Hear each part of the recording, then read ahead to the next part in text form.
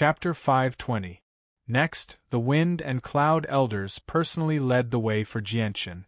They shuttled through the Huang clan's manor without any obstructions. Along the way, those who recognized the Wind and Cloud Elders all bowed respectfully to them. The Wind and Cloud Elders clearly held a very high position in the Huang clan. The Huang clan's manor was very large. Jianchen and the Wind and Cloud Elders walked side by side.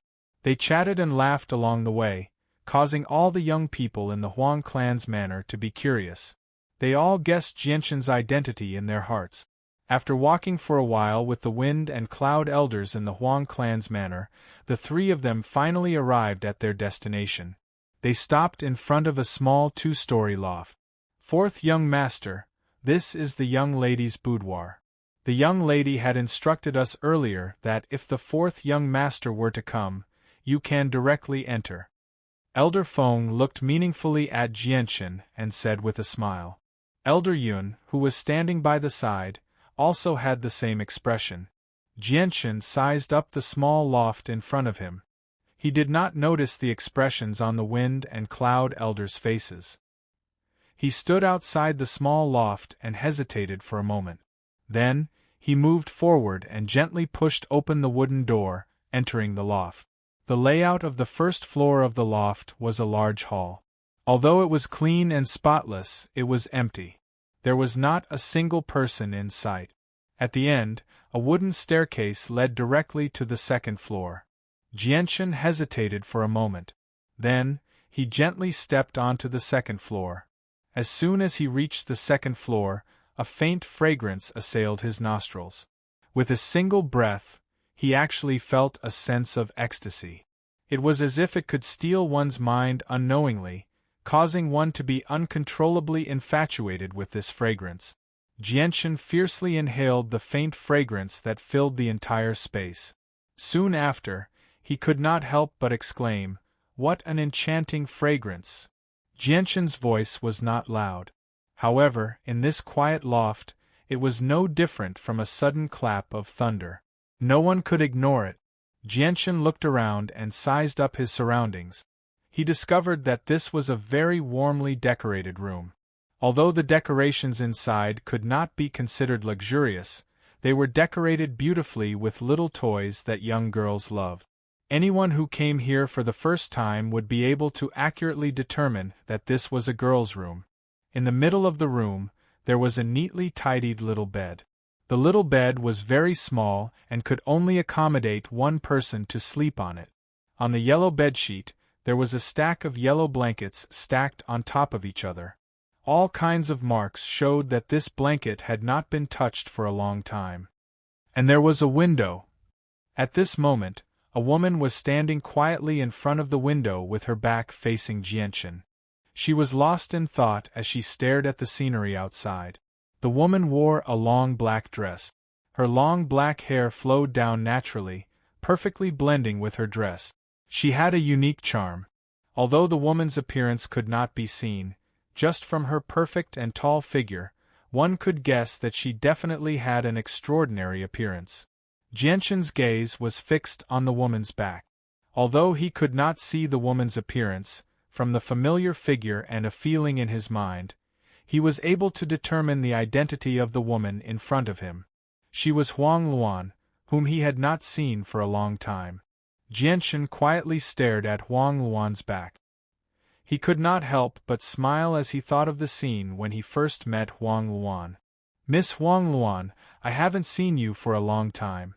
You're even more elegant than before," Jianchen said softly with a faint smile on his face. Hearing that, Huang Luan's body trembled slightly. She bit her lips and hesitated. She seemed to have made a great decision. Finally, she slowly turned around. Her expression was complicated and joyful as she stared at Jianchen's handsome face. They had not seen each other for almost half a year. Huang Luan's appearance was indeed more beautiful than before. Compared to half a year ago, she was even more beautiful. She was a natural beauty. Her appearance could cause the downfall of countries. She was flawless. It was not an exaggeration to say that she could captivate the birds and beasts and outshine the moon and flowers. Huang Luan stared at Jianchen in a daze with her limpid eyes. She gently opened her mouth and said softly, "Should I call you Jianchen or Changyang Shoten?" Jianchen chuckled and said, "Just call me Jianchen because I like that name. I only use the name Changyang Shoten at home. Outside I am Jianchen." Huang Luan gently moved her feet and arrived before Jianchen. She stared at Jianchen, who was just inches away from her, in an extremely complicated manner. She could not help but think of the first time she had met Jianchen, as well as the scenes of their interactions in the training space of Mercenary City. It was the first time that Jianchen had been looked at by Huang Luan like this. He could not help but feel a little uncomfortable. He smiled awkwardly and said, "Miss Huang Luan, are you all right?" Just as Jianchen finished speaking, Huang Luan suddenly opened her arms and hugged Jianchen tightly. She pressed her entire body against Jianchen. Although her arms were slender, they were very strong. She wrapped her arms around Jianchen's body and hugged Jianchen tightly. Jianchen immediately became stunned by the sudden change. Jianchen actually failed to react to Huang Luan's bold actions for a moment. From what he knew, although he had spent some time with Huang Luan in the past, their relationship had never reached such a level of intimacy. However, Jianchen immediately reacted. His mind became a mess when he sensed the delicate body and the arms that hugged him tightly. Huang Luan's sudden embrace left Jianchen at a loss. He was completely unprepared. He had no idea what to do. "Miss Huang Luan, this..." Jianchen stammered. He wanted to say something, but he suddenly realized that he did not know what to say.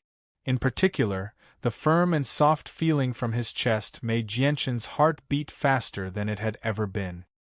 "Jianchen, I just want to hug you. Let me hug you for a while, okay?" Huang Luan's voice came into Jianchen's ears. It was as soft as a mosquito's buzz. The vigorous fragrance that she exhaled gently blew on Jianchen's ears, making Jianchen's ears feel numb and itchy. Jianchen took a deep breath and forced himself to calm down. He sorted out his thoughts and finally said a complete sentence, "Miss Huang Luan, what happened to you?" This time, he did not get any response. Huang Luan's arms hugged Jianchen tightly. Her entire body seemed to be completely attached to Jianchen. Her head leaned on Jianchen's shoulder and she gently closed her eyes. Her entire mind was completely immersed in this wonderful feeling that she had never experienced before.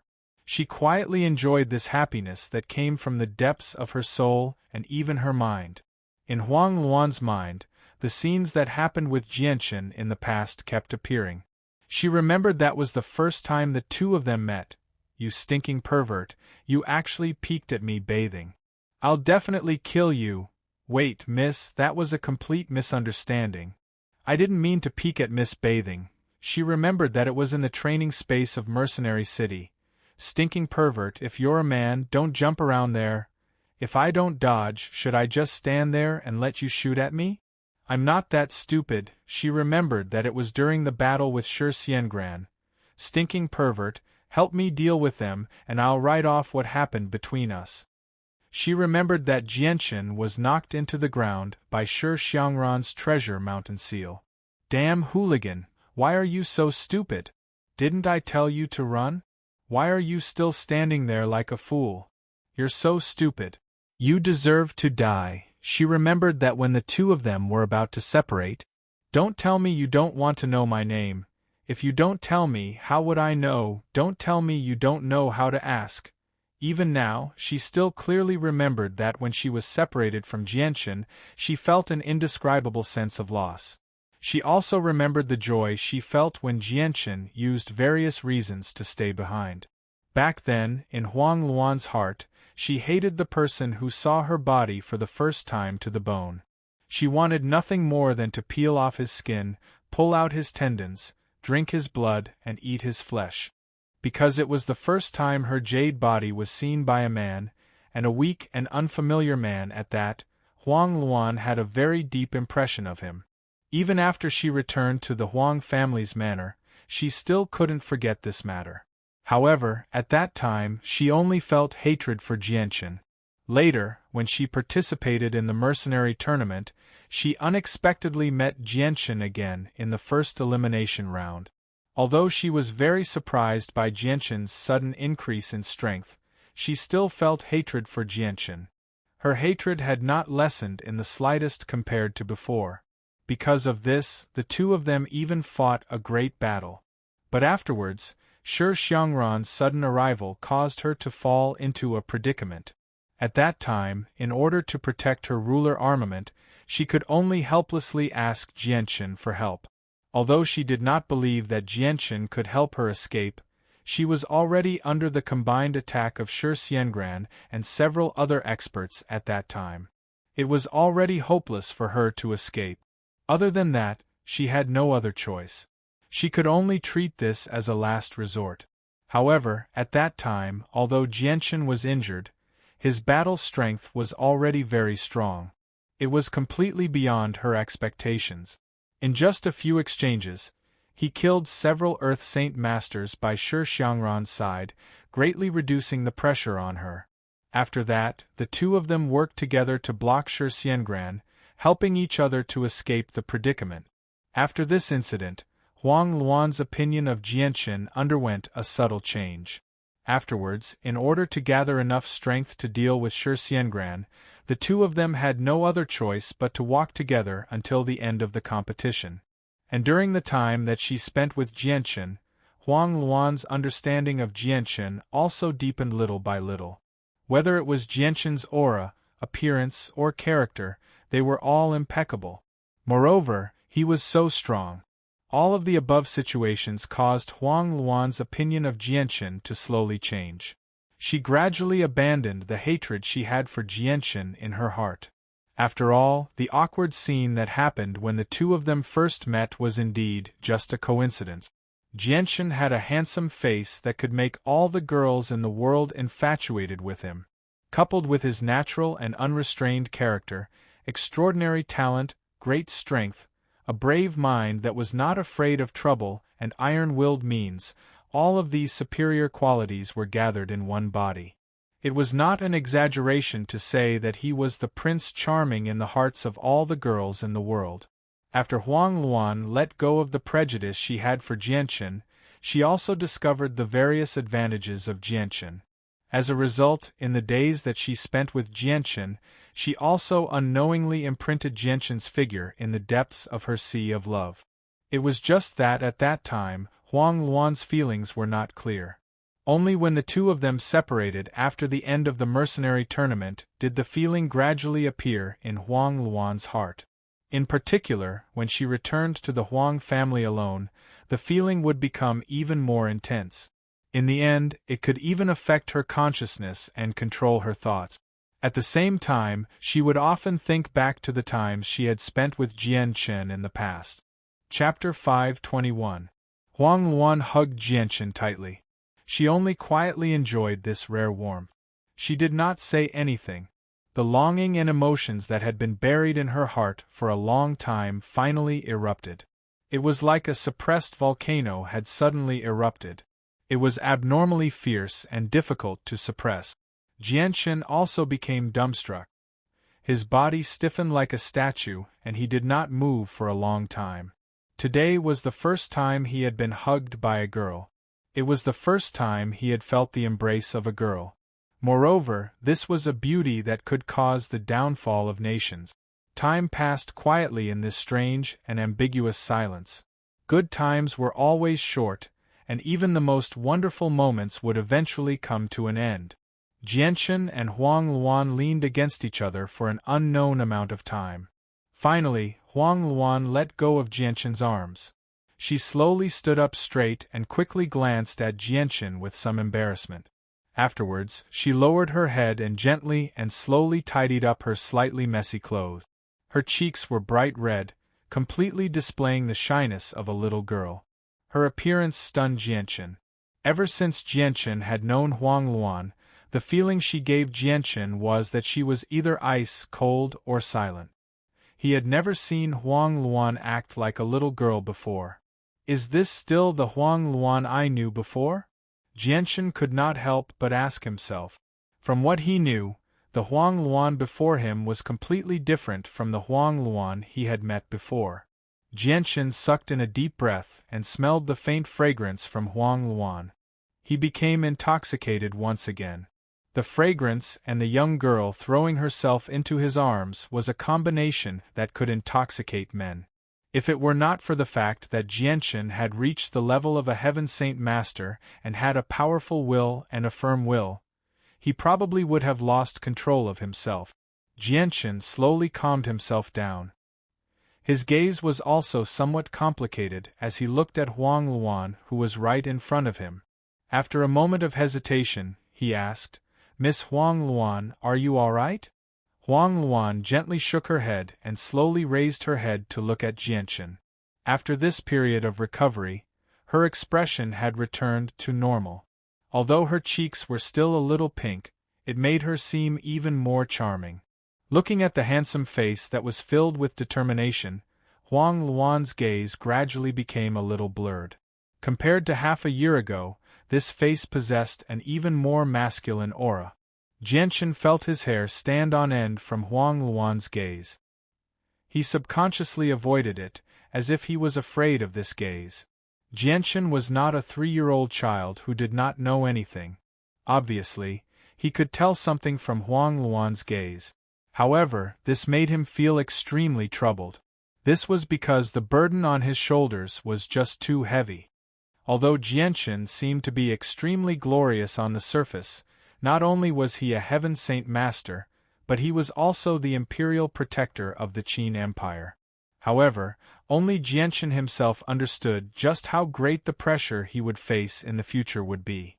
Right now, he only wanted to focus all of his energy on increasing his strength. He did not plan on thinking about relationships at all. "Jianchen, it's already been half a year since we parted in Mercenary City. Have you thought about me?" Huang Luan gently looked at Jianchen as she softly asked. Huang Luan was clearly much more straightforward when it came to matters of the heart. She did not beat around the bush and was bold in her actions. She possessed a rather chivalrous demeanor, completely different from Yu Yu's reserved nature. The two of them had completely different personalities. Jianchen did not think that Huang Luan would ask such a question. He was immediately stunned for a moment. Huang Luan suddenly became passionate, causing Jianchen, who was used to her cold demeanor, to feel very uncomfortable. However, Jianchen returned to his senses very soon.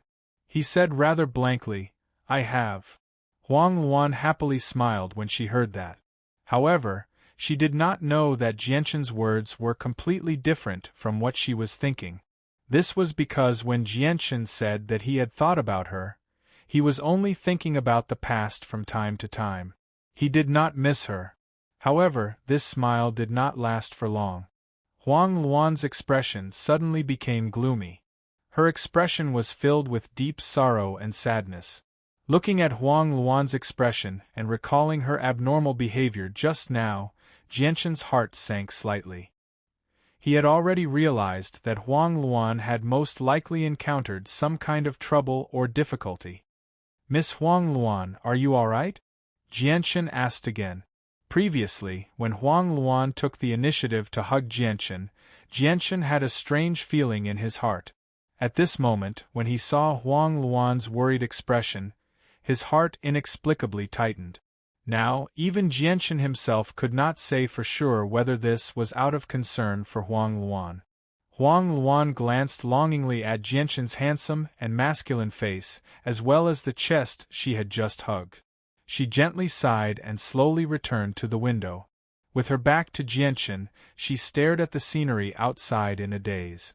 The moment Huang Luan turned around, Jianchen could clearly see a clear teardrop roll down from the corner of her eye. Jianchen's mood became heavy for some reason.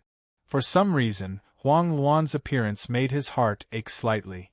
Vaguely, he could sense that something bad was about to happen to Huang Luan. After a long while, Huang Luan finally said, "Jianchen, did you know that my father has already betrothed me to the second young master of the Huanggu clan?" Huang Luan's voice was weak and filled with pain. She even seemed to be on the verge of tears. Jianqin's face changed slightly with that. Although no girl had managed to break into Jianqin's heart yet, Jianqin's heart still became rather heavy when he heard Huang Luan's words. Perhaps because he could tell Huang Luan's feelings for him, Jianqin felt a strange feeling. He really did not want such a beautiful girl to marry someone she did not love. Jianqin calmed himself down and said, "The Huanggu clan? Is it a peak clan that's no weaker than your Huang family?" The Huanggu clan's strength is similar to our Huang family. Our Huang family, as well as the Shi family, Jetta clan, and Dugu clan that you've met before, are all hermit clans. Hermit clans have at least several thousand years of history on the Tianyuan continent. They've always had a saint ruler as a hermit. They're extremely powerful, Huang Luan said softly. Hermit clans? Are they all hermit clans as long as they have a saint ruler? Jianqin asked curiously. Not all of them. Hermit families are different from the families in the outside world.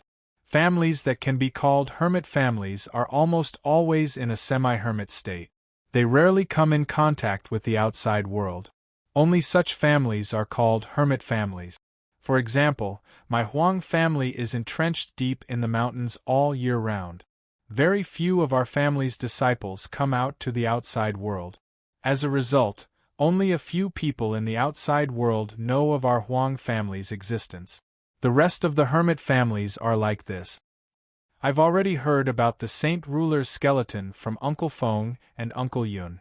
If it weren't for the Heaven Saint Master from the Qiangan Kingdom finding our Huang family and divulging the Saint Ruler's skeleton, our Huang family definitely wouldn't have appeared in the outside world unless something major happened.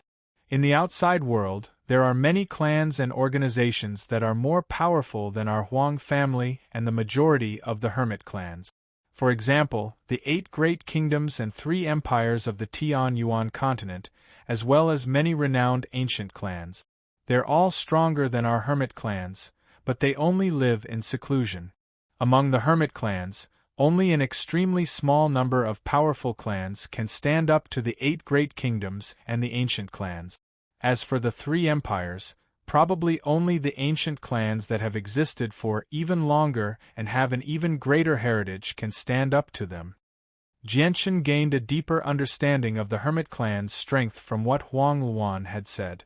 However, he never thought that there would be ancient clans that were even more powerful than the hermit clans.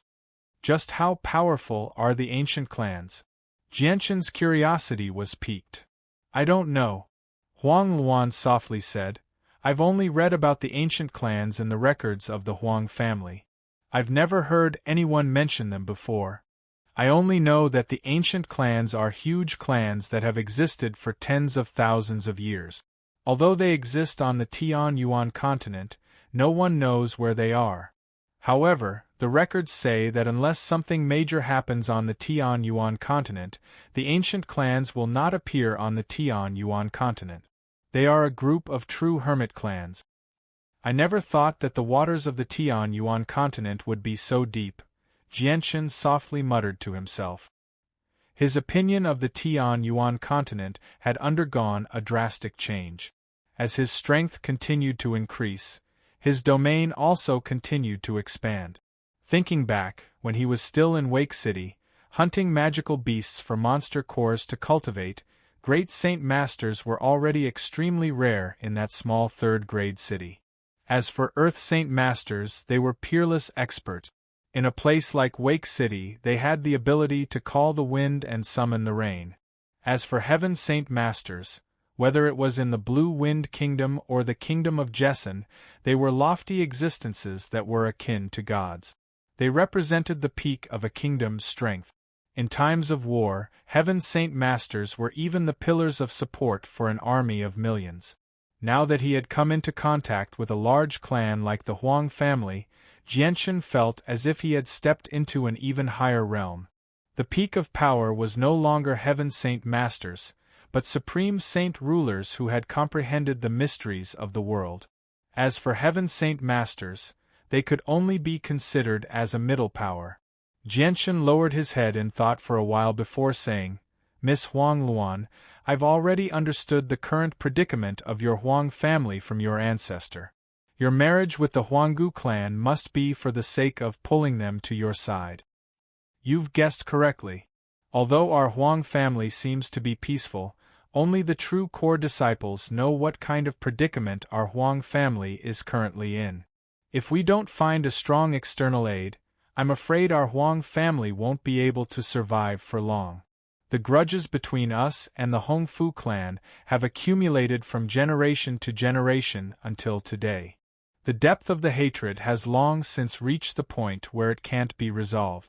Between our two families, only one is destined to survive. Right now, the Hongfu clan is so powerful that they've completely suppressed our Huang family. Only by joining forces with the Huanggu clan can we intimidate the Hongfu clan and prevent them from acting recklessly. As for me, I'll be the only gift we can offer to the Huanggu clan, said Huang Luan. Jianchen remained silent for quite a while after Huang Luan finished speaking. He stood there hesitating for a very long time. The light in his eyes flickered as if he was struggling with something. A while later, Jianchen made up his mind.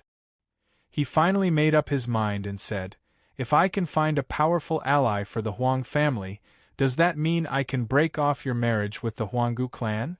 Huang Luan trembled violently. She slowly turned around and arrived before Jianchen. She could not help but smile faintly when she saw how serious Jianchen was. However, her smile was so helpless and miserable. "Jianchen, I know that you are the imperial protector of the Qin Huang kingdom. You must have just become the imperial protector of the Qin Huang kingdom, so your position is not stable. This matter is not only approved by father, but also by grandfather. You and I can't stop it at all. It's better if you don't get involved. Otherwise, I'm afraid you'll cause trouble for the Qin Huang kingdom. Moreover, the other rulers of the Qin Huang kingdom will definitely not agree with you." Chapter 522. Jianchen's gaze became even more determined. He said seriously, "Huang Luan, don't worry. I, Jianchen, will do everything I can to help you. I won't let you marry someone you don't like," Jianchen said firmly. His will was extremely firm, and his voice was filled with conviction. Huang Luan's heart immediately warmed up when she heard what Jianchen said. She was overjoyed. In the end, she could not help but hug Jianchen tightly again as she sobbed gently. She wept silently as tears of joy flowed down her cheeks. "Jianchen, I'm very satisfied with your words. So you still have me in your heart, right?" Huang Luan said softly with a sobbing tone. Her gentle and pleasant voice was filled with emotion. Jianchen said nothing. He allowed Huang Luan to hug him again because he found it difficult to answer this question. He had never considered matters of the heart. Huang Luan continued, "Jianchen, the marriage between our Huang family and the Huanggu clan can't be changed anymore. It's best if you don't waste your energy because it's useless. The Qin Empire won't support you." Huang Luan's voice was filled with sorrow. The two of them seemed like a pair of lovebirds that were about to be forcefully separated. They were currently trying their best to resist. Jianchen gently broke free from Huang Luan's embrace and said, "This matter hasn't reached the point of no return yet. Don't worry, I'll do everything I can to help you break free. I'll go talk to your ancestor right now." With that, Jianchen turned around and left without any hesitation. He walked out of Huang Luan's pavilion. Huang Luan did not stop him. She stared blankly at Jianchen's figure that had already vanished. Her eyes were filled with gentleness as tears constantly flowed from her eyes, slowly rolling down her beautiful face. Jianchen did not stay in Huang Luan's pavilion for very long, no more than an hour. However, when he walked out of the pavilion, the two of them had already vanished. He had no idea where they had gone. A middle-aged man in a white robe walked towards Huang Luan's loft. When he saw Jianchen standing in front of the loft, he spoke from a distance, "You must be the imperial protector of the Qin Empire, right?" The middle-aged man smiled warmly and spoke in a very friendly tone. Jianchen looked at the middle-aged man. The middle-aged man was only an Earth Saint Master, but he possessed an imposing appearance. He seemed dignified, and every movement he made gave off a sense of dominance. Although the middle-aged man was only an Earth Saint Master, Jianchen did not underestimate him. He politely clasped his hands and smiled. "This one is Jianchen." Seeing that Jianchen, the Qin Empire's imperial protector, was so polite to an Earth Saint Master, the middle-aged man looked at Jianchen with praise. The smile on his face became even more cordial as he clasped his hands. "This one is the current patriarch of the Huang family, Huang Qinglan. Luan is my daughter." Speaking of which, Luan once had some grudges with the imperial protector. Hearing that the middle-aged man was actually Huang Luan's father, Jianchen's eyes flashed with surprise. However, he quickly returned to normal and smiled. So it was the patriarch of the Huang family. "Nice to meet you, nice to meet you." Imperial Protector, the previous two patriarchs of the Huang family were my grandfather. However, he is currently in seclusion in the back mountains, so he is unable to receive you. If there is any neglect, please forgive me. I will now bring the Imperial Protector to the Chui Yun Pavilion. We have already prepared a banquet. The other 5 esteemed guests of the Qin Empire are also there, waiting for the Imperial Protector's arrival, Huang Qinglan said with a smile. Jianchen hesitated for a moment before shaking his head. "Patriarch, I am truly sorry. This one has an important matter to discuss with a senior at the peak of the back mountains. I will not be able to accompany the Patriarch. Please forgive me." Hearing that it was a senior at the peak of the back mountains, Huang Qinglan immediately thought of the Huang family's ancestor.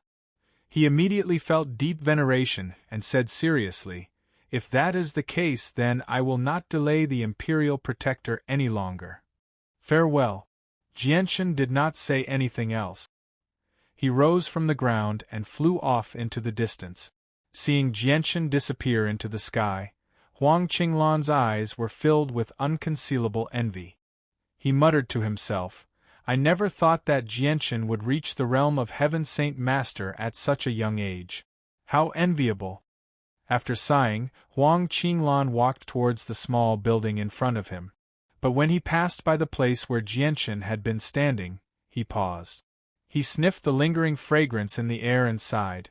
"This is the smell of orchid fragrance. I never thought that Luaner would actually use orchid fragrance on Jianchen." Sigh, Huang Qinglan's face was filled with helplessness. Orchid fragrance was only a type of perfume. It was not very famous on the Tianyuan continent because it was only circulated among girls. In the hearts of girls, orchid fragrance was a sacred flower that symbolized pure love. A girl could only use it once in her life. But this one time, she would only use it on the man she truly loved. It meant that she had already fallen in love with this person, and this would not change her mind for the rest of her life. Once a girl used orchid fragrance on a man, it meant that she had already decided to give everything to this man, including her chastity. This was because orchid fragrance contained a natural medicine that could bewitch a person's mind to a certain extent and evoke their most primitive desires. Huang Qinglan had never thought that his girl would be willing to use orchid fragrance for Jianchen after spending such a short amount of time with Jianchen. This had indeed exceeded his expectations. All Huang Qinglan could do was sigh. Jianchen was indeed very outstanding, so outstanding that Huang Qinglan could not find anything wrong with him. He was just so perfect. However, the Huang family was facing a crisis right now. As the only sacrifice to rope in the Huanggu clan, Huang Luan had no right to choose her own love. Huang Qinglan entered the small loft and went straight to the second floor. Smelling the orchid fragrance that filled the entire room, he shook his head helplessly again. Then, his gaze fell on his daughter's tear-stained face, and he felt a wave of sadness in his heart. "Luaner." Huang Qinglan opened his mouth. He wanted to say something to comfort his daughter, but he had no idea what to say as soon as he opened his mouth. Huang Luan used a yellow handkerchief to wipe away the tears on her face. She turned her back to Huang Qinglan and said, "Father, I want to be alone for a while." Huang Qinglan sighed inside when he saw how cold Huang Luan was. He said, Luan I know you already have Jianchen in your heart. That's right. Jianchen really is outstanding. Aside from his background, he's no worse than the second young master of the Huanggu clan in any other aspect. Normally, I would be very happy for you to marry Jianchen, but you know the situation our Huang family is in right now. We have no choice but to do this. Seeing how his daughter remained silent, the middle-aged man did not want to stay in the room filled with orchid fragrance any longer. He said, Luan I won't disturb you anymore. Have some time alone. Jianchen returned to the mountain where the ancestor of the Huang family resided. He clasped his hands at the wooden hut and said, Senior, I have something to discuss with you. Come in. The ancestor's indifferent voice rang out from the hut. Jianchen strode into the hut. The ancestor of the Huang family currently sat on a piece of jade in the narrow and crude hut. He smiled at Jianchen. Jianchen, may I ask what you have to discuss with the old man? Have you changed your mind and are willing to assist our Huang family with the strength of the Qin Empire? The ancestor of the Huang family spoke very calmly. Senior, you must be joking. This matter is of great importance. I cannot represent the Qin Empire. Even if I agree, the other imperial protector of the Qin Empire will probably object, Jianchen said. Then why have you come? The ancestor of the Huang family asked. Senior, I may not be able to get the Qin Empire to assist the Huang family, but I can find other experts to help. However, the condition is to cancel the marriage between Miss Huang Luan and the Huanggu clan. Jianchen stared at the ancestor of the Huang family closely. He knew that the old man before him held supreme authority in the Huang family. Only by convincing him could he resolve Huang Luan's problem. The ancestor of the Huang family frowned slightly. After a moment of hesitation, he said, Jianchen, the marriage between our Huang family and the Huanggu clan has already been decided. At the same time, Huang Luan's talent is extraordinary. She has reached Earth Saint Master at the age of 20. She is a rare genius in our Huang family, so the Huanggu clan is very fond of her. They even tried everything they could to get Huang Luan to marry them. Now that the marriage has finally been decided, the Huanggu clan has been overjoyed for quite a while. Canceling the marriage is easier said than done, and doing this will destroy the friendship between our Huang family and the Huanggu clan. Jianchen's face changed slightly. He hurriedly said, Senior, what do you want in order to cancel the marriage? The ancestor of the Huang family suddenly laughed when he saw how nervous Jianchen was. He said, Jianchen, have you taken a fancy to Huang Luan? Do you plan on marrying her? If you marry our Huang family as the imperial protector of the Qin Empire, I, the old man, will approve of it very much. Jianchen dryly laughed, Senior, please don't joke with me. This matter involves far too many things. The Qin Empire won't interfere at all. The ancestor became disappointed.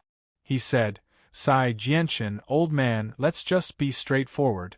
Our Huang family and the Huanggu clan have been friends for several hundred years. If we cancel the marriage, it will definitely destroy our relationship with the Huanggu clan. You may be able to find another expert for our Huang family, but we still won't do that unless you can find someone as powerful as the Qin Empire. Only then will we be willing to take the risk. Jianchen hesitated before replying, Senior, I don't know how powerful that expert is, but he definitely won't be any weaker than the Huanggu clan. Then what heavenly layer of Saint Ruler has he reached? A gleam of light flickered through the ancestor's eyes. He cared about this very much. I don't know, Jianchen replied innocently.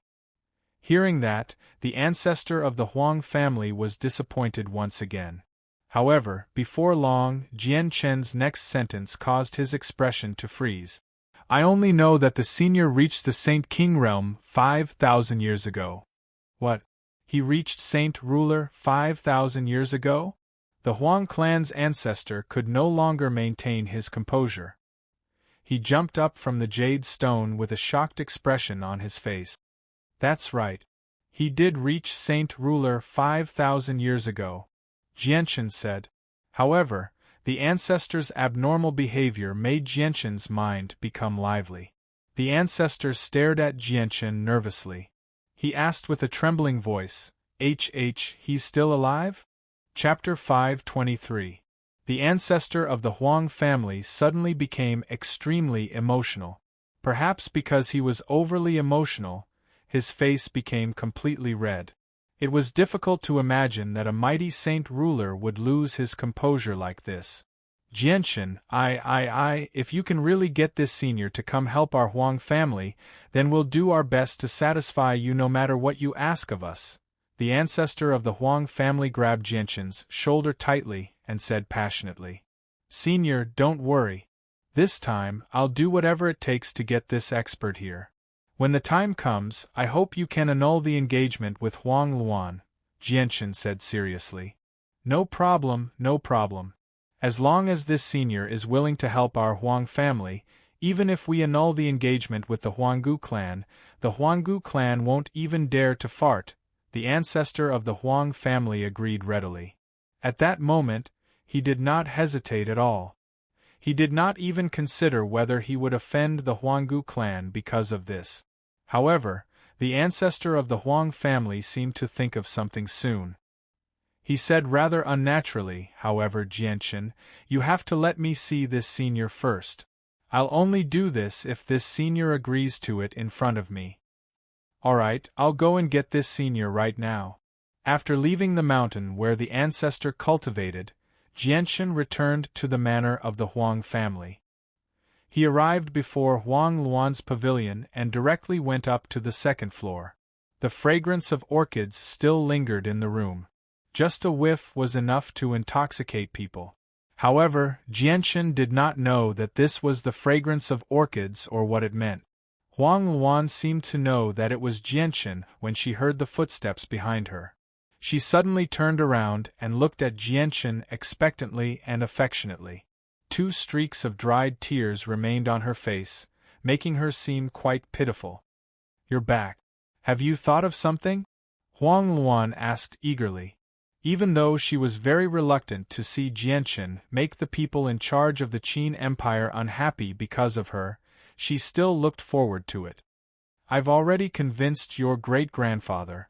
Your great-grandfather has promised me that if I can find someone even more powerful than the Huanggu clan, he'll annul the engagement, said Jianchen.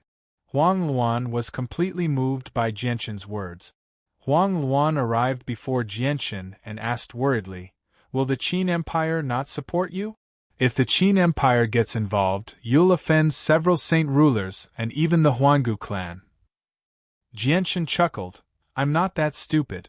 Don't worry, I won't let the Qin Empire get involved because I don't want to cause too much trouble for the Qin Empire. However, I'm not completely confident that I'll be able to get that senior to come out. Anyway, I'll do my best. I've actually come this time to bid farewell to you. In order to free you as soon as possible, I need to return immediately. Then you have to take care of yourself. Huang Luan's heart constantly trembled. She had truly been moved by Jianchen at that moment. Jianchen nodded. Without saying anything else, he turned around and left. Afterwards, Jianchen found Xiaotian's group of 5, who were chatting with the upper echelons of the Huang family. He directly pulled them out of the table and bid farewell to the patriarch of the Huang family before leaving in a hurry. Qing Xiaofan looked at Jianchen meaningfully as he smelled the orchid fragrance on Jianchen. He snickered, Imperial Protector, why do you smell so good? Did you do something bad in the Huang family which is why you left in such a hurry? Jianchen had a lot on his mind, so he was in no mood to joke around with them.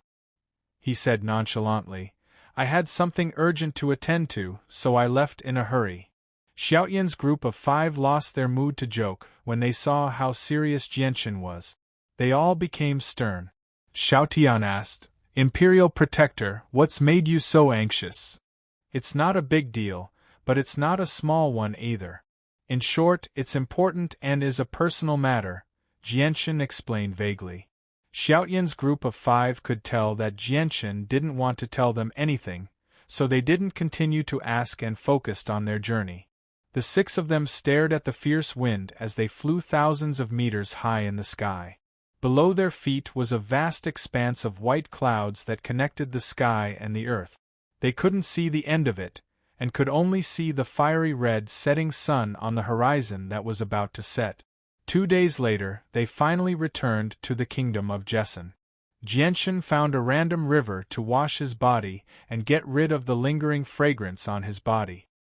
He then changed into a clean set of white robes and returned to Changyang Prefecture. Greetings, 4th young master.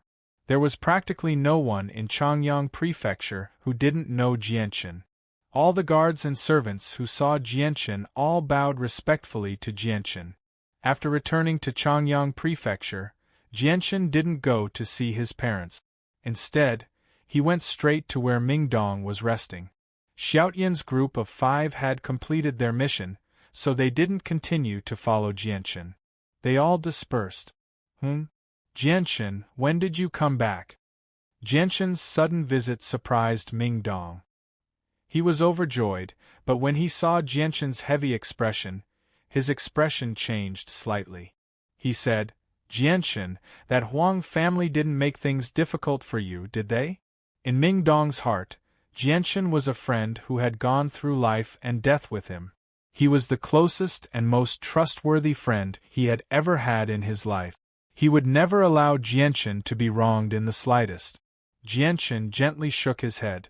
He walked straight to the table and sat down. He personally poured a cup of tea and drank it. He said solemnly, Jianchen, there's something I need your help with. Mingdong walked over to Jianchen and sat down. He frowned slightly and said with some dissatisfaction, Jianchen, do you still treat me as a brother? How dare you speak to me in such a tone? If there's anything you need, just say it. Don't be so wishy-washy like a stranger. As long as it's something you need, whether it's climbing a mountain of blades or diving into a sea of flames, I, Jianchen, will not shirk away. Jianchen smiled apologetically. He didn't waste any words and directly stated his intentions. Mingdong, I hope that your Uncle Tian will step in and help me settle a matter. Mingdong seemed to sense the severity of the matter when he heard that Jianchen actually wanted his Uncle Tian to step in. His expression could not help but become solemn. Next, Jianchen told Mingdong about the Huang family and Huang Luan in detail. He did not hide anything. Jianchen's solemn expression immediately relaxed after hearing that. He stared meaningfully at Jianchen and chuckled evilly. I was wondering what it was. So it was like this. Jianchen, you're making such a big fuss over a girl you've met a few times in the past. Don't tell me you've taken a fancy to her?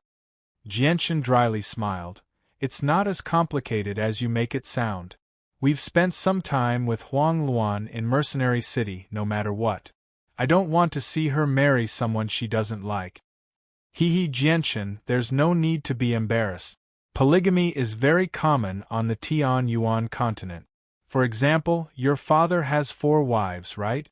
With your abilities and appearance, if you don't find a few more women, you'll be letting down your face. That even makes me jealous, Mingdong teased. Jianchen changed the topic. Mingdong, can you get your Uncle Tian to step in? I really can't think of anyone else other than your Uncle Tian. There were indeed quite a few saint rulers among the people Jianchen had interacted with. Aside from the 4 other imperial protector of the Qin Empire, only Longevity Valley's Uncle Xiu and Mingdong's Uncle Tian had some connections. The 4 imperial protector of the Qin Empire represented the Qin Empire, so they could not interfere at all. They could be directly excluded. Jianchen knew that Uncle Xiu was a saint ruler at the very least, but Uncle Xiu had already lived in seclusion for many years. Jianchen did not want to disturb Uncle Xiu's peaceful life and make trouble for him, so he did not consider Uncle Xiu. At the same time, Uncle Xiu's exact strength was unknown. Jianchen had no idea whether Uncle Xiu could deal with the situation or not. In the end, there was only Mingdong's Uncle Tian left. Jianchen had been extremely shocked when he first saw Ming Dong's Uncle Tian. He had a heaven saint master as a servant and occupied a floating divine hall all by himself. He was also the master of the divine hall. Even the saint rulers of the sect of Dragon and Tiger and the imperial family did not possess such extravagance. Most importantly, Ming Dong's Uncle Tian had become a saint ruler 5,000 years ago. Just how terrifying had his strength reached 5,000 years later? However, one thing was certain. Ming Dong's Uncle Tian's talent was extraordinary.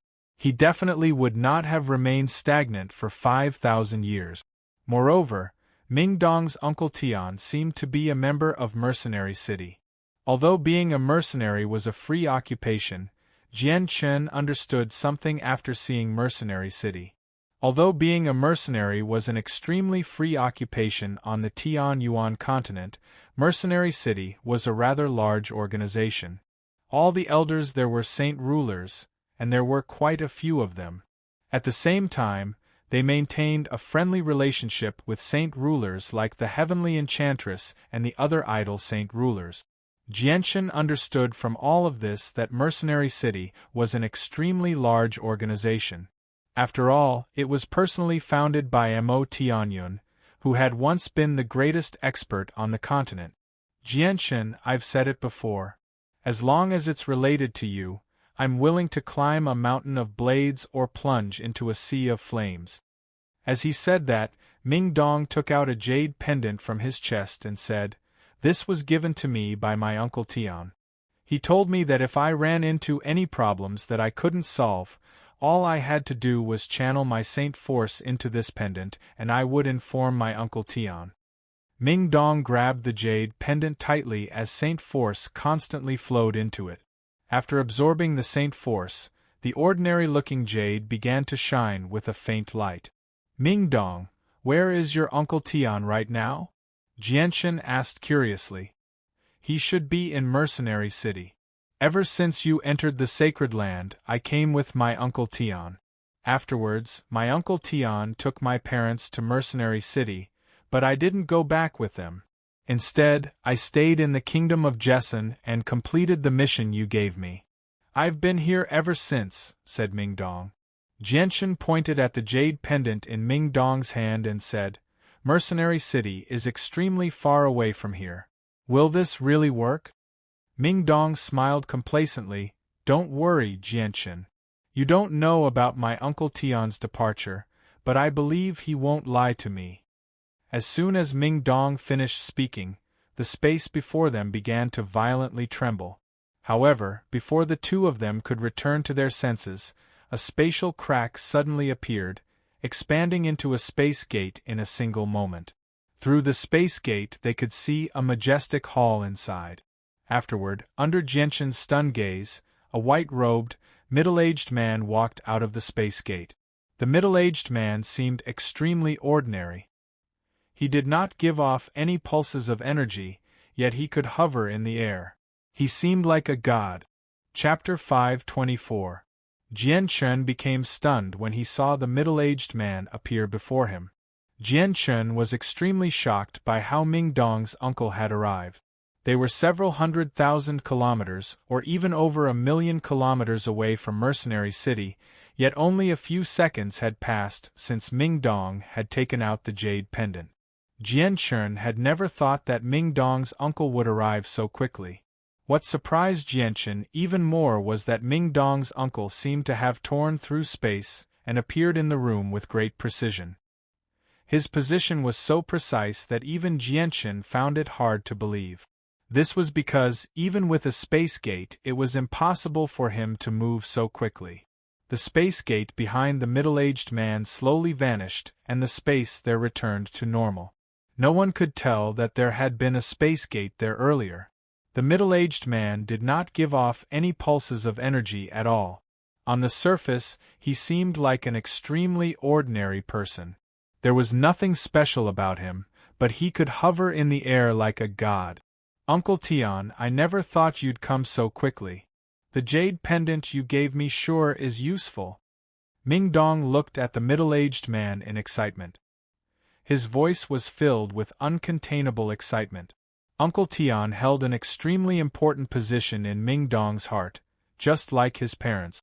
He was the most important person because his current accomplishments were all thanks to Uncle Tian. It was Uncle Tian who had changed him from an ordinary mercenary to his current state.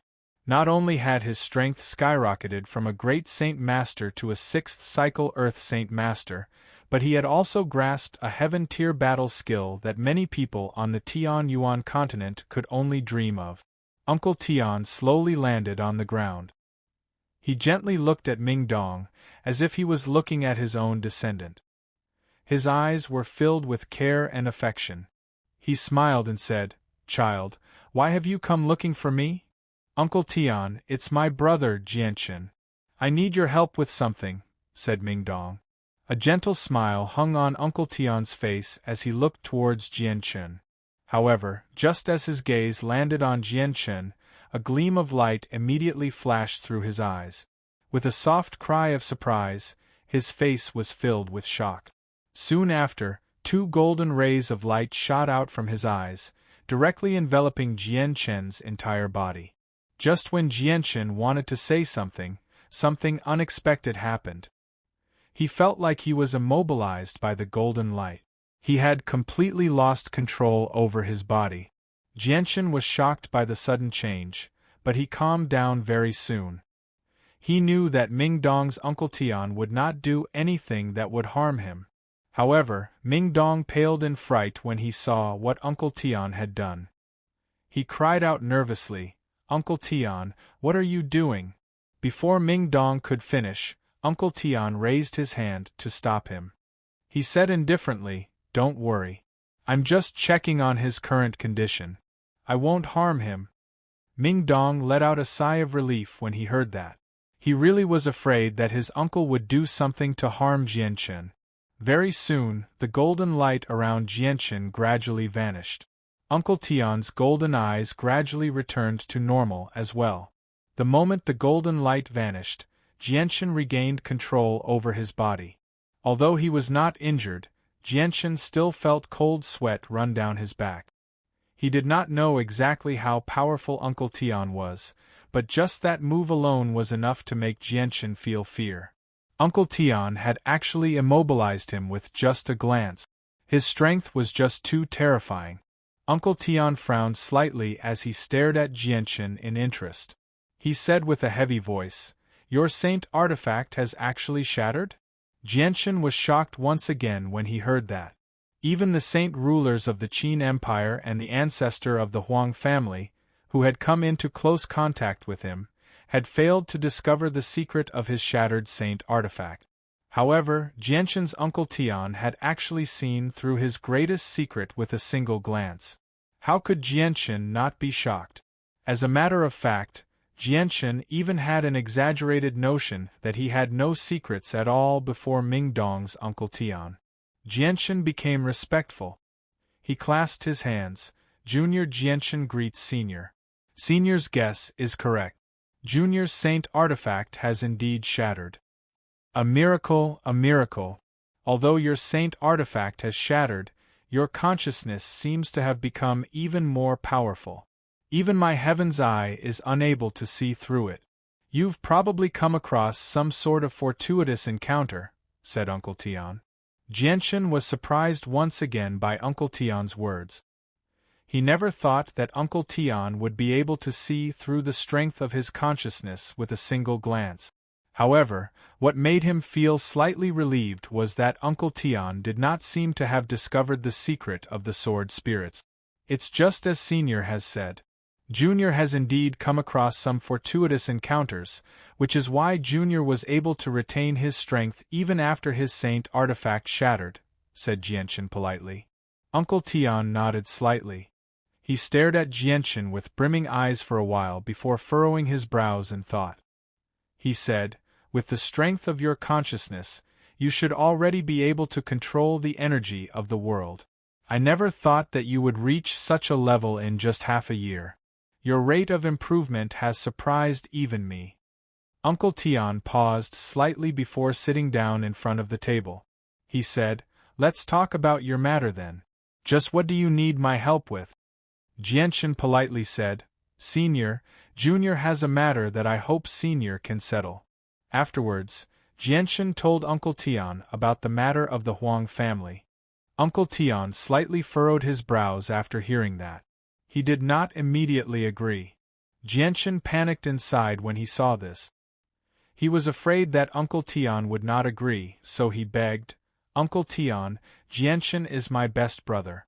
If it weren't for Jianchen saving me back then, I wouldn't have been able to live until today, much less see you. Now that my brother is in trouble, you have to help him. Uncle Tian seemed to have been moved by Jianchen's words. He gently sighed and said, Originally, I didn't want to interfere with these matters, but since Jianchen saved your life, I'll help you this time. Jianchen was overjoyed when he heard that. He clasped his hands in gratitude. Thank you for your help, Senior. There's no need to thank me. Jianchen, your talent is pretty good, much better than Ming Dong's. I just hope that you can take care of Ming Dong when I'm not around. Uncle Tian sighed gently as a sliver of helplessness flashed through his eyes. Senior, Junior and Ming Dong are like brothers. Even if you didn't say that, Junior would have done it, Jianchen said seriously. However, Ming Dong was displeased by Uncle Tian's words. He grumbled, Uncle Tian, why are you treating me like a child? Uncle Tian smiled. There's no time to lose. Let's go over right now and resolve this matter as soon as possible. Jianchen, where is the Huang family you mentioned? It's in a mountain several tens of thousand kilometers to the northwest, Jianchen said happily. Now that his Uncle Tian had personally taken action, the ancestor of the Huang family would have nothing to say. Uncle Tian fell silent for a while before saying, I've already found where the Huang family is. Let's go over right now. Yes, Senior. Jianchen immediately made his way out. However, as soon as he took a step, he came to a halt. He stared at Uncle Tian in shock. Uncle Tian slowly raised his right hand and placed it steadily before his chest. In the next moment, the space there actually began to tremble violently. In just a few seconds, a pitch-black spatial crack silently appeared before Jianchen's eyes. The crack rapidly expanded, forming a space gate in the blink of an eye. On the other side of the space gate was a scene that Jianchen was extremely familiar with. It was actually the small wooden hut where the ancestor of the Huang family cultivated in seclusion. It should be here. Let's go over, Uncle Tian said indifferently before gently waving his other hand. Jianchen only felt like he was enveloped by an irresistible energy. He could not help but shoot into the space gate with lightning-like speed. Ming Dong also left with him. After the three of them left, the space gate in the hut slowly faded away. The space returned to its normal state. The only difference was that the three of them had disappeared, and the Heaven Saint Masters of Changyang Prefecture had not sensed anything at all. The ancestor of the Huang family was not cultivating as usual on the sword-shaped peak in the back mountains of the Huang family. Instead, he sat cross-legged on a piece of jade as he pondered with a frown. A sliver of hope and urgency would appear on his face from time to time.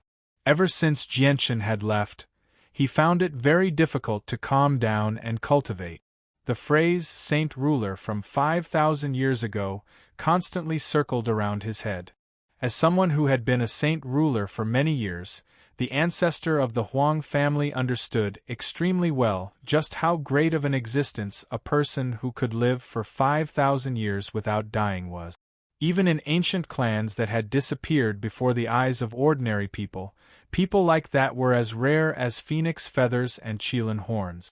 This was because on the Tian Yuan continent, whether it was Heaven Saint Masters, Saint Rulers, or existences above Saint Ruler, none of them could escape the end of time. On the Tian Yuan continent, ordinary people had a lifespan of around 200 years, while Earth Saint Masters had a lifespan of 500 years. Heaven Saint Masters could live up to 1,000 years, while Saint Rulers, who were above Heaven Saint Masters, could only live up to 3,000 years. Even 9th Heavenly Layer Saint Rulers could not live up to 3,200 years. Even if they consumed heavenly medicines that could extend their lifespans, it would still be very difficult to break this rule. If one wanted to live up to 5,000 years, they would need to break through to Saint Ruler. It was impossible for Saint Rulers to live that long. In the entire world, only the Holy Emperor and the Holy Emperor, who was above the Holy Emperor, could live up to 5,000 years. This was why the ancestor of the Huang family had lost his composure when he heard that Jianchen wanted to invite an expert who had become a saint ruler 5,000 years ago. He had even agreed to Jianchen's request in an extremely decisive manner, even going as far as to offend the Huanggu clan. It was because of this matter that the ancestor of the Huang family had been uneasy for the past 2 days. He was unable to calm down and cultivate because he was very much looking forward to Jianchen actually being able to invite such an expert to assist the Huang family. Once such an expert stood behind the Huang family would be able to hold their heads high even before ancient clans, let alone a mere hermit clan. Chapter 525. Looking at the space gate that had suddenly appeared in his small room, the ancestor of the Huang clan became stunned. This was because the mountain he was cultivating in was enveloped by a barrier that he had cast down, isolating it from the outside world. Even a saint ruler would not be able to sneak in without alerting him, let alone a space gate. Moreover, this space gate just happened to appear in his small wooden hut. However, when his gaze landed on one of the 3 people, Jianchen, a thought flashed through his mind. His body violently trembled as he immediately jumped up from the jade rock. He bowed with great respect. Junior Huang Tianba greets Senior. The ancestor of the Huang clan was extremely emotional. Even his voice was trembling. Uncle Tian indifferently glanced at the ancestor of the Huang clan before looking at Jianchen and asking, "Is he the person you're talking about?" From Uncle Tian's gaze, it seemed like he did not take the ancestor of the Huang clan seriously at all, even though he was a saint ruler. Jianchen nodded. Seeing how respectful the ancestor of the Huang clan was, he laughed inside. However, his expression did not change as he said, "Senior, I've already done as you requested. I've already invited the expert over as you wished. Are you satisfied now?" The ancestor of the Huang clan's expression changed when he heard that. His high and mighty demeanor immediately turned into one of humility, as if he was afraid that he would vent his anger on this senior expert. After all, it was already extremely disrespectful for such a senior expert to personally come over to see a nobody like him. Little brother Jianchen must be joking. That was only a joke of this junior. I never thought that little brother Jianchen would actually take it seriously, making Senior come all the way here. If I've offended you in any way, please forgive me, Senior. The ancestor of the Huang clan panicked. Even the ancient clans would not dare to offend a monster that could live for 5,000 years, let alone the Huang clan that was far inferior to the ancient clans. Seeing the Huang family's old ancestors' groveling appearance, Uncle Tian was unmoved. His tone was indifferent as he said, "It's fine. I'm here this time to fulfill Jianchen's request and help him solve some problems. I believe that you are the key to solving this problem." Upon hearing these words, the old ancestor of the Huang family was shocked by Jianchen's power. At this moment, Jianchen's position in his heart skyrocketed. He was now someone that he could not afford to offend no matter what. He had to try his best to rope him in. Towards the words of Uncle Tian, the old master of the Huang family did not dare to not reply. With a respectful expression, he replied, "Senior, you're being too serious with your words. This is just a small matter. There's no need for you to interfere in it. This junior here can settle it. If that's the case, then that's for the best. Although I don't like to meddle in other people's business, since I've already made a promise to Jianchen, then I'll definitely do it. I've already heard about your Huang family's worries. Take this piece of jade. When your Huang family needs my help, just crush it. I'll rush over within 3 breaths." A thumb-sized piece of white jade appeared in Uncle Tian's hand as it slowly floated before the old ancestor of the Huang family. The old ancestor of the Huang family was so excited that he could not control himself. He used both hands to receive the thumb-sized piece of white jade and said, "Thank you for your gift, Senior." To be able to obtain the help of a holy emperor was too significant for the Huang family. Although there was only one chance, it was enough for the Huang family to establish their prestige. This was because this would prove that the Huang family had a close relationship with a holy emperor. The old ancestor of the Huang family looked at Uncle Tian respectfully.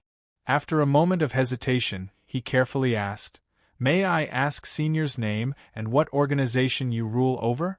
If I come across you in the future, I would like to offer my meager assistance." "My name is Tian Jian, the Grand Elder of Mercenary City. As for assistance, there's no need. At the very least, you don't have that ability right now. Let's talk about it when you reach the level of a holy emperor," Uncle Tian indifferently replied. Saint rulers were indeed nothing in his eyes. There were quite a few of them in Mercenary City. However, when the ancestor of the Huang family heard about the identity of the first elder of Mercenary City, his body became limp. He almost could not help but kneel down. Panic filled his face, and his heart almost leapt out of his chest. Soon after, his gaze towards Uncle Tian was filled with shock and disbelief. There was also some fear and dread mixed within. As a saint ruler, even though he did not belong to Mercenary City, he knew quite a lot about the city. He knew extremely well about the governance and hierarchy of authority in Mercenary City. Although Mercenary City was a city, it did not belong to any place. Their governance was different from ordinary cities. There was no city lord in Mercenary City because there was no need for law and order in Mercenary City. Even saint rulers dared not break the rule that forbade fighting in the city.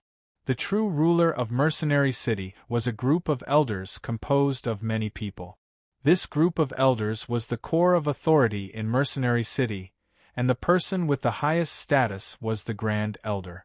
Without any exaggeration, the Grand Elder was the final ruler of Mercenary City.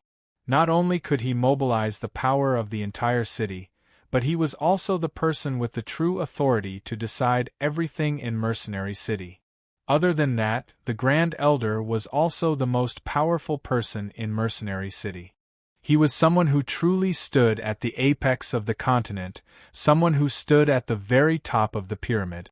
Even in his wildest dreams, the ancestor of the Huang family would have never thought that the senior that Jianchen had found would have such a great background. It was so great that he felt an inexplicable sense of fear. The ancestor of the Huang family stood there in a daze. Even though he was a saint ruler, he was still as insignificant as an ant before the Grand Elder of Mercenary City. Tian Jian did not even glance at the ancestor of the Huang family. He looked at Ming Dong lovingly and smiled. "Child, do you want to return to Mercenary City with Uncle, or do you want to stay here?" "Uncle Tian, I'll stay with Brother Jianchen. I won't be going back with you," Ming Dong replied without even thinking about it. "All right. You really do lack experience right now. Following Jianchen will be much better than staying in Mercenary City." Tian Jian nodded in agreement. At this moment, Ming Dong seemed to think of something. His eyes immediately lit up. "Uncle Tian, the Shi family and the Jetta clan are our enemies. My brother was forced into this situation by them as well. You might as well deal with both of them together. If the experts of their clans come to deal with us, it won't be easy for the two of us to deal with them." Tian Jian shook his head. "Child, you can't ask Uncle to help you deal with every problem you encounter. If Uncle is no longer here one day, how will you survive on the Tian Yuan continent?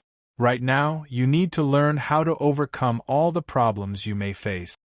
Although he was teaching Ming Dong, Tian Jian's voice was extremely gentle and did not carry any sternness.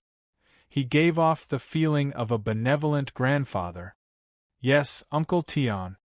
Ming Dong's face was filled with helplessness and disappointment. "Since the matter has been resolved, It is time for me to return to Mercenary City. Do you want to stay here or return to the kingdom of Jessen?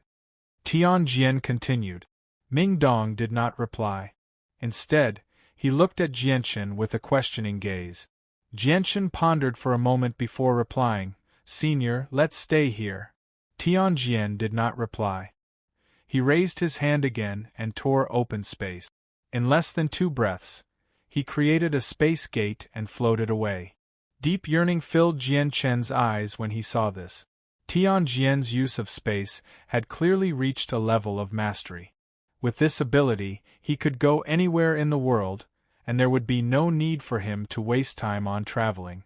However, with Jianchen's current strength, he could only yearn. Tianjian's cultivation level was so great that Jianchen could only look up to him. After all, he was a great figure that even saint rulers had to bow before. The ancestor of the Huang family stared blankly at where Tianjian had vanished. He became lost in thought and murmured, Is this the Holy Emperor's strength? He can actually tear open space and cross over 1,000,000 kilometers with a casual move. Soon after, the old ancestor of the Huang family noticed the jade stone in his hand. His expression immediately became very excited. At this moment, in his eyes, this jade stone was 1,000,000 times more precious than any treasure in the world. There was no treasure that could be compared to this jade stone. The Huang family's ancestor took out an exquisite jade box from his space ring, then carefully placed the jade into the box like it was a precious treasure. This was because this was a treasure that could summon the Grand Elder of Mercenary City. Even though it was only a single use, it was still extremely precious because the deterrence it created was extremely great. After storing the jade away, the ancestor of the Huang family finally exhaled deeply. However, his heart was still thumping violently. It was very difficult for him to calm down. Only now did he discover to his surprise that his forehead was covered in sweat. The ancestor of the Huang family wiped away the sweat on his forehead. He stared at Jianchen and Ming Dong with extremely mixed feelings.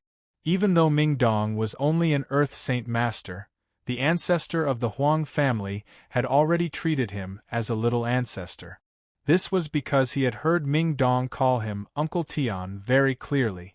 Jianchen chuckled when he saw how shaken the ancestor of the Huang family was. He said, Senior, you can announce the annulment of the marriage between Miss Luan and the Huanggu clan now, right? Chapter 526. Huang Luan's matter had finally been resolved.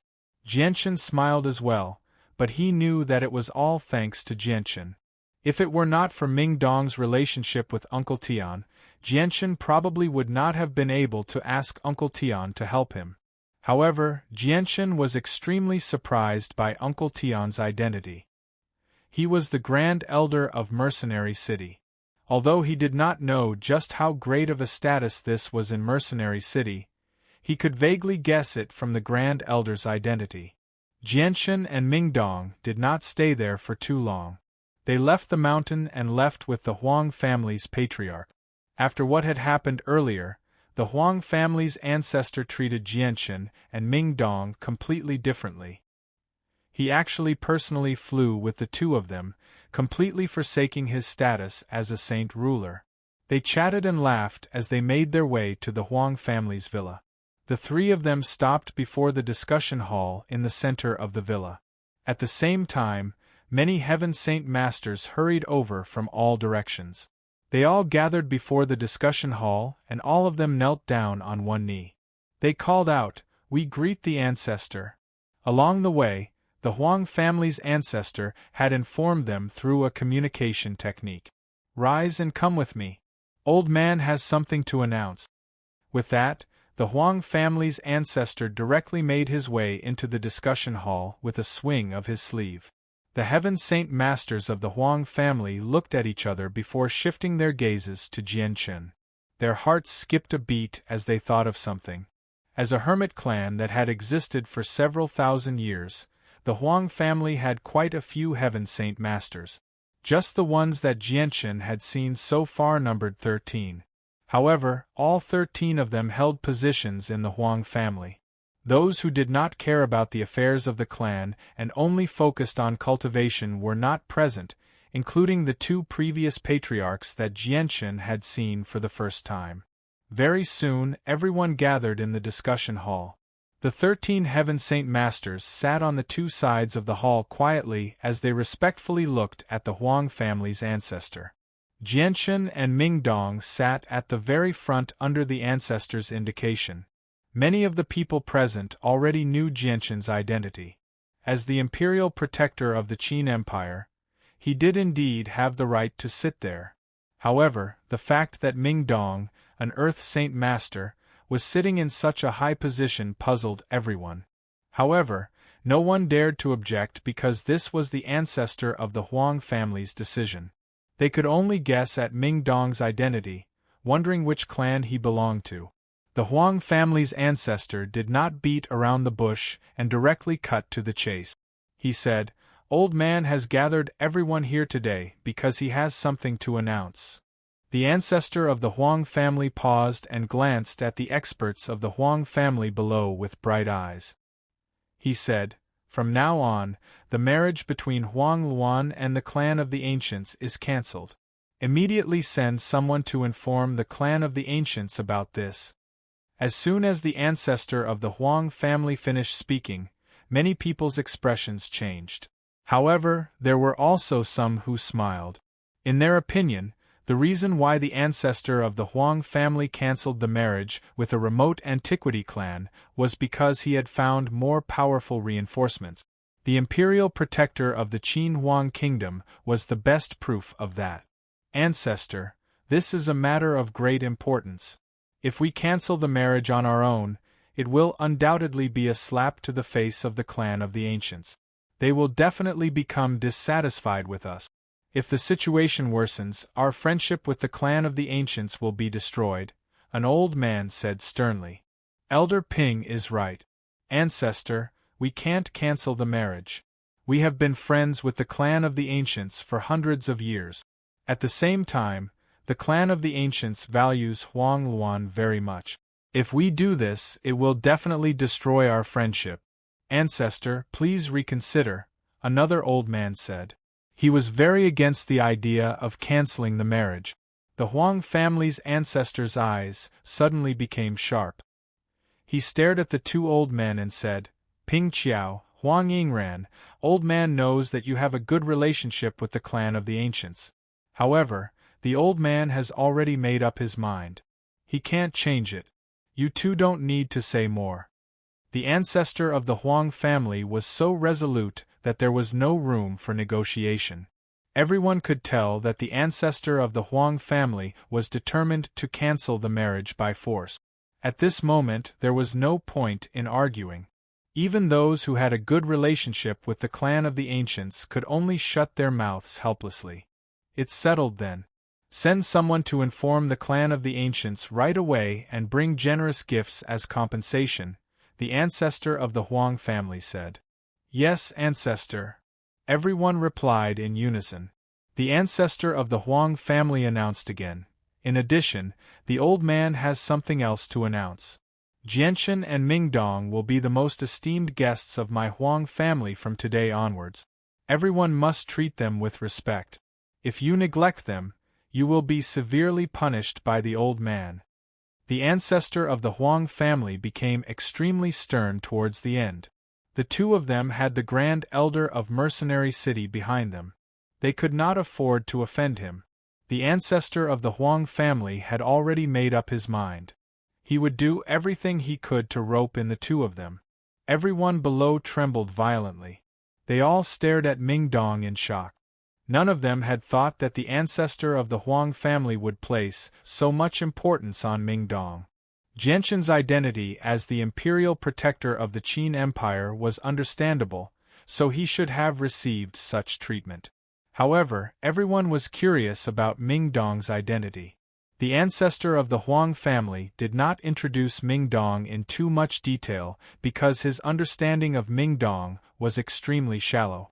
He only knew Mingdong's name from how Jianchen had addressed him. However, after the disturbance caused by the ancestor of the Huang family, Ming Dong had gained a very high status despite being an outsider. All the Heaven Saint Masters had to treat Ming Dong politely. This was unprecedented in the history of the Huang family. After the meeting, the ancestor of the Huang family did not return to the back mountains to cultivate. Instead, he held a banquet and personally received Jianchen and Ming Dong. The actions of the ancestor of the Huang family stunned all the Heaven Saint Masters of the Huang family. A mighty saint ruler personally receiving an Earth Saint Master was definitely unheard of on the Tian-Yuan continent. However, this also made the experts of the Huang family even more curious about Ming Dong's identity. However, due to the ancestor of the Huang family, they could not directly ask about it, so they could only make wild guesses. Jianchen did not participate in the banquet. After bidding farewell to the ancestor of the Huang family, he directly made his way to Huang Luan's small residence. He wanted to tell her the good news. Jianchen entered the residence without any obstructions. He then made his way to the second floor. This time, Jianchen did not smell the pleasant fragrance. The fragrance from 2 days ago had completely vanished. Jianchen casually glanced around and discovered Huang Luan's figure. She still wore a black dress. Just like 2 days ago, she stood by the window and stared blankly at the scenery outside. She did not seem to be on guard at all. She did not even sense Jianchen's arrival. Jianchen sighed inside when he saw that Huang Luan had actually failed to sense his arrival. He could imagine just how much damage the marriage between the Huang family and the primordial clan had done to Huang Luan, to the point where she had become so dejected. Fortunately, the matter had been completely resolved. "Miss Huang Luan," Jianchen called out. The sudden voice seemed to startle Huang Luan, causing her to tremble violently. She immediately turned around and looked at Jianchen nervously. She knew extremely well that whether she could pursue her own happiness in the future would all depend on Jianchen. Jianchen could not help but smile when he saw how nervous Huang Luan was. He said, "Miss Huang Luan, I'm very happy to tell you that I've already resolved the matter for you. The ancestor of your Huang family has annulled the marriage between you and the primordial clan, so you don't have to worry about it anymore." Huang Luan was stunned for a moment, but it was soon replaced by surprise. Her delicate body trembled slightly, and she asked in an excited tone, Are you sure? Why, you're not lying to me. Has the ancestor really annulled the marriage between me and the primordial clan?" During this time, she had been troubled and unhappy. The marriage between her and the second young master of the primordial clan was like a curse that tightly wrapped around her, tormenting her. Not only did she dislike the second young master of the primordial clan, but most importantly, she already had someone she loved. That person was so outstanding, basically the embodiment of perfection. Now, the curse that tightly bound her had finally been lifted, and it was lifted by the person she loved. She was overwhelmed with joy. Although she had no idea how Jianchen had managed to change the ancestor of the Huang family, she was smart enough to understand that it was definitely not easy for the ancestor of the Huang family to annul the marriage regardless of the consequences of offending the primordial clan. "Of course it's true. If you don't believe me, you can ask around right now," Jianchen smiled. Chapter 527. Suddenly being kissed by Huang Luan made Jianchen's mind go blank. He was completely stunned. This was because this was the first time in his life that he had done such an intimate action with a girl. The tip of his nose smelled the unique fragrance of a young girl emitted from Huang Luan's body. He felt a wonderful sensation coming from his lips that he had never experienced before. Jianchen's thoughts became chaotic. At this moment, Jianchen was completely confused and did not know what to do. Perhaps Huang Luan's feelings for Jianchen had been suppressed for too long. At this moment they erupted like a volcanic eruption. They were incomparably fierce and unstoppable. She was very active and very intense. It was as if she wanted to use this kiss to completely reveal the feelings that she had suppressed in her heart. Although this was the first time Jianchen had experienced such a thing, at the beginning, he was caught off guard and was at a loss. However, he soon regained his senses and felt the little tongue that was moving around in his mouth. Jianchen's heart also fiercely beat. Even his calm and long breathing became a lot heavier. Although Jianchen had never thought of talking about personal matters, he was after all a normal man. Moreover, Huang Luan was so beautiful that her appearance could cause the downfall of a country. Even in the world, she was considered a peerless beauty. Facing such a beauty who took the initiative to kiss him, even Jianchen found it difficult to maintain his calm. The desire that had always been hidden in the depths of Jianchen's body was finally ignited, causing Jianchen to involuntarily close his eyes. Jianchen suddenly stretched out his arms and tightly hugged Huang Luan's soft and seemingly boneless breasts. Huang Luan's delicate body was tightly pressed against his own. Through the thin outer layer of clothing that Huang Luan wore, Jianchen seemed to be able to feel Huang Luan's burning hot body, causing his heart to surge. Their lips were already tightly pressed together. Jianchen's primitive desire was also ignited by Huang Luan's initiative, and he responded fiercely. At this moment, the two of them seemed to have thrown away everything and enjoyed this moment to their heart's content. After a long while, their lips finally parted. Huang Luan's arms were still tightly hugging Jianchen, refusing to let go. She raised her head slightly and stared lovingly at Jianchen's handsome face. Her eyes were filled with infatuation. Then, she gently leaned her head on Jianchen's shoulder and slowly closed her eyes, savoring the warmth after the passion. Jianchen took a deep breath and slowly calmed himself down. He loosened his arms around Huang Luan and lowered his head to look at the beauty lying on his shoulder who seemed to be sleeping soundly. His expression was complicated. After a moment of silence, Jianchen looked up at the sky and let out a long sigh. He softly said, "Luan, don't you regret doing this? Am I really worthy of your love?"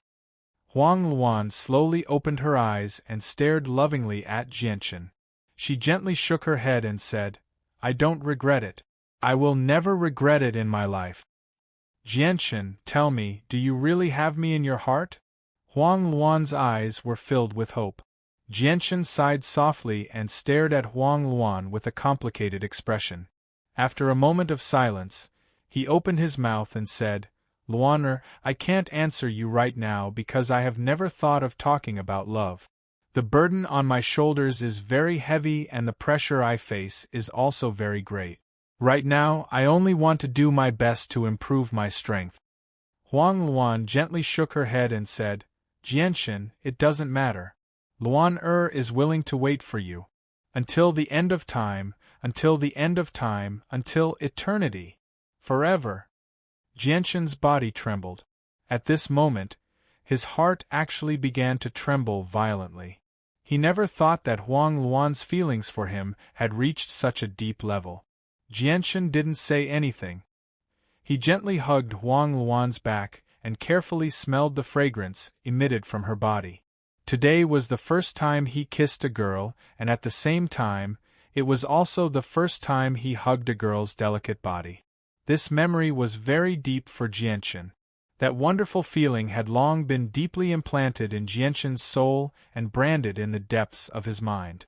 He would never forget it. Since that was the case, then he would let this feeling last a little longer. The two of them hugged each other in the room and savored this warm moment. Time seemed to have stopped at this moment. The two of them fell into an intoxicated state and forgot the passage of time. After an unknown period of time, suddenly, a series of footsteps came from downstairs. Then, a middle-aged man's voice sounded, "Luan, are you there? Father has a good news to tell you." Hearing this voice, the two people who were hugging each other were like frightened rabbits. They hurriedly separated from each other and quickly tidied up their clothes. Their expressions quickly returned to normal, pretending as if nothing had happened. The Huang family head, Huang Qinglan, wearing a simple white robe, walked up from downstairs and appeared in front of Jianchen and Huang Luan. He smiled and said, "Luan, Father has a great news to tell you." After hearing this news, you will definitely. Just as he said this, the Huang family head also noticed Jianchen, who had arrived before him. His expression suddenly froze and the words in his mouth abruptly stopped. Family head. Jianchen acted as if nothing had happened and cupped his hands to greet the Huang family head with a smile on his face. The Huang family head only stared blankly for a moment before regaining his senses. His face was full of smiles and he also cupped his hands and said, "I didn't expect the Imperial Protector to also be here." This time, Luan Er's matter was all thanks to the Imperial Protector's help. Luan Er was able to be free. Family head, you don't have to be so polite. Miss Huang Luan is this one's friend. She encountered difficulties, so this one should help her, Jianchen said. The Huang family head smiled slightly and his gaze swept over Jianchen and Huang Luan. Although Jianchen and Huang Luan both pretended as if nothing had happened, with the Huang family head's experience, he still felt something strange. However, this made the Huang family head even happier. Then, the gaze he looked at Jianchen completely changed. It was the gaze of a father-in-law looking at his future son-in-law. The Imperial Protector must have told Luan Er about the matter. Since that's the case, then I won't say anything more. After saying that, the Huang family head looked at Huang Luan and smiled. Luan Er, the Imperial Protector spent a lot of effort for this matter. Even our old ancestor personally took action. You must properly thank him. Daughter understands, Huang Luan said in a low voice. Her voice was as soft as a mosquito's. You two take your time to chat. I still have something to deal with, so I'll take my leave first. Huang Qinglan didn't continue to stay and disturb the two and quickly left. After Huang Qinglan left, only Jianchen and Huang Luan were left in the room. For a moment, the two didn't speak and the atmosphere was somewhat strange. After a moment of silence, Huang Luan opened her mouth and said, Jianchen, you dragged the Qin Empire into this matter. Will the Qin Empire really support you? Don't worry, this matter has nothing to do with the Qin Empire. I invited an extremely powerful senior over.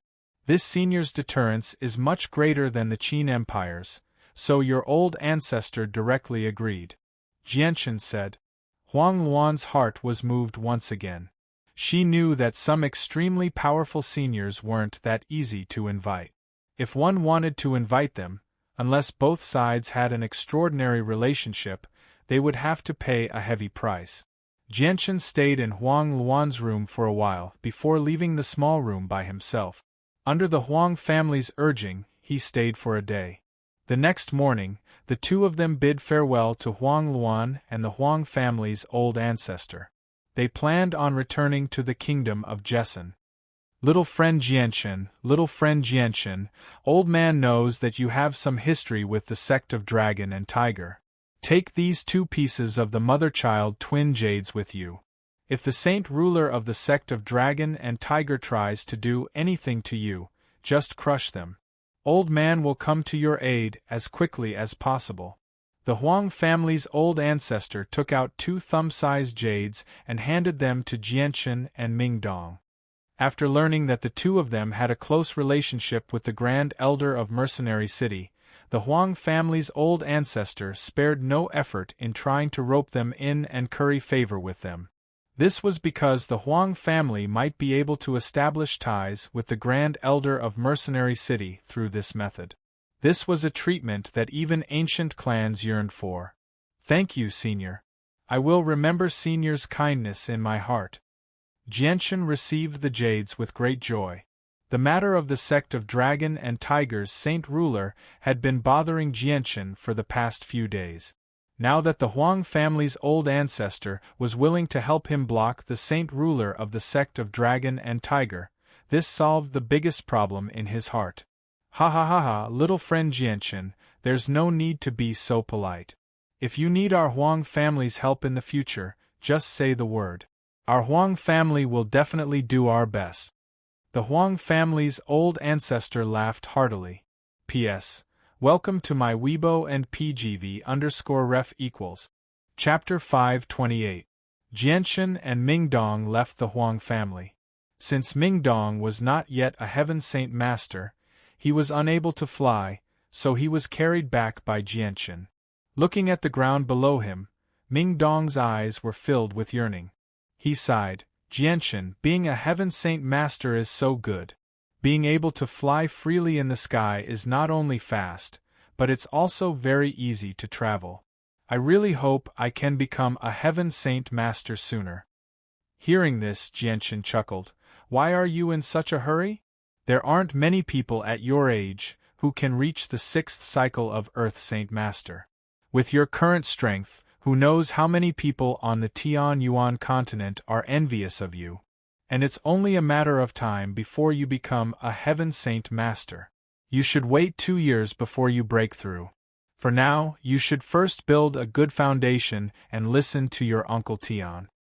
Of course I know that. Just seeing you fly freely in the sky gives me a sense of urgency. I want nothing more than to become a Heaven Saint Master right now. That way, I'll be able to fly with my own strength, Mingdong said. That day won't be too far away. It's already been half a year, so there's only 2.5 years left. It's not that long, it'll be over very soon, Jianchen said. Yes, that's true. I really look forward to that day. Mingdong's face was filled with eagerness. Becoming a Heaven Saint Master was the greatest dream of anyone who had yet to reach that level of cultivation. Suddenly, Mingdong seemed to think of something. He stared at Jianchen with shining eyes and said, "Oh right, Jianchen, how far has your relationship with Huang Luan developed?" Hearing that, Jianchen immediately thought of the scene where he and Huang Luan made love in the room. His expression became rather mixed. After a moment of silence, he gently sighed, "Let's not talk about that. I don't want to talk about relationships right now because there's still a lot of things we need to do. The burden on our shoulders is quite heavy." "Is it because of the Shi family and the Jide family?" Mingdong asked with a serious expression on his face. Since his Uncle Tian was not willing to deal with the Jetta family, the two of them would have to deal with it themselves. Two top families with Saint Kings in their ranks had indeed put a lot of pressure on the two of them. Jianchen nodded. "Back then, the Shi family and the Jetta family tried to kill me, and I even destroyed their ruler armaments. I am destined to fight to the death with them. However, without reaching the Saint Ruler realm, it is impossible to fight against them." Saint King. Upon hearing this, Mingdong's eyes also revealed a look of yearning. The temptation of becoming a Saint Ruler was too great, because this was a brand new realm. Jianchen, Uncle Tian said that in order to become a Saint Ruler, one must comprehend the mysteries of the world. Can you try comprehending the mysteries of the world now? Mingdong asked seriously. Jianchen shook his head. The mysteries of the world are based on the yuan qi of the world. Only when one's control of the yuan qi of the world reaches the limit can one come into contact with the mysteries of the world. Although my will is much stronger than that of a normal Heaven Saint Master, my comprehension of the yuan qi of the world is still very shallow. I'm far from being able to comprehend the mysteries of the world. When one's comprehension of the yuan qi of the world is deep enough, they will naturally come into contact with the mysteries of the world. There is no shortcut to this. Mingdong's face was filled with disappointment. Looks like we can only take it step by step. 2 days later, Jianchen and Mingdong returned to Changyang Prefecture. Although Xiaotian's group of 5 and Changyang Ba's group were curious about their sudden disappearance, none of them panicked because they were confident in Jianchen's strength. They only thought that Jianchen and Mingdong had suddenly left because of something urgent. No one asked where Jianchen had gone in the past few days because no one had the right to. Even Jianchen's parents, Changyang Ba and Bai Yuntian, did not ask about Jianchen's matters. This was because they understood that their child had already become a great figure who could hold his own. He was in a completely different realm from them. Jianchen exchanged some pleasantries with everyone before returning to his personal residence by himself. He walked briskly to his bedroom and arrived before the large bed in the bedroom. The white tiger was sleeping soundly beside the pillow at the head of the bed. Beside him were a few thousand-year-old heavenly resources. A sliver of worry gradually appeared on Jianshan's face as he looked at the few heavenly resources left. He murmured, "I left behind such a huge pile of heavenly resources, yet there's only so much left. Sigh, the white tiger's appetite is getting bigger and bigger." With that, Jianshan once again took out a pile of heavenly resources from his space ring and placed them beside the white tiger. Then, he walked out.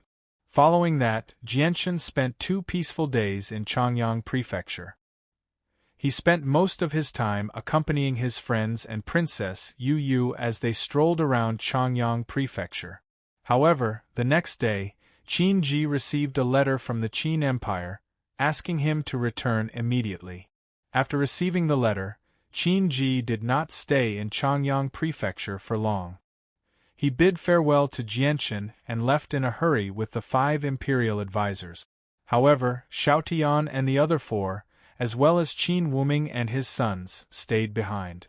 One side was in charge of the 500,000 soldiers of the Eastern Sword Legion stationed outside Lore City, while the other side was in charge of Changyang Prefecture. Jianshan, dressed in a luxurious white robe, came alone to the room where Ken Lil III and his mother lived. Because Ken Lil III and his mother were treated warmly by Changyang Ba and by Yuntian, the 2 people with the highest status in Changyang Prefecture, the mother and son had a very high status in Changyang Prefecture. The mother and son occupied a small independent courtyard and had special servants to serve them. Moreover, the head of Changyang Prefecture, Chang Bo, had ordered that all the expenses incurred when the mother and son went shopping would be paid by Changyang Prefecture. In addition, special guards were sent to protect the mother and son. The treatment they received was no worse than that of the head of the household, Changyang Ba. However, Ken Lil III and his mother were very honest. They had been living in Changyang Prefecture peacefully. Although they would occasionally go out for a stroll and see the prosperity of the big cities, they had never bought anything. When Jianshan found Ken Lil III and his mother, the mother and son were discussing something in the room. Their brows were slightly furrowed, and from time to time, they would show a thoughtful or embarrassed expression. "Auntie Lil III, are you used to living here? If you have any needs, feel free to look for Chang Bo. Chang Bo will do his best to satisfy you," Jianshan said with a smile. Seeing Jianshan's sudden visit, Ken Lil III and his mother were shocked. They immediately stood up and respectfully said, "Greetings, 4th young master." As they spoke, the mother and son bowed. During the time they had been living in Changyang Prefecture, Ken Lil III and his mother had a deeper understanding of Jianshan. They knew that Jianshan's position in Changyang Prefecture had reached a level that no one could surpass. At the same time, he was also the imperial protector of the kingdom of Jessen. Such a huge difference in status made the mother and son feel a sense of panic. "Auntie Lil III, we're all family. There's no need to be so polite." Jianshan controlled the qi of heaven and earth with his mind, causing the heaven and earth to temporarily imprison the mother and son's bodies so that the mother and son could not bow. The mother and son were Uncle Kendall's only family. How could Jianshan let them bow to him? Jianshan walked to the table calmly and sat down. He smiled and said, "Auntie Lil III, please sit down. Looking at the 2 of you just now, did you encounter any difficulties?" The mother and son hesitated for a moment. In the end, it was Lil III who spoke. "4th young master, my mother and I are very grateful for your care. It's just that my mother and I are used to the ordinary life we had before. We're not used to living here, so we want to move out." Jianshan frowned when he heard that. However, before he could say anything, the auntie said, "4th young master, Lil III is right. Perhaps we weren't born to live luxurious lives.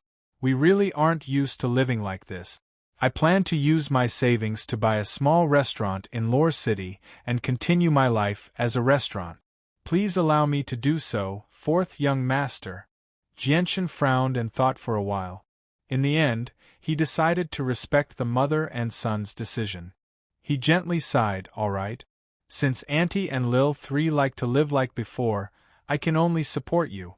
Auntie, there's no need for you to worry about the restaurant. I'll get Chong Bo to arrange it." In a place far, far away from the Jessen kingdom, in an independent space, a gigantic floating shrine was floating 100 meters in the air. "Grand Elder, we've discovered that the people of the Bloodsword sect have been moving around recently. However, they've been appearing along the coastline very frequently." An old man clasped his hands respectfully. An old man respectfully clasped his hands together. In front of him was a middle-aged man sitting in the void. He was Ming Dong's uncle Tianjian. "The Bloodsword sect." Tianjian frowned slightly and murmured, "The Bloodsword sect hasn't appeared on the Tianyuan continent for 1,000 years. They've suddenly appeared this time, and they've even appeared along the coastline. What are they trying to do?" "Great Elder, will the Bloodsword sect make some kind of big move again?" The elder in front of him guessed with a respectful expression. Tianjian remained silent for a while before replying. "Houston left the Tianyuan continent 1,000 years ago and has been living in seclusion ever since. He has never interfered with the matters of the Tianyuan continent. Now that the Bloodsword sect has suddenly returned." Tianjian frowned slightly as he sank into his thoughts. But soon after, Tianjian let out a long sigh. His tightly furrowed brows suddenly relaxed. He said, 23rd Elder, you should go and discuss these matters with the 2nd Elder and the 3rd Elder in the future. There is no need to report to me." "Yes, Grand Elder." The old man withdrew. Chapter 529. In Changyang Prefecture, Jianshan had gathered Ming Dong, Dugu Feng, Yunjing, and Senior An together. They were currently sitting around a round table. Jianshan looked around and muttered to himself for a moment. After sorting out his thoughts, he said, "Now that the matter with the kingdom of Jessen has been completely resolved, it's time for us to do our own things." Ming Dong's eyes lit up as he asked, "Jianshan, are you talking about the Blazing Flame mercenaries?" "That's right, the Blazing Flame mercenaries." Jianshan muttered to himself, "After returning to the kingdom of Jessen for so long, I've long wanted to see just how big the Blazing Flame mercenaries have become. However, I've been preoccupied with all sorts of matters and didn't have the time to take care of them. That's why it's been delayed until today. Now that the matter has been resolved, we should put our remaining energy on the Blazing Flame mercenaries." "Jianshan, where is this mercenary group that you've established? How come I've never seen it before? Also, how strong is the group?" Yunjing asked.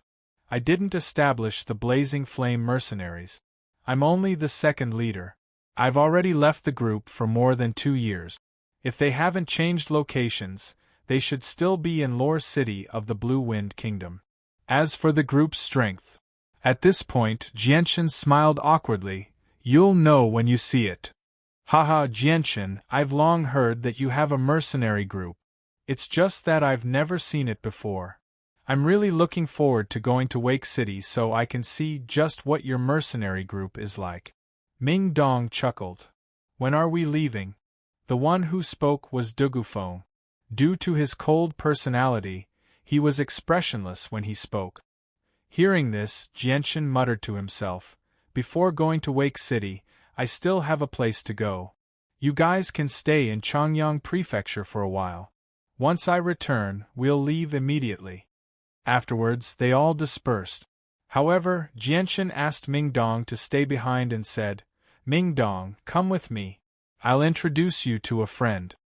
"Sure, where are we going?" Ming Dong agreed without hesitation. "Kargath Academy." Jianshan and Ming Dong left Changyang Prefecture. Jianshan brought Ming Dong along as they flew towards Kargath Academy. In the south, there was a primeval forest filled with magical beasts. This forest was called the Fog Forest because it was shrouded in a thick fog all year round. Moreover, the deeper one went into the forest, the thicker the fog was, making it easy to get lost. According to the records left behind by the ancestors, the fog forest was originally an ordinary forest filled with magical beasts. However, thousands of years ago, for some unknown reason, this very ordinary forest was suddenly shrouded in a thick fog. In the beginning, everyone was curious and many self-proclaimed strong mercenaries formed groups to explore the fog forest. However, not a single one of them made it out alive. However, their disappearance didn't cause any fear among the mercenaries. Instead, it attracted more and more mercenaries. Many people believed that some kind of treasure had appeared in the depths of the fog forest. Driven by greed, even more mercenaries formed large groups and set off towards the fog forest. However, a few days later, only a few of the several thousand mercenaries who had entered the depths of the fog forest managed to escape with heavy injuries. At the same time, they brought a shocking piece of news. A Class 6 magical beast had actually appeared in the depths of the fog forest. This piece of news was no different from a clap of thunder to many mercenaries. This was because the few cities near the fog forest were only second or third class cities. A Class 5 magical beast was already extremely powerful to them. A Class 6 magical beast was in existence that they could only look up to. It could easily destroy any second-class city. This piece of news very quickly alarmed the nearby kingdoms. Afterward, they all sent Heaven Saint Masters to the depths of the fog forest in an attempt to kill the Class 6 magical beast and obtain its monster core. This was because basically all Class 6 magical beasts lived in the depths of the Cross Mountains on the Tian-Yuan continent.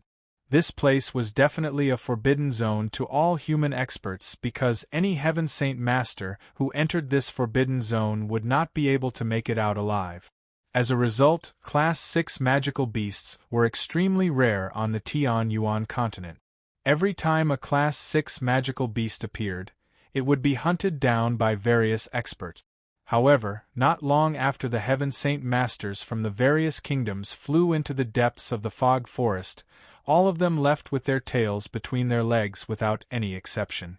There were no sounds of fighting either, which greatly disappointed all the mercenaries who wanted to watch the Heaven Saint Masters fight the Class 6 magical beast.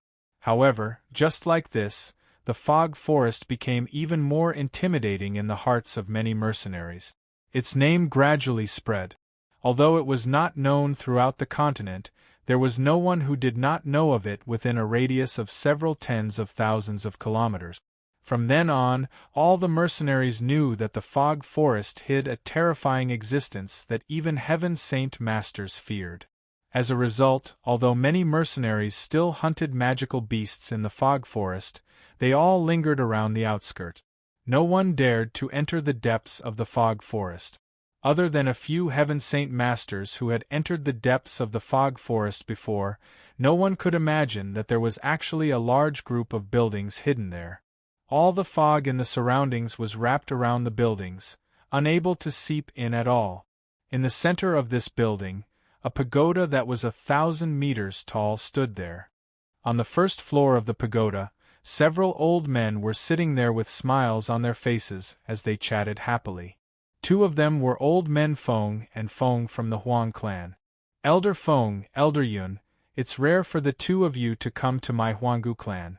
Why don't you stay a little longer this time? The one who spoke was an old man with white hair and a ruddy complexion.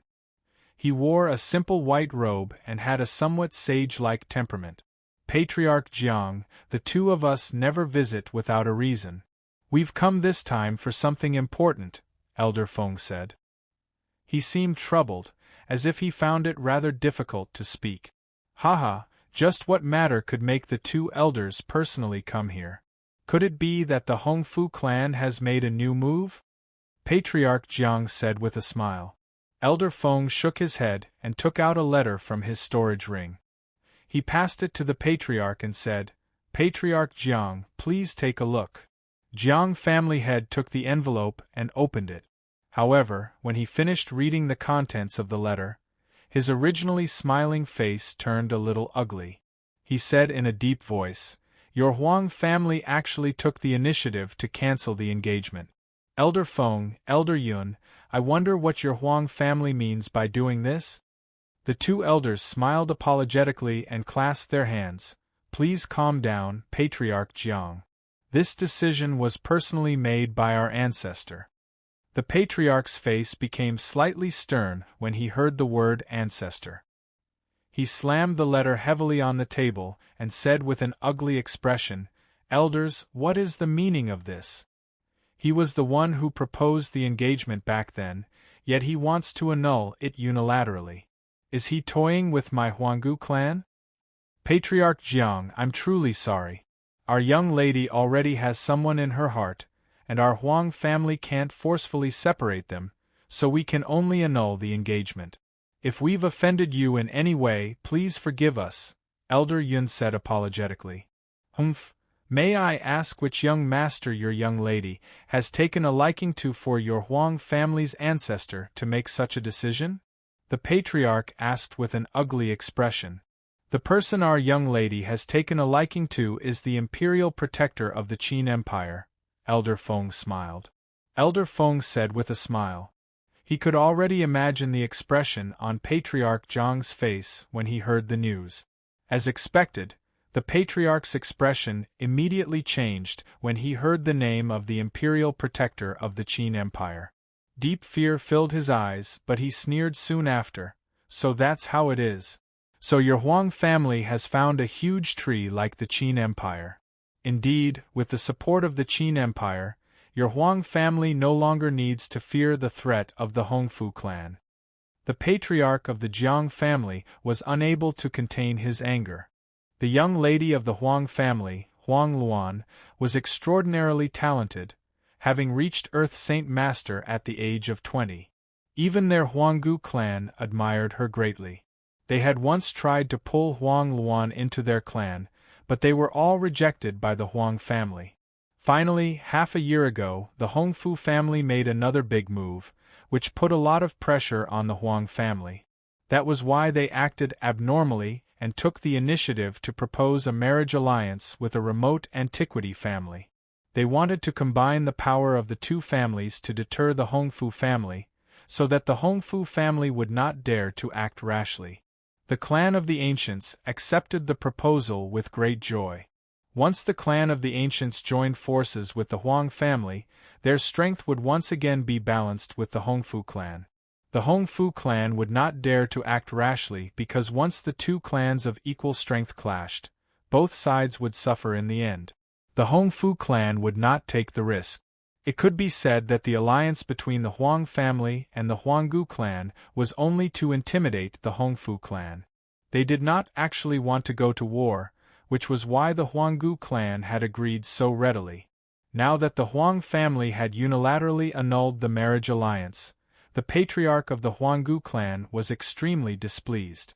This was because the Huanggu clan valued Huang Luan far too much. Moreover, the person Huang Luan was marrying was the grandson of the current patriarch of the Huanggu clan. How could the patriarch not be angry? Chapter 530. Feng Yun and Feng Yun left helplessly. After they left, family head Jiang frowned and stood there thinking for a while. Then he went straight to the top floor of the pagoda. The clan of the ancients did value Huang Luan very much. Even the ancestor of the clan of the ancients praised Huang Luan. Now that the Huang family suddenly cancelled the engagement, family head Jiang had to report it to the ancestor. Family head Jiang came to the top floor of the pagoda and stopped in front of a closed iron door. He said respectfully, I, Jiang Tao, have something to report to the ancestor. After a moment of silence, an old voice came through the heavy iron door. Speak. Ancestor, the Huang family cancelled the engagement between Huang Luan and our clan of the ancient. They chose to marry Huang Luan to an imperial protector of the Qin Empire. Family head Jiang said respectfully. What? The engagement is cancelled? She's going to marry Huang Luan to an imperial protector of the Qin Empire? The old voice came from behind the iron door. There was anger in his voice. Hearing the anger in the ancestor's voice, a trace of doubt flashed through Jiang family head's eyes. Although he knew that the ancestor valued Huang Luan very much, he never thought that she would be able to affect the ancestor's mood. Although he was confused, family head Jiang didn't dare to ask. He replied, "Yes, ancestor. The Huang family just came to cancel the engagement." The voice behind the iron door fell silent. After a while, the old voice said, "Okay, I know. You can leave now." This time, the old voice was much calmer. "Yes, ancestor. I, Jiang Tao, will leave now." Family head Jiang bowed to the iron door respectfully and then left. After family head Jiang left, the closed iron door slowly opened. An old man in a blue robe came out with a gloomy face. His eyebrows were tightly knitted together. The Huang family actually betrothed Huang Luan to an imperial protector of the Qin Empire. Could it be that the Qin Empire's imperial protector has discovered that this girl possesses the water spirit body? No, this is impossible. Unless he cultivates the heavenly scripture of the heavenly blooming water, it is impossible for him to discover the secret of the water spirit body. The old man frowned as he muttered to himself. After hesitating for a moment, he finally gritted his teeth and said, "No, the water spirit body is too important to me. I have to go and investigate the situation." The old man's body swayed slightly and turned into a beam of light. He flew out of the tower at an extremely fast speed and was instantly submerged in the thick white fog. In the faraway kingdom of Jessen, Jianchen and Ming Dong traveled thousands of kilometers in the air and finally arrived at their destination, Kargath Academy. The two of them landed on the outskirts of Kargath Academy and walked in. When they arrived at the entrance, they were stopped by the guards at the entrance. "Two young masters, please show your student identification. Otherwise, you are prohibited from entering. This is the Academy's rule." The guards saw that Jianchen and Ming Dong had extraordinary appearances and were wearing luxurious clothes. He knew that the two of them were either rich or noble, so his tone was more polite. Jianchen smiled and took out a badge from his space ring, saying, "Can I go in now?" Back then, Jianchen was also a student of Kargath Academy, so he naturally had a student identification issued by the Academy. "Two young masters, please." This time, the guard did not stop Jianchen and Ming Dong. He smiled and gestured for them to enter. Jianchen and Ming Dong entered Kargath Academy very smoothly. Although Jianchen had left for a few years, the academy had not changed much compared to before. The only major change was that the small trees planted in the academy had grown a lot. Kargath Academy was very lively. A large number of students were chatting and laughing in the school grounds. There were both males and females, and most of them were around 18 or 19 years old. Occasionally, there would be a few seniors who were slightly older. "Jianchen, so this is the academy you used to study in? It doesn't seem like much.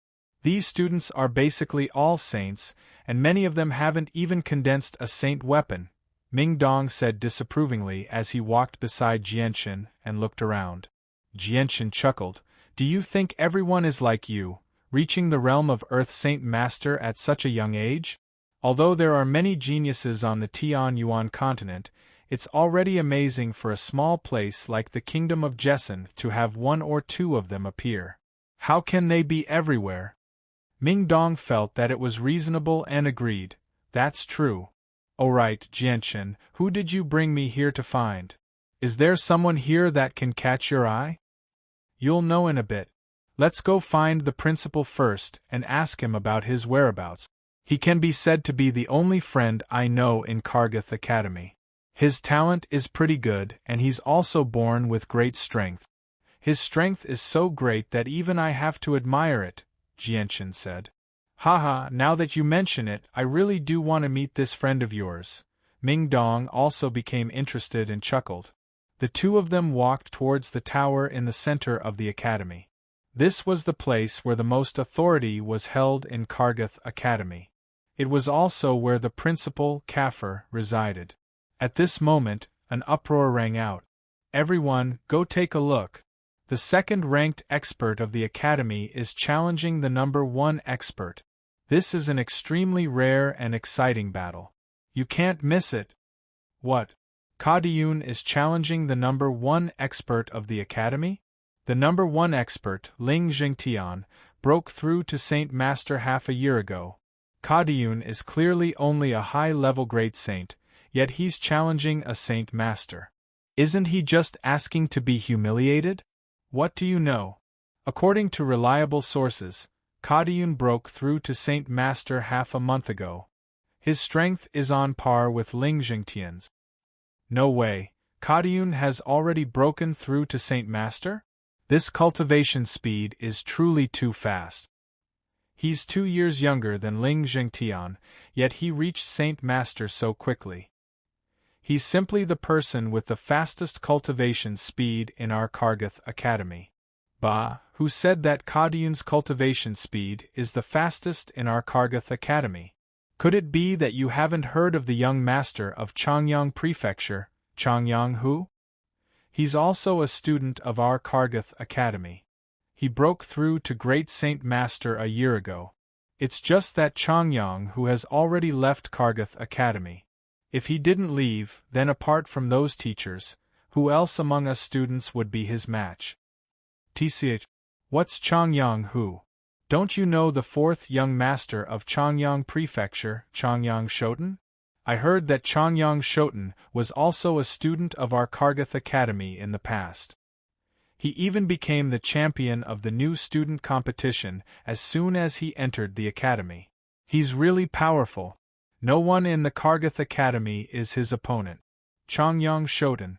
I know. As soon as she heard the name Changyang Shoten, a girl around the age of 18 immediately jumped up in excitement and said, I know about Changyang Shoten. He's currently the imperial protector of our kingdom of Jessen. His position is even higher than our principal's.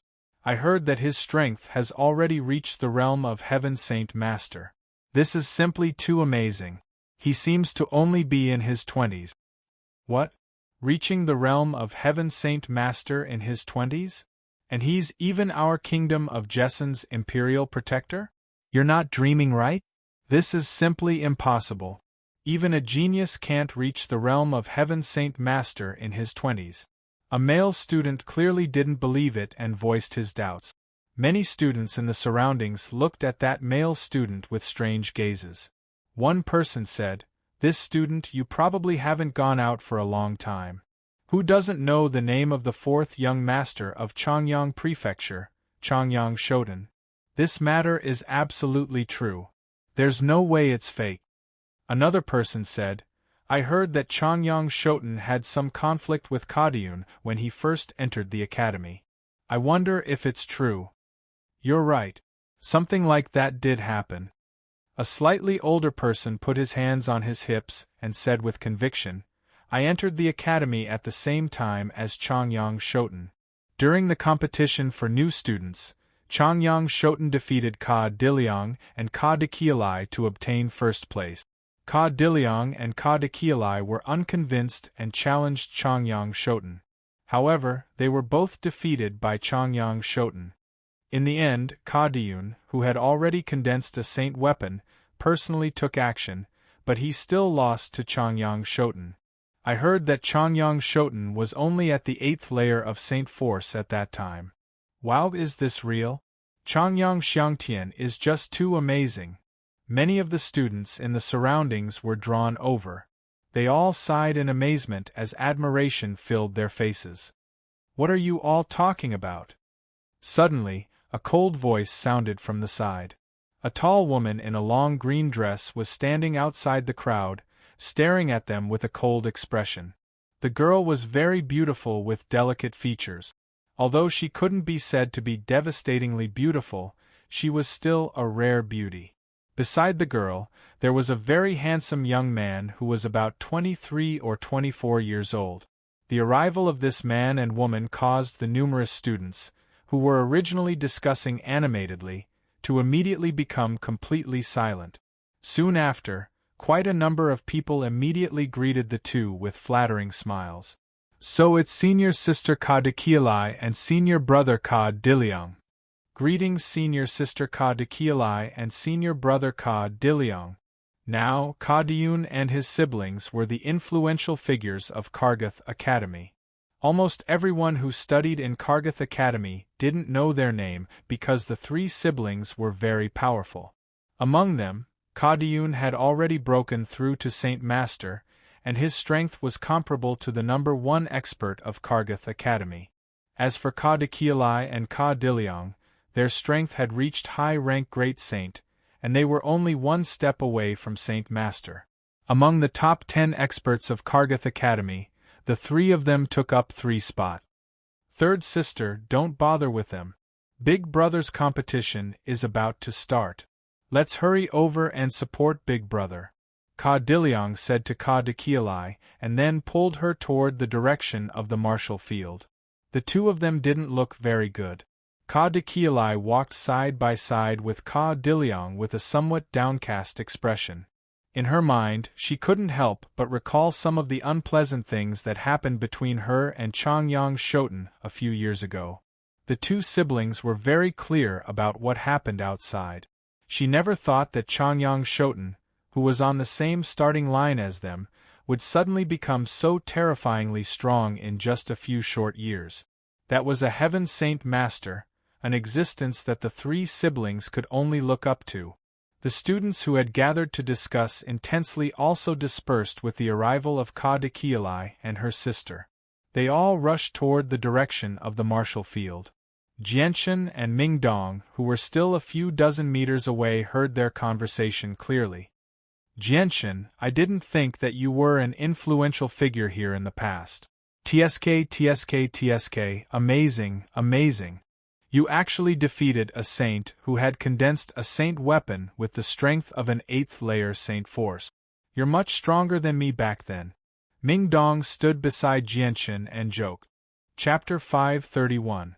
When Jianchen and Ming Dong arrived at the arena, it was already filled with students. Several hundred students had formed a circle around the arena as they discussed in low voices. However, Ka Diyun and Ling Jingtian, who were about to fight, had yet to arrive. However, the battle between Ka Diyun and Ling Jingtian was very popular in Kargath Academy. Jianchen waited for a while as more and more students gathered around the arena. In just a short incense stick's worth of time, there were already several thousand people. More than half of Kargath Academy's students were gathered here. I wonder who will win this battle. Nonsense, of course Ling Jingtian is stronger.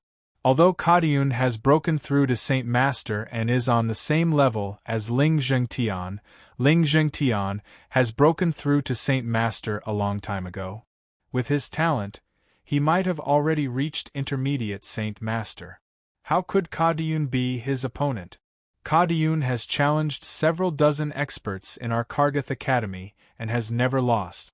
This time, he dares to challenge Ling Jingtian, so he must have confidence in winning. The surrounding students were discussing spiritedly, causing the arena to be filled with low buzzing sounds. Jianchen and Ming Dong also stood quietly in the sea of people, waiting to watch a good show. However, because all the students here were wearing the same uniform, the white-robed Jianchen and Ming Dong standing in the crowd were very eye-catching. The surrounding students all looked at them with surprise, but no one asked. Jianchen stood in the crowd with his arms crossed. Suddenly, his heart skipped a beat as he felt a special gaze land on him. He immediately turned around and saw a naturally beautiful girl staring at him. Her limpid eyes carried a bit of suspicion and doubt. It was Ka Dakielai. Compared to a few years ago, Ka Dakielai had changed a lot. She was less impetuous and unruly, more mature and steady. Her appearance was also more beautiful than a few years ago. Although Jianchen had some disagreements with Ka Dakielai and her siblings, those were only children's quarrels. Therefore, Jianchen didn't hold any grudges against the three siblings. Seeing that Ka Dakielai had noticed him, Jianchen smiled and nodded at her in a friendly manner. It could be considered a greeting before moving his gaze away. Ka Dakielai's eyes stared at Jianchen's handsome face. Her eyes were full of thoughts as her brows were tightly knitted together. Then she gently touched Ka Diliang, who was standing beside her, and softly said, "Second brother, do you see that person in white robes? Why do I feel that he is so familiar, as if I have seen him somewhere before, but I can't remember where?" Jianshan had changed a lot in these few years. Even Chang Bo, who was very familiar with him, didn't recognize him, let alone Ka Dekialai, who wasn't familiar with Jianshan. Hearing his third sister's words, Ka Diliang's eyes also fell on Jianshan. Then he gently shook his head and smiled. "I wonder which family's young master he is. He is actually so handsome, even second brother is jealous." "Second brother, I feel that he is a bit familiar, but I can't remember who he is. Don't you know?" Ka Dekialai's brows slightly furrowed. Ka Diliang stared at Jianshan again and shook his head. "I don't know, but I have never seen him before." Saying this, Ka Diliang turned his head and looked at Ka Di Chili meaningfully. He laughed evilly and said, "Third sister, that brat is really not bad looking. Don't tell me you've taken a fancy to him. Later, second brother will send someone to help you find out about that brat." Ka Dekialai fiercely glared at Ka Diliang and didn't waste any more words with him. She frowned and thought hard. At this moment, two figures suddenly flipped over from behind the crowd and landed on the stage at the same time. The two looked to be around 25 or 26 years old and wore the same school uniform. Just as the two stepped on the stage, there was a deafening roar from below. "It's Kadiyun and Ling Jingtian. Kadiyun, do your best, defeat Ling Jingtian. Ling Jingtian will win." The students around the stage all let out excited shouts, cheering for the two on the stage. The shouts lasted for a good while before finally calming down. As the two got on the stage, Ka Dekialai's gaze moved away from Jianshan and landed on the stage. She looked expectantly at her older brother Kadiyun. Kadiyun and Ling Jingtian exchanged a few words on the stage, and then took out their holy weapons at the same time. Kadiyun's holy weapon was a two-handed greatsword, while Ling Jingtian's was a thin, long saber. As soon as they took out their holy weapons, the two began to fight fiercely on the stage. Ding ding dang dang dang dang. As the clanging sounds of saint weapons rang out incessantly, Kadiyun and Ling Jingtian began to fight intensely on the stage. Although the two of them were not fighting to the death, their performance still captivated the spectating students. A battle between two saint masters was enough for these students, who were all around the saint realm, to pay close attention to it. Kadiyun and Ling Jingtian fought for an entire incense stick's worth of time, but no victor was decided. However, Ming Dong had lost interest long ago. He could not even be bothered to watch. With his strength as an Earth Saint Master, watching a battle between two Saint Masters was like watching a child show off in front of an expert. He could not find the slightest interest in it. "Ha! I'll let you have a taste of my battle skill." At this moment, Kadiyun suddenly yelled out. A layer of powerful saint force suddenly shot out from his greatsword, viciously slashing toward Ling Jingtian with tremendous force. Ling Jingtian's expression changed when he heard the words battle skill. It was already too late for him to dodge. All he could do was block the attack with all his strength. Boom! With a soft sound, Kadiyun's greatsword heavily struck Ling Jingtian's saber. A battle skill was far more powerful than a normal attack. The great force from Kadiyun's greatsword directly sent Ling Jingtian flying. In the end, he flew off the stage and landed on the ground in a horrible shape. A mouthful of blood uncontrollably spurted from his mouth. After a short moment of silence, an even louder cheer suddenly erupted. They were all cheering for Kadiyun's victory. Kadiyun has won. Kadiyun has defeated Ling Jingtian and become the #1 expert of our Kargath Academy. Kadiyun is the #1 expert of our Kargath Academy. Below the arena, Ka Di Chili and Ka Di Liang also showed happy smiles on their faces. They were excited for their brother Ka Di Yun's victory. Kadiyun inserted his two-handed greatsword into the ground of the arena. He looked down at the crowd and shouted in a heroic manner, "Is there anyone who is not convinced? Come and challenge me. Today, I, Kadiyun, will stand here and accept everyone's challenge." Even the #1 expert, Ling Zhengtian, has been defeated by Kadiyun. Who else in our Kargath Academy can be a match for Kadiyun? Kadiyun has already grasped a battle skill.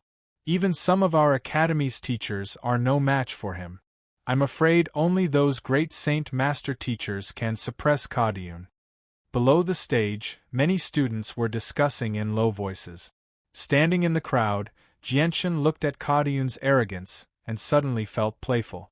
He smiled and said, "This brat is quite arrogant. I just heard that he seems to have had some conflicts with you. Jianchen, I'll go play with him." Saying this, Ming Dong did not wait for Jianchen's permission and directly jumped onto the stage. Seeing Ming Dong already on the stage, Jianchen was already too late to stop him. He could only helplessly shake his head and smile bitterly.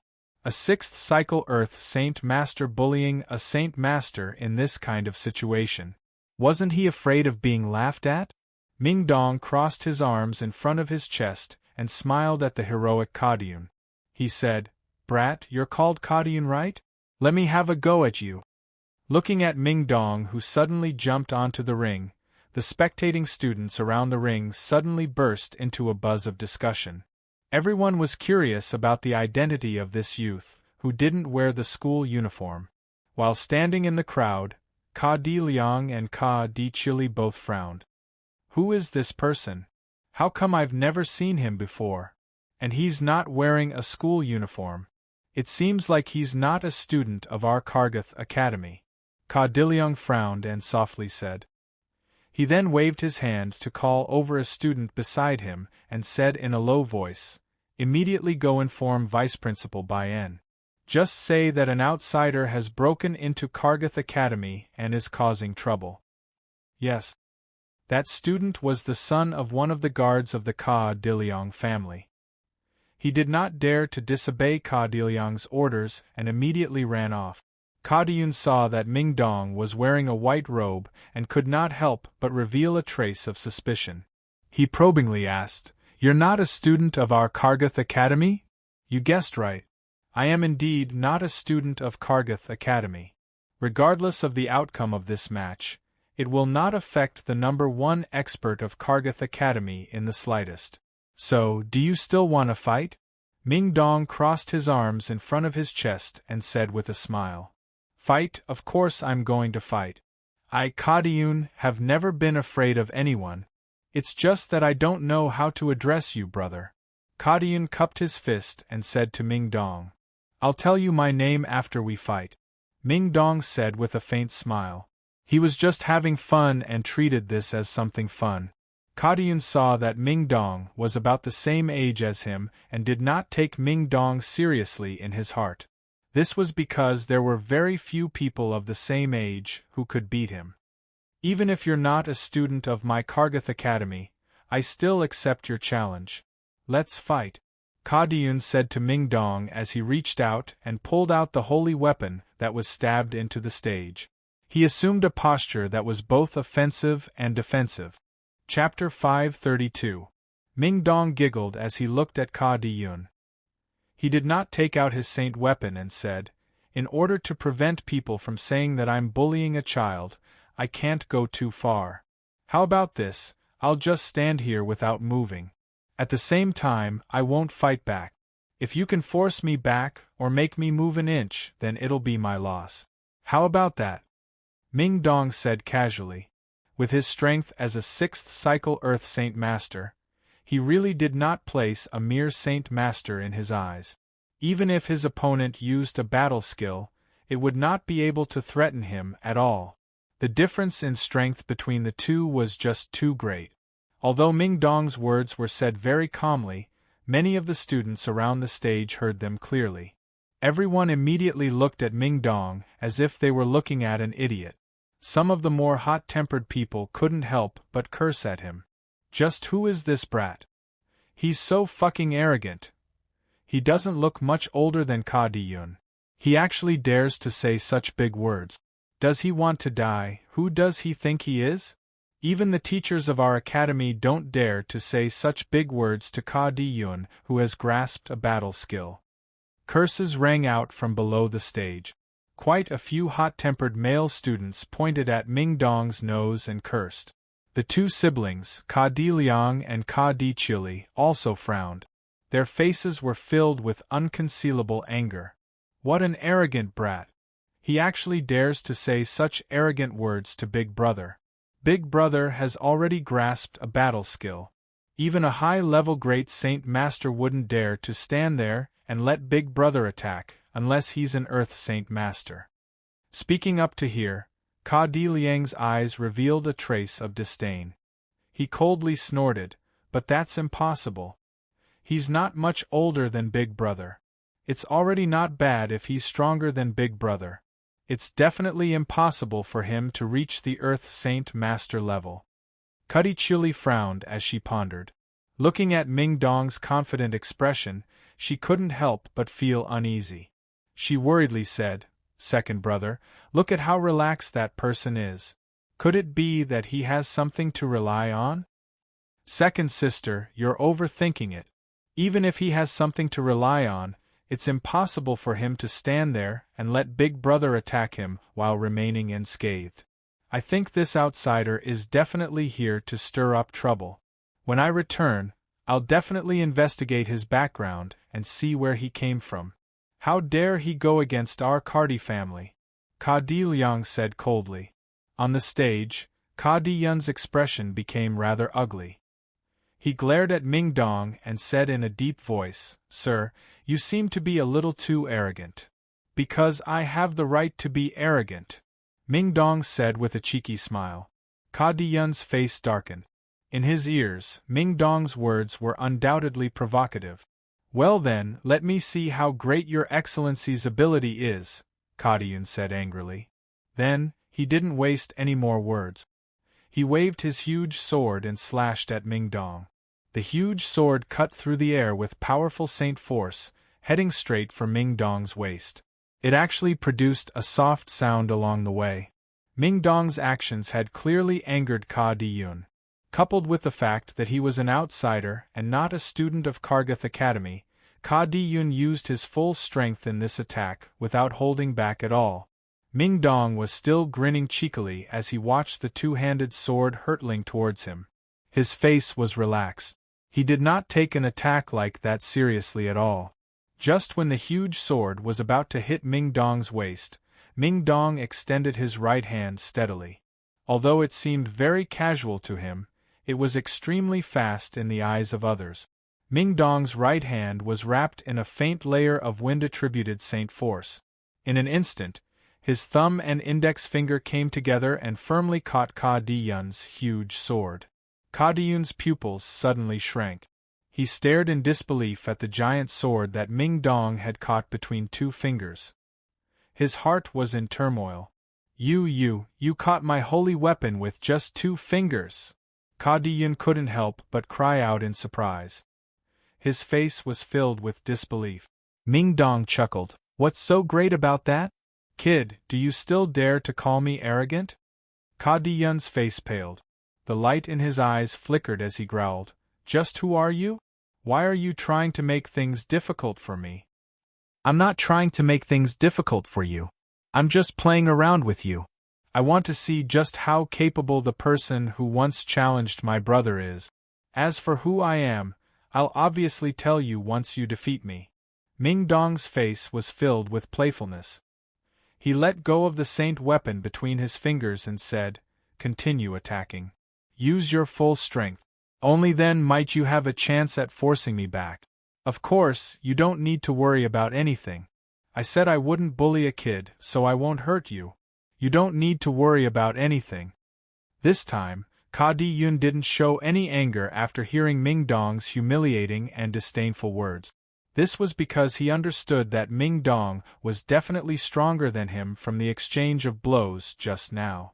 Ka Di-yun gripped his huge sword tightly as he glared at Ming Dong like a venomous snake.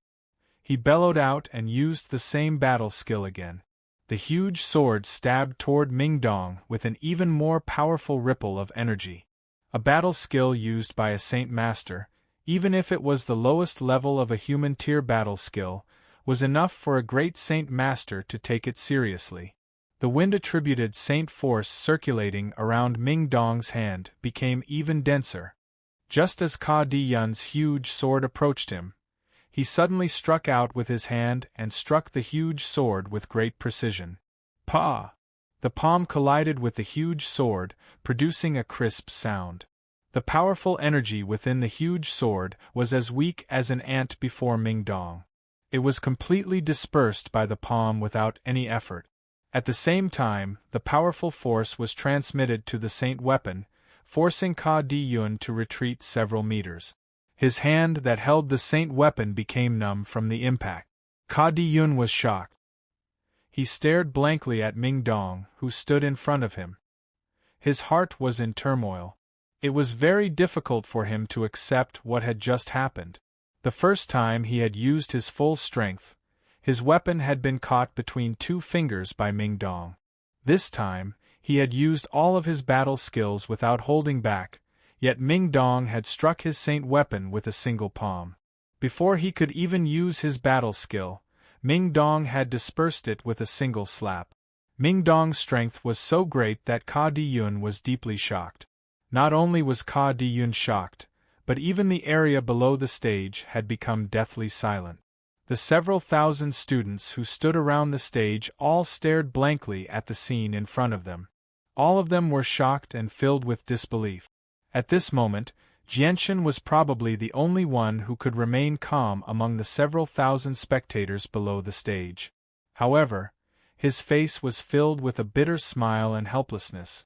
Ming Dong clapped his hands and stared at Ka Di Yun with a smile. He hooked his finger and said, "Come, come, come. Let's continue.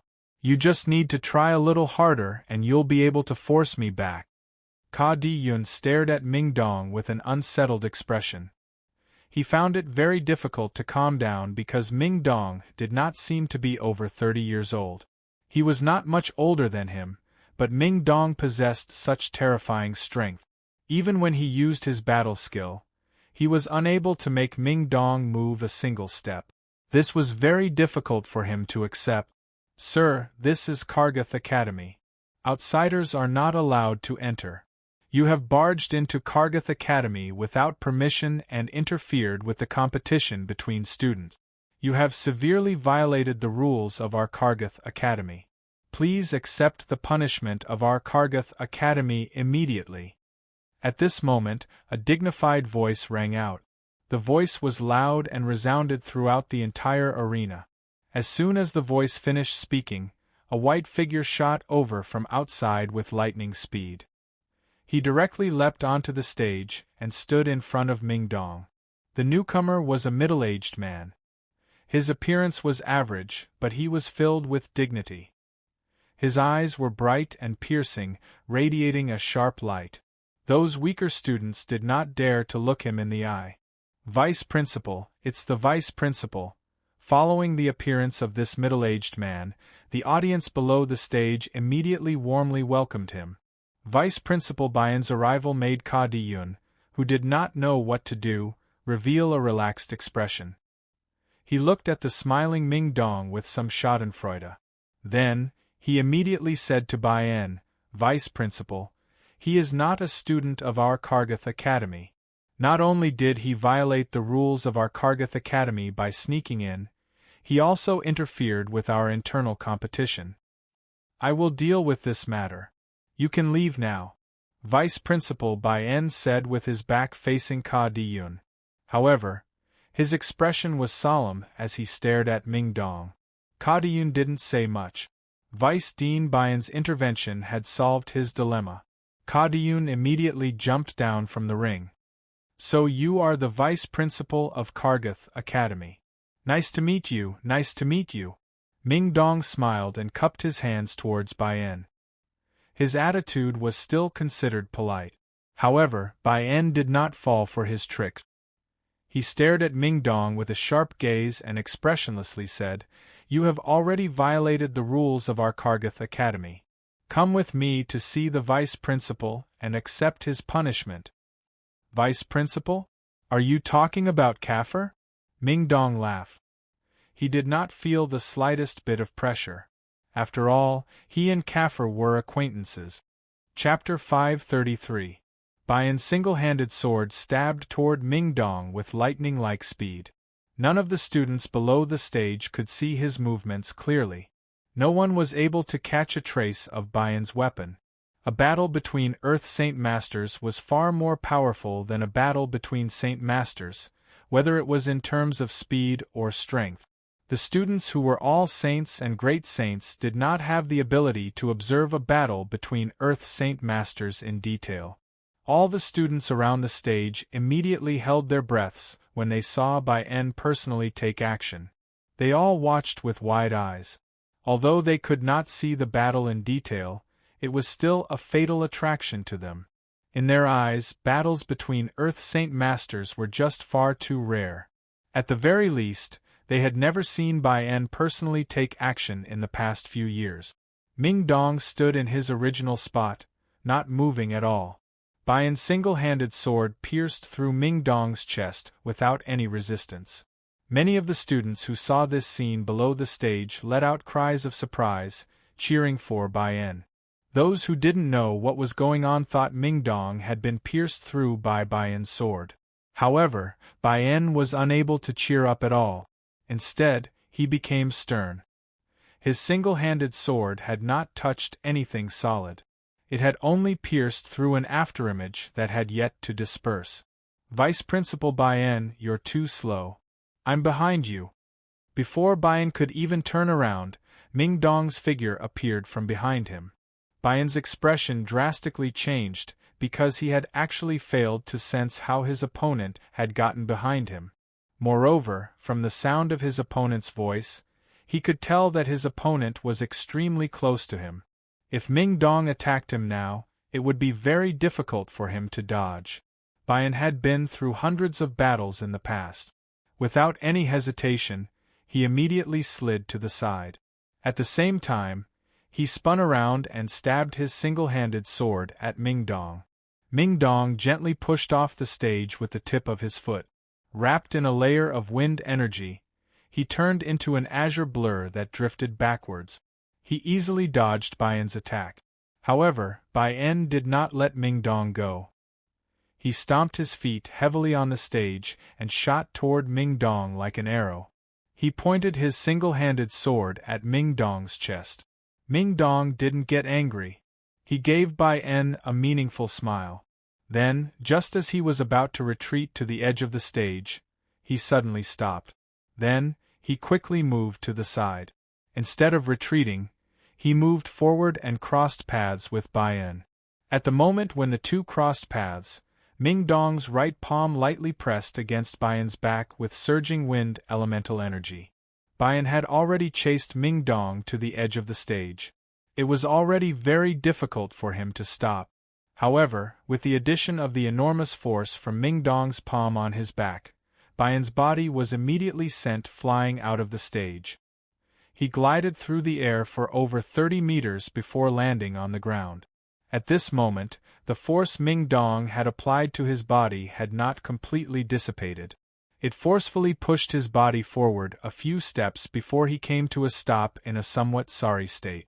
Ming Dong and Bayan had exchanged a few blows in the blink of an eye.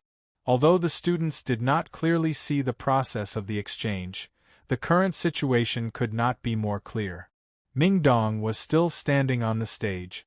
Although Vice President Bayan did not know why he had flown out of the stage, according to the rules of the arena, once he left the stage, it was considered a loss. Vice President Bayan's situation clearly meant that he had already lost this match. When the situation in front of them became clear, the eyes of the several thousand students all widened. Their faces were filled with disbelief. This was because everyone could clearly see that Vice President Bayan had completely lost to this unknown outsider. This time, even the three Kadiyun siblings were tongue-tied. They stood there blankly for a long time without saying anything. Although the three siblings knew that Ming Dong was very strong, They never thought that Ming Dong's strength would be at such a level. Even Vice President Bian had lost to him. HHHE. Is he really an Earth Saint Master? Ka Diliang said with some difficulty. The shock in his heart had already reached an extreme level. This was because Ming Dong's age was just too young. He was not much older than his brother Kadiun. Kadiun and Kadakialai did not say anything. Their gazes were complicated and filled with shock as they stared at the nonchalant Ming Dong on the stage. But Ming Dong's demeanor caused Kadichuli and Kadiyun to simultaneously have a crazy thought. Could it be that defeating Kargath Academy's vice principal, Bian, was an insignificant matter to him? Vice President Bian also stared at Ming Dong on the stage with a face full of shock. His heart was filled with incomparable shock. As the person involved, he obviously understood that Ming Dong's palm strike on his back was enough to heavily injure him. He was only being merciful. Vice President Bian suppressed his shock and jumped back onto the stage. His expression was complicated as he looked at Ming Dong. He cupped his fist and said, "Brother, thank you for being merciful." Bian's words were like a heavy bomb in the ears of many students, causing their minds to shake violently. Ming Dong waved his hand without a care. He said, "We're all family. I was just playing around. If I had really injured you, I'm afraid that my brother would not have let me off easily." "Ha ha ha ha, little friend, why didn't you inform me that you were coming to my Kargath Academy to play? I could have come out personally to greet you. How could such a misunderstanding have occurred?" At this moment, an old man's laughter came from the sky. An old man in a white robe slowly flew over with a smile on his face. "It's the president. The president is here." Seeing this old man, all of the students immediately went into an uproar. Headmaster Kafir was one of the most famous experts in the Jessen Kingdom, and had a very high prestige in the eyes of the students. However, because the headmaster rarely appeared in public, it was hard for the students to see him even if they stayed here for 4 or 5 years. Now that the president had suddenly come in person, how could they not be excited? President Kafir of Kargath Academy slowly landed on the stage. He looked at Ming Dong with a smile on his face. His expression was very gentle. "President Kafir, I didn't think that you would actually come. Haha, an outsider like me seems to have broken some rules by coming to Kargath Academy. You won't be angry, right?" Ming Dong cupped his hands towards Kafir and smiled. No, it's our honor to have little friend come to our Kargath Academy to play. I can't wait to welcome you, how could I be angry?" President Kafir said with a smile. Then he stood up and looked at Bian. He said, "Bian, it's not wrong for you to be defeated by this little friend. If this little friend didn't show mercy, you would have been seriously injured. Next time, don't act so recklessly, understand?" "Bian understands," Bian replied respectfully. Then he looked at Ming Dong with a complicated gaze. He was curious about Ming Dong's identity. He cupped his hands and asked, "How should I address this brother?" President Kafir laughed and said, "This little friend is called Ming Dong. He is a respected guest of the kingdom of Jessen. Bian, you should have heard of little friend Ming Dong's great name." "Ming Dong?" Bian was slightly surprised. He seemed to be in deep thought, but his expression soon changed. He stared at Ming Dong in shock and cried out, "Don't tell me he's that Ming Dong who heavily injured the enemy Heaven Saint Masters with a Heaven Tier battle skill as an Earth Saint Master at the Northern Fort?" Bian did not suppress his voice in the slightest, so many of the students in the field could hear him clearly, causing an uproar to break out. "What? He's that Ming Dong who showed off his skills at the Northern Fort. So he's Ming Dong. No wonder he's so strong. I heard that Ming Dong's strength is infinitely close to becoming a Heaven Saint Master. He's only a step away. I heard that Ming Dong has grasped a Heaven Tier battle skill and injured quite a few peak Heaven Saint Masters." After the battle at the Northern Fort, Ming Dong's name had spread far and wide in the kingdom of Jessen. There was almost no one who did not know him. Even in the Kargath Academy, there were very few people who did not know his name. This made him an idol in the hearts of many students.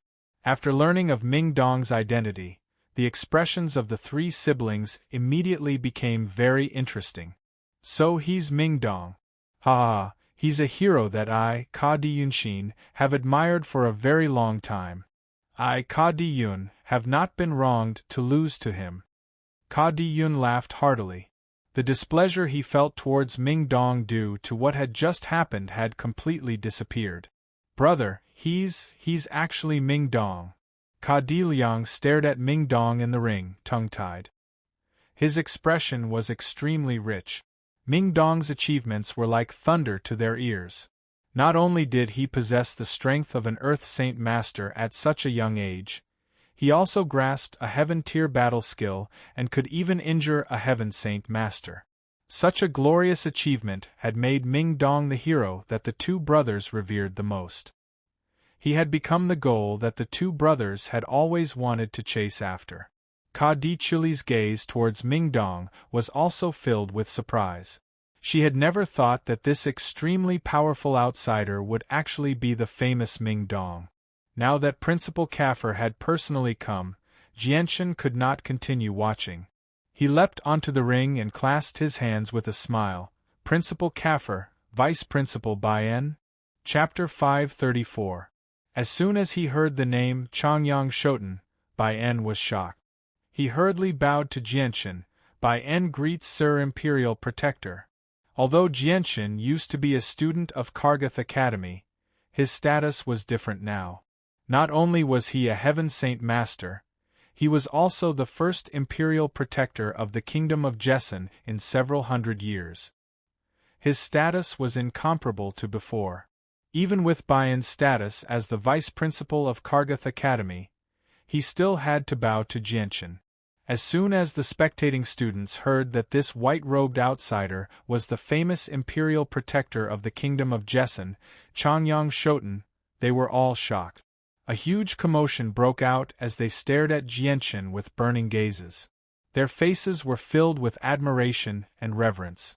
If Ming Dong was said to be the object of worship in the hearts of the students, then Jianchen was a high and mighty god in the hearts of the students of Kargas, an inviolable existence. This was because Jianchen had once been an influential figure in Kargath Academy. The things that had happened to him in Kargath Academy were still passed down to this day. He was the champion of the freshman competition. He had hunted down magical beasts and obtained a shocking amount of monster cores. He had defeated Ka Di-Yun, who had condensed a saint weapon, with his strength not even at the saint realm. Finally, he had severed the arm of the Huayun sect's junior sect master, Ching Mingxiang, with his strength only just reaching the saint realm.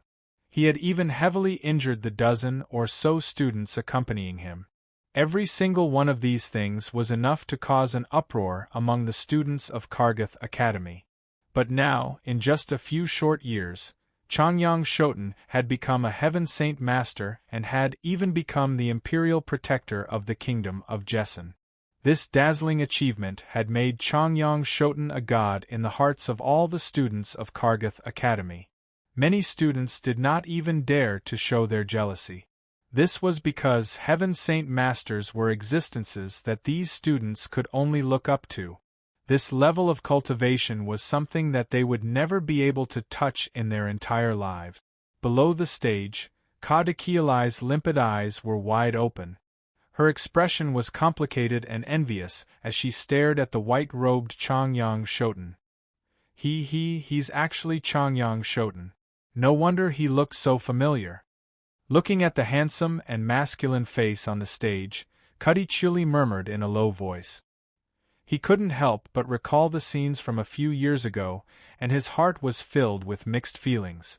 Back then, Changyang Shoten, her and her second brother, Ka Di-Liang, had all entered Kargath Academy at the same time. None of them had reached the Saint Realm and were still below the Saint Realm. But now, only a few years had passed. The strongest of the three siblings, Ka Di-Yun, had only recently broken through the bottleneck of Great Saint Realm and had yet to leave Kargath Academy. On the other hand, Jianshan had become a peak Heaven Saint Master in just a few years. Heaven Saint Master, this was a level that many people yearned for. After learning the identities of Jianshan and Jianshan, the only ones who could remain calm were the three siblings. Ka Diun and Ka Diliang also stared at Jianshan with complicated expressions. They were speechless for a long time because the two of them still remembered the unhappiness that had occurred between them and Jianshan. Although Jianshan had become a Heaven Saint Master and was the imperial protector of the kingdom of Jessan, he did not put on any airs. He quickly helped Vice Principal Bai En up and said a few polite words. Changyang Shoten, since you've come, why don't you come to my place and have a seat? Allow me to be a good host, Keifel said with a smile. The fact that Jianshan was able to come to Kargath Academy meant that he hadn't forgotten about this place. This made Headmaster Kafir overjoyed as well. Then I'll have to trouble you, Principal. Jianshan clasped his hands with a smile. It's no trouble at all. You being able to come here is the honor of all the teachers and students of Kargath Academy. Kafir said with a chuckle. Then, he slowly rose into the air and flew towards the tower in the center of the academy. Jianshan did not want to fall behind. He controlled the wind element with his mind and brought Ming Dong into the air. He followed behind Keifel and left the arena at a steady pace, leaving behind a large group of students who looked at them enviously. Very quickly, Jianshan and Ming Dong followed behind Keifel and flew to the top floor of the tower. This was not only Keifel's office, but also his resting place. There was a guest hall and a lounge. Keifel walked to the table and sat down. After telling Jianshan and Ming Dong to sit down, he took out a bottle of wine from his space ring and poured a cup for them, saying, "This is a gift from an old friend who specializes in wine. It's called 100-flower wine. It's made from hundreds of precious ingredients and special refining methods. It's extremely precious, and I usually can't bear to drink it. Have a taste and see how it tastes." Jianshan and Ming Dong did not stand on ceremony and picked up the cup to taste it. After taking a small sip, they let out a sigh. It really is good wine. It's much better than the imperial wine I drank in the palace. Jianshan also downed the wine in his cup. It had to be said that the wine Kafir had brought out was indeed very delicious, but compared to the 100 herbs brew the Ape King had given him, it was still a far cry. After drinking this cup of wine, Jianshan gently put down the cup and took out a jade bottle from his space ring, saying, "Principal Keifel, I'll also treat you to a cup of real wine." Jianshan took out the 1,000-year-old 100-grass wine. Back then, the Ape King had given him 5 caddies, and in order to increase his strength, Jianshan had used 9 caddies. Now, he only had 1 caddy left. As Jianshan slowly poured out the 1,000-year-old 100-grass wine from the jade bottle, a strong wine aroma spread out, filling the entire room in an instant.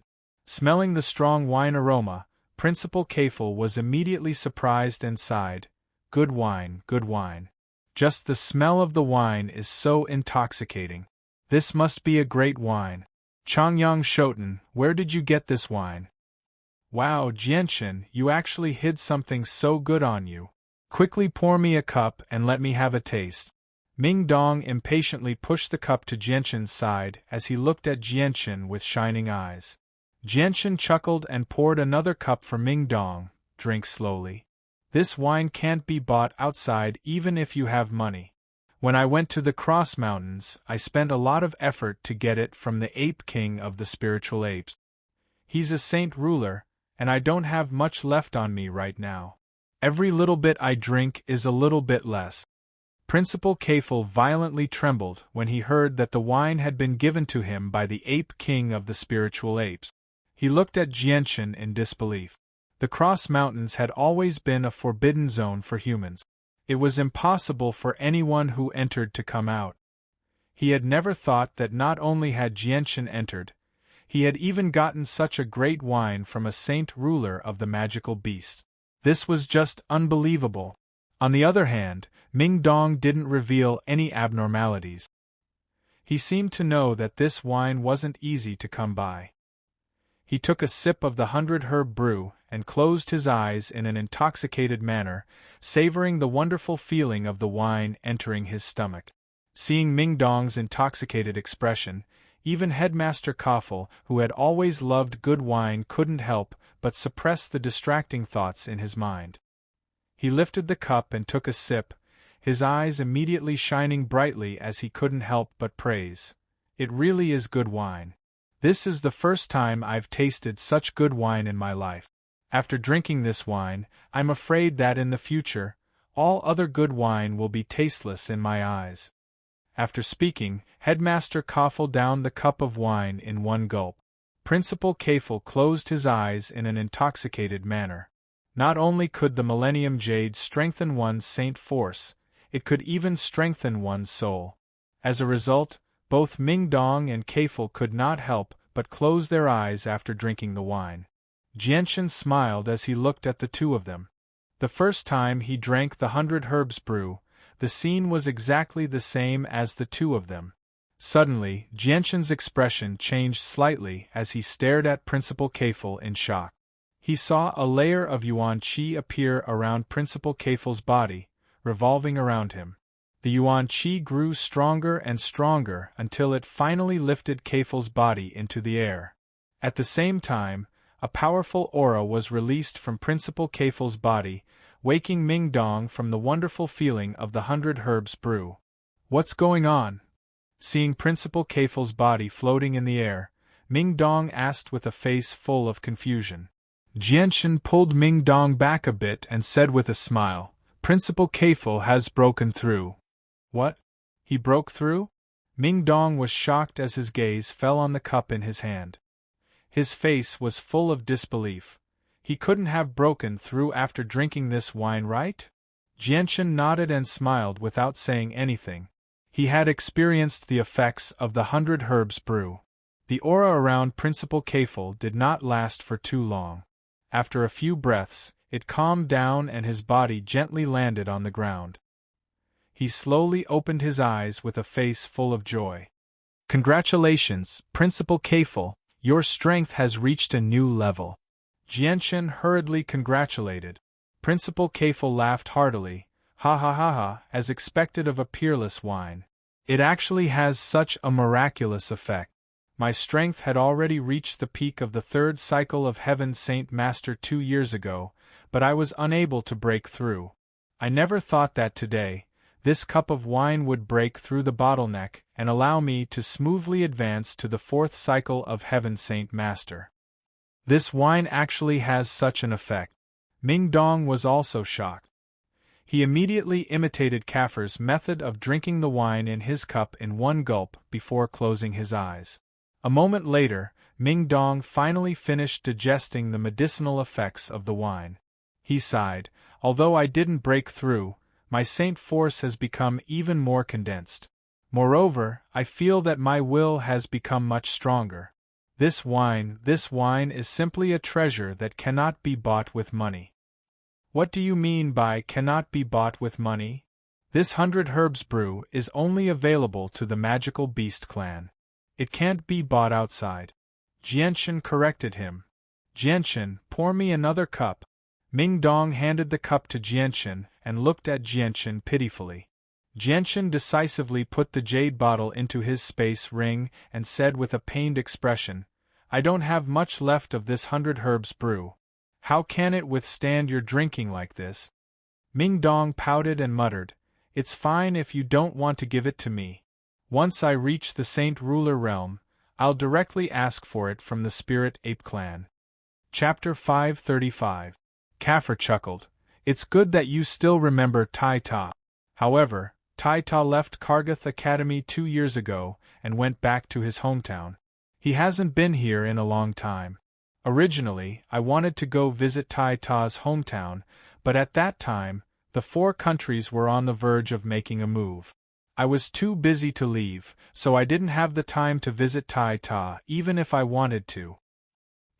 Speaking of which, I'm really not a good teacher. Tai is still young and needs to be properly trained, but I didn't really teach him much. Principal Kaffir, there's no need to blame yourself. Although Tai is a simple and honest person, I can see that he has great talent in martial arts. Perhaps he doesn't need anyone to teach him, and can learn without a teacher.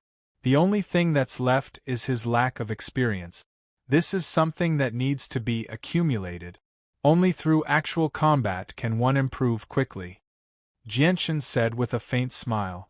Kaffir nodded in agreement and said, I remember Iron Tower once told me that his hometown was in a small mountain village. The location seemed to be more than 1,000 kilometers to the north, in the mountains. Halfway up the mountains there was a small city.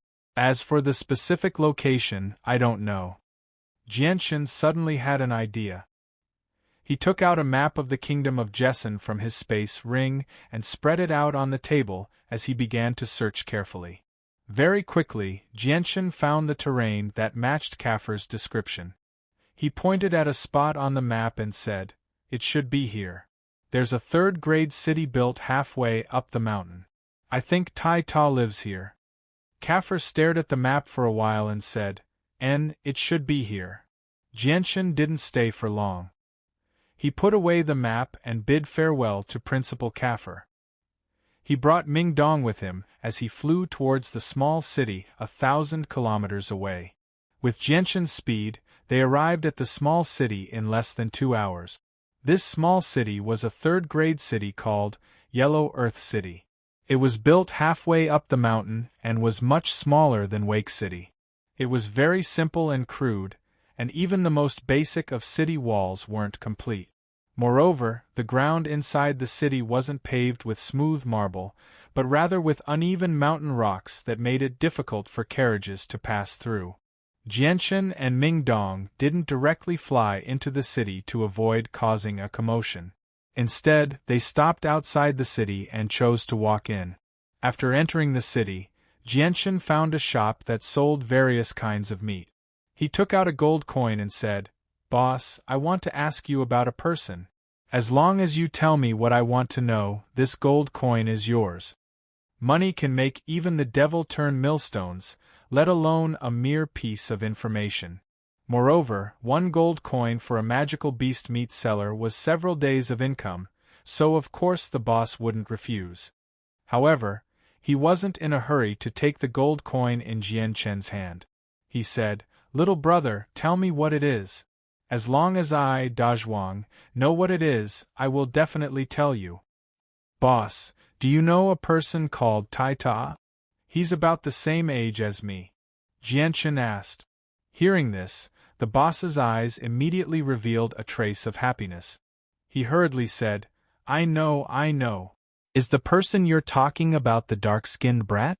He's a very sturdy-looking fellow with dark skin. He's a very honest young man. Yes, that's him. Boss, do you know where he lives? Jianchen's face lit up as he hurriedly asked. The boss's expression suddenly became cautious. He stared at Jianchen and Ming Dong warily and said sternly, Who are you two? What business do you have with the dark-skinned brat? Jianchen knew that the boss was afraid that he would do something harmful to Tai, so he hurriedly revealed his identity. Boss, we're from Kargath Academy. We were once classmates with Tai. We've specially come to visit him this time. The boss immediately let down his guard when he heard that Jianchen and Ming Dong were students of Kargath Academy. He looked at the two enviously and said, Kargath Academy is the best academy in the kingdom of Jessen. Every student who can enter Kargath Academy is very talented. I've heard that the new imperial protector of the kingdom of Jessen was once a student of Kargath Academy as well. Jianchen and Ming Dong smiled when they heard this, but did not say anything. The boss thought for a moment and said, Since you're the dark-skinned brat's classmates, I'll tell you where he lives. As he spoke, the boss pointed behind him and said, Walk 20 kilometers to the back of the mountain, and there's a small river. There's a small forest beside the river, and there's a small mountain village in the forest. There's a row of houses in the village, and one of the houses is where the dark-skinned brat lives. Why don't you just say that he lives in a small mountain village 20 kilometers away from the back of the mountain? You're making me dizzy. Ming Dong didn't know whether to laugh or cry. Jianchen chuckled and tossed the gold coin to the boss. He then pulled Ming Dong out of the small town. At the same time, he leapt through the forest and hurried towards the back of the mountain. A short distance of 20 kilometers was far too short for the two of them. Jianchen couldn't even be bothered to fly. From time to time, one or two wild beasts would leap out of the forest and howl at the two of them. However, the two of them couldn't even be bothered to look at these beasts that weren't even Class 1 magical beasts. Jianchen and Ming Dong leapt through the forest with lightning speed. After crossing a river that was around 5 meters wide and passing through a small forest, they really did find another small mountain village. The small mountain village was very small. There were only about 30 families living in it. All the houses were lined up neatly. Around the small mountain village there was a field. The field was filled with all kinds of crops and rice. There were even some villagers working in the field. Jianchen and Ming Dong walked through the fields and arrived before the mountain village with light step. After a long journey, their shoes were still spotless. There wasn't a speck of dust on them. Because the two of them were wearing luxurious robes, they were very conspicuous compared to the villagers who lived in the small mountain village. Therefore, when the two of them approached, they attracted the attention of many villagers. Immediately, many of the villagers became nervous, and many of them even tightly gripped the hoes and sickles used for farm work. "Young masters, may I ask why you've come here?" An old man trembled as he arrived before the two of them and asked carefully. Jianchen was an amiable person. He smiled at the old man and said gently, "Sir, we're students from Kargath Academy. We used to be classmates with Tai Ta. We've come here mainly to find Tai Ta." "Oh, so you're Little Black's friend." The old man let out a sigh of relief. He waved his hand at the surrounding villagers and said with a hoarse voice, "Everyone, don't be nervous. These two are students from Kargath Academy. They've come here to find Little Black. They used to be classmates with Little Black." Hearing this, the tense expressions on the villagers' faces immediately relaxed. Jianchen looked at this scene with suspicion. These villagers' reactions seemed a bit abnormal. "Sir, did something happen here recently?" Jianchen asked curiously. Nothing. The old man waved his hand and said, "Little Black went hunting in the mountains early in the morning. He'll probably be back in a while. You guys go sit in the house first." Jianchen thought about it and agreed. "All right, then I'll bother you." At this moment, a deep voice came from afar. "Father, mother, grandfather, first uncle, second uncle, uncles, aunties, I'm back." Jianchen and Ming Dong instinctively turned their heads and saw a burly, dark-skinned, bald man walking over with a wild boar on his shoulder. "That's Little Black. Little Black's back." "You've actually hunted such a large wild boar again," the old man said happily. Ming Dong studied the burly man carrying the boar and asked in disbelief, "Jianchen, is this the Tai Ta you're looking for?" Jianchen nodded with a smile. "That's right. He's Tai Ta. He was the only friend I knew back in Kargath Academy. A few years have passed. Although he's changed so much that I almost can't recognize him anymore, his voice is still the same as before." At this moment, Tai Ta, who had returned with the wild boar, also noticed the two extra people in the village. He paused slightly before throwing the wild boar to the ground. He strode over to Jianchen and asked, "Who are you two? Strange, why do I feel a sense of familiarity from you? Have we met somewhere before?" Tai Ta's voice was rather cold at first, but when he noticed Jianchen, he immediately became suspicious. He stared at Jianchen in surprise and doubt. Jianchen was amazed as well when he saw Tai Ta. After a few years, Tai Ta had actually become even more burly. Just his body alone made him seem like a small mountain. With Jianchen's height of 1.8 meters, he could only reach Tai Ta's chest. Tai Ta was at least 2.5 meters tall. Jianshan raised his head slightly to look at the mountainous Tai Ta. He smiled brightly and said, Tai Ta, it's only been a few years. Can't you recognize me already? Tai Ta frowned when he heard the familiar voice. He pondered for a moment and murmured, this voice. After a moment of thought, Tai Ta's eyes suddenly lit up as if he had thought of something. He immediately stared at Jianshan in wild joy and said excitedly, why, you're Changyang Shoten. You're Changyang Shoten. I remember your voice. Jianshan chuckled. Tai Ta, I thought you'd forgotten about me. Chapter 536. Tai Ta's voice was filled with excitement. Jianshan was his best friend back in Kargath Academy, especially when the two of them hunted magical beasts. That was an unforgettable memory that he would never forget. Jianshan's frail figure was wrapped around by Tai Ta's bear-like body. He immediately felt a great force bind him. Feeling Tai Ta's thick arms, Jianshan was secretly surprised. Compared to a few years ago, Tai Ta's strength had clearly increased by a lot. Even with his body that had been tempered by chaotic force, it was still rather difficult for him to endure. Jianshan gently pushed Tai Ta away with both hands. Looking at the huge man who seemed like a black bear, he was secretly amazed.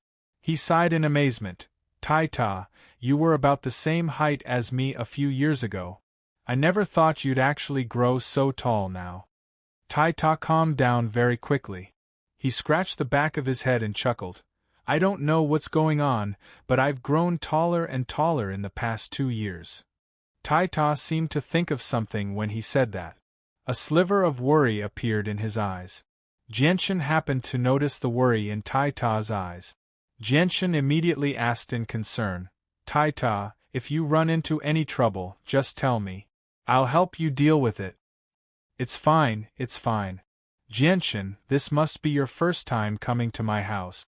Come, let's have a seat in my house. Tai Ta placed his right hand on Jianshan's shoulder affectionately. He held onto Jianshan's shoulder and made his way to the wooden hut nearby. After taking a few steps, Tai Ta suddenly noticed Ming Dong, who he had basically ignored. He chuckled and said in a low, muffled voice, Jianshan, this is your friend, right? Jianshan chuckled and introduced, this is Ming Dong, my best friend. Tai Ta wrapped his other arm around Ming Dong affectionately. He said enthusiastically, since you're Changyang Shoten's brother, you're my brother as well. Brother Ming Dong, let's have a seat in the house. Hey Z, we have guests. Big guy, these two are your friends, right? Big brother de Zhuang, who are these two big brothers? At this moment, the villagers in the surroundings all gathered over curiously. They all called Tai Ta by different names, all very casually. Tai Ta smiled honestly and greeted the villagers. After bidding farewell to everyone, he led Jianshan and Ming Dong into a wooden hut. The wooden hut was very large and was divided into 6 areas. There was a kitchen for cooking, a living room for eating, and 4 rooms for resting. Tai Ta lived in one room, his parents lived in another, his grandparents lived in another, and Tai Ta's great-grandfather lived in the last room. He was an ordinary old man who had lived for over 150 years. He did not know Saint Force. Tai Ta led Jianshan and Ming Dong to a table and sat down. Afterward, he immediately took out a basin of the most ordinary rice wine and a large piece of cold barbecued meat to entertain the two of them. Changyang Shoten, Ming Dong, our family is not as wealthy as those in the city, so we can only take out these things to entertain you. Tai Ta laughed awkwardly as he looked at the rather shabby rice wine and barbecued meat on the table. He was extremely embarrassed. Jianshan and Ming Dong were not picky people. They waved their hands and said a few polite words without minding it at all. Afterward, they began to eat in large mouthfuls. Although the taste was not that great, it was still Tai Ta's good intentions, so the two of them had to try it no matter what. Jianshan placed a piece of barbecued meat in his mouth and looked at Tai Ta. He said in a muffled voice, Tai Ta, I heard you left Kargath Academy 2 years ago and never returned. Did something happen to your family? Tai Ta's expression changed slightly when he heard that. Fear filled his eyes as he stammered, unable to say anything. Jianchen swallowed the last piece of meat and stared at Tai Ta closely. He said sternly, Tai Ta, just tell me what you've encountered. Do you not treat me as a brother? Tai Ta panicked. He waved his hand in a panic and said, No, Changyang Shoten, don't misunderstand. You've always been my best brother. Then just tell me what you've encountered. Perhaps I can help you solve it. Jianchen pursued. He was certain that Tai Ta had encountered some trouble. Tai Ta was one of his most recognized friends. Since he was in trouble now, Jianchen felt like he would not just sit by and watch. Tai Ta, just tell Jianchen what you've encountered. Don't worry, Jianchen is no longer the same person who fooled around at Kargath Academy a few years ago. There really isn't anything in the kingdom of Jessen that Jianchen can't solve, Ming Dong said. Ming Dong said as well. Just like Jianchen in the past, Ming Dong had already accepted Tai Ta as a friend from Tai Ta's honest appearance. This was because honest, and down-to-earth friends were easier to get along with than those who were cunning and scheming. There was no need to constantly worry about being set up by others. Tai Ta hesitated, as if he was struggling to make up his mind. He hesitated for a long time before finally making up his mind. He gritted his teeth and said, Changyang Shoten Ming Dong, it's inconvenient to talk here. Let's go up the mountain. Alright. Jianchen and Ming Dong stood up without any hesitation. The three of them made their way up the mountain with vigorous steps. They walked 10 kilometers into the depths of the mountain before stopping.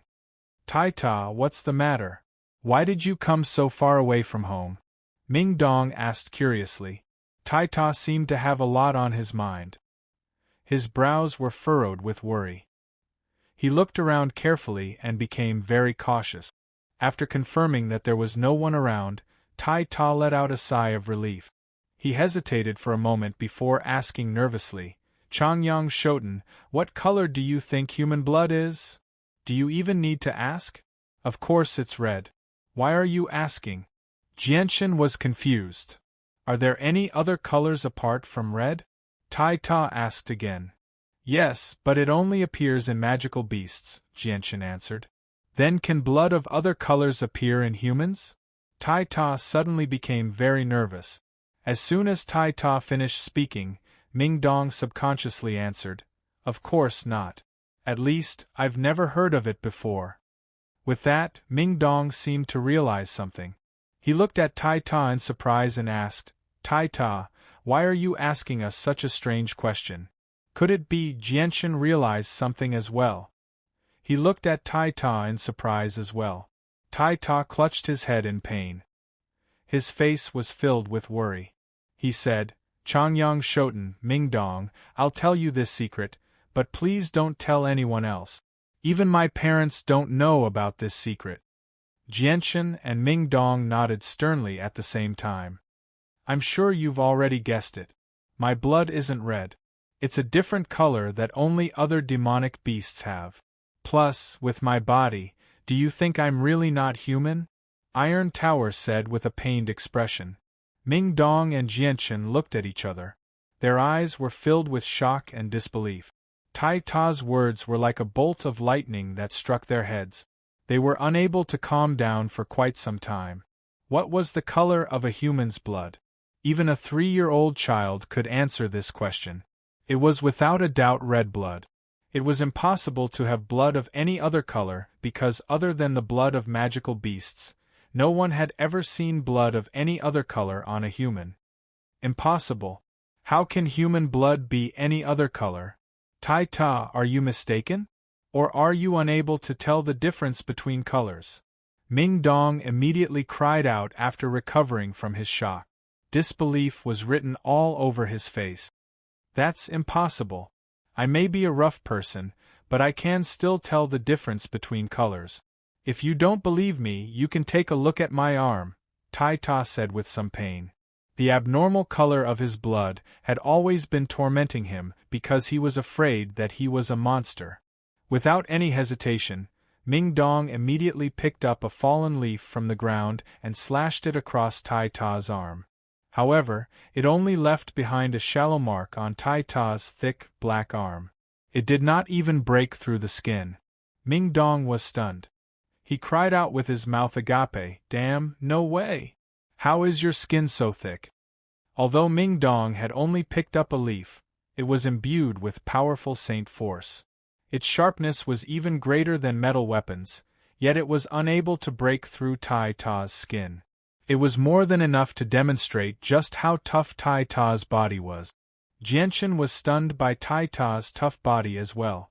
Although he knew that Tai Ta's body was extremely tough a few years ago, it was nowhere close to reaching such an exaggerated level. Normally, when I come across wild beasts in the mountains, I'll just stand there and let them bite me. They won't be able to hurt me, Tai Ta said rather complacently. Let me try again. Ming Dong refused to give up. He picked up another leaf and channeled even more powerful saint force into it before slashing it across Tai Ta's arm again. The result this time was slightly better than before, but it only managed to break through the outermost layer of skin on Tai Ta's arm. It was extremely shallow, and not a single drop of blood flowed out. Your skin is just too thick. It's almost as tough as a Class 5 magical beast. I think it'll be very difficult to make you bleed if I don't use a saint weapon, Ming Dong sighed in amazement. Let me do it then. Jianchen grabbed one of Tai Ta's arms and an azulate sword chi shot out from the tip of his finger before gently slashing it across. Before the azulate sword chi, Tai Ta's tough body was as fragile as a piece of tofu. A gash appeared without any effort and immediately, a golden liquid flowed out from Tai Ta's arm. Chapter 537. Tai Ta sighed as he watched the blood slowly flow from his arm. Changyang Shoten, do you see that? My blood isn't red at all. What's going on? Jianchen murmured in shock. Tai Ta's blood was actually golden. That was just too strange. Jianchen, look. His blood is actually glowing. Ming Dong exclaimed as he pointed at Tai Ta's arm. His eyes widened. Jianchen immediately took a closer look with that. Sure enough, there was a faint layer of golden light radiating from Tai Ta's golden blood. However, the light was extremely faint. If it were not for the fact that they were in a dark place, they would not have noticed it at all. With that, Jianchen became more and more surprised. Not only was Tai Ta's blood golden, but it also glowed with a golden light. He had never seen or heard of such an unbelievable sight before. Tai Ta, why is your blood like that? Jianchen asked in shock. I don't know either. Tai Ta's face was filled with innocence. He was also very confused as to why his blood was golden. From what I know, only the blood of magical beasts has other colors. Human blood is all red without exception. Tai Ta's blood is actually golden. That's just unbelievable, Ming Dong exclaimed. Jianchen, look at how big I am and how dark my skin is. Do you think I'm not human at all, but a magical beast or some monster? Tai Ta stared at Jianchen nervously. His face was filled with worry and fear. He was extremely afraid that he would end up like that. That shouldn't be the case. Jianchen furrowed his brows tightly. What was happening to Tai Ta was just too strange. After a moment of thought, Jianchen asked, Tai Ta, have you eaten anything special in the past? After a moment of thought, Tai Ta shook his head. No, I've only eaten normal things. It's either wild beast meat or academy food. Then have you eaten any strange fruits or plants? Ming Dong asked. No, I've never eaten them before. Tai Ta shook his head firmly. Then when did you discover that your blood was golden? Did you feel any discomfort in your body or, anything different from before?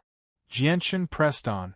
Tai Ta thought about it and said, that day at Kargath Academy, I was accidentally injured by a very powerful magical beast when I went hunting alone. I started bleeding. Only then did I suddenly discover that my blood had become golden. Jianchen muttered after a moment of thought, that's strange. When we were attacked by the wolves at Kargath Academy, I clearly remember that your blood was still red. How did it suddenly become golden? Jianchen furrowed his brows and pondered for a moment. Suddenly, a thought flashed through his mind. He said, Tai Ta, from the day I left Kargath Academy until you discovered that your blood was golden, did you feel any changes in your body? No, it was very normal. It's just that after I condensed my holy weapon, I felt that my strength was growing every day. Even if I didn't cultivate, it would still grow. It doesn't seem like it will stop. Also, my body seems to be rapidly growing taller. Look, I've already grown this tall. Tai Ta seemed to have thought of something when he said that. He said in surprise, "Oh right, I remember that when I condensed my holy weapon, my body became extremely hot. Every part of my body was very hot, as if there was a ball of fire burning in my body. Could it be because of this?" Jianchen fell silent. He could not help but recall the purple and azure specks of light that had appeared in his dantian when he condensed his holy weapon. Tai Ta's body also felt hot when he condensed his holy weapon. This was clearly unusual because when ordinary people condensed their holy weapon, they would not feel any other symptoms apart from an increase in strength. "It looks like that's probably where the problem lies," Jianchen murmured to himself. "What's the problem?" Tai Ta's eyes lit up. He stared at Jianchen closely. He desperately wanted to know the answer. After a moment of hesitation, Jianchen said, "It's probably because your body suddenly changed when you became a saint. However, that's only my guess because I don't know what caused your blood to change from red to gold." Tai Ta scratched his head in frustration when he still failed to find an answer. He said resentfully, "What's going on? If my body continues to grow like this, will I become a monster in the future?" "Tai Ta, there's no need to worry. Your blood really is very special. From what I know, even if the blood of some magical beasts is very special, they definitely won't have golden blood. Perhaps it's a blessing for you, not a curse," Ming Dong comforted him. But, Tai Ta clearly still could not accept this reality. "There's no buts. Ming Dong is right. If it's a blessing, it's not a curse. If it's a curse, you can't avoid it. Tai Ta, there's no need to worry because this won't solve the problem. Why don't you accept it and stop wasting time on this matter?" Jianchen said sternly. As he said that, he could not help but think about what had happened to him in the past. Back then, he still did not know about the secret of the sword spirit. The sword spirits had remained in his dantian for a long time, which had troubled him for quite a while. However, in the end, it was not a curse at all. Instead, it was a blessing in disguise, allowing him to benefit greatly. "All right, I won't think about it anymore. Who cares if I become a human or a monster in the future? If I really do become a monster, I'll just find a place where there's no one else and live by myself." Tai Ta finally accepted the matter after being comforted by Jianchen and Ming Dong. "That's more like it. Just accept it. Your golden blood might be a symbol of your innate extraordinariness. Don't forget, you were born with great strength." Jianchen chuckled. He took out a piece of cloth from his space ring and wiped away the golden blood on Tai Ta's arm. As the blood was removed, Tai Ta's thick and dark arm was revealed. However, the wound that Jianchen had left on his arm had already vanished. Your wound has actually healed. What powerful regeneration!" Jianchen said in surprise. Tai Ta chuckled. "Whenever I'm injured, my body will heal in a very short amount of time." "Is that why the golden blood is so wondrous?" Ming Dong was surprised. Jianchen waved his hand and said, "Whatever, let's not talk about this anymore. We won't be able to come to a conclusion, no matter how much we talk about it. It's just a wild guess. Tai Ta, it's been a few years since we last met. Let me see just what level your strength has reached." Tai Ta gritted his teeth when he heard that. "I haven't slacked off in the past few years.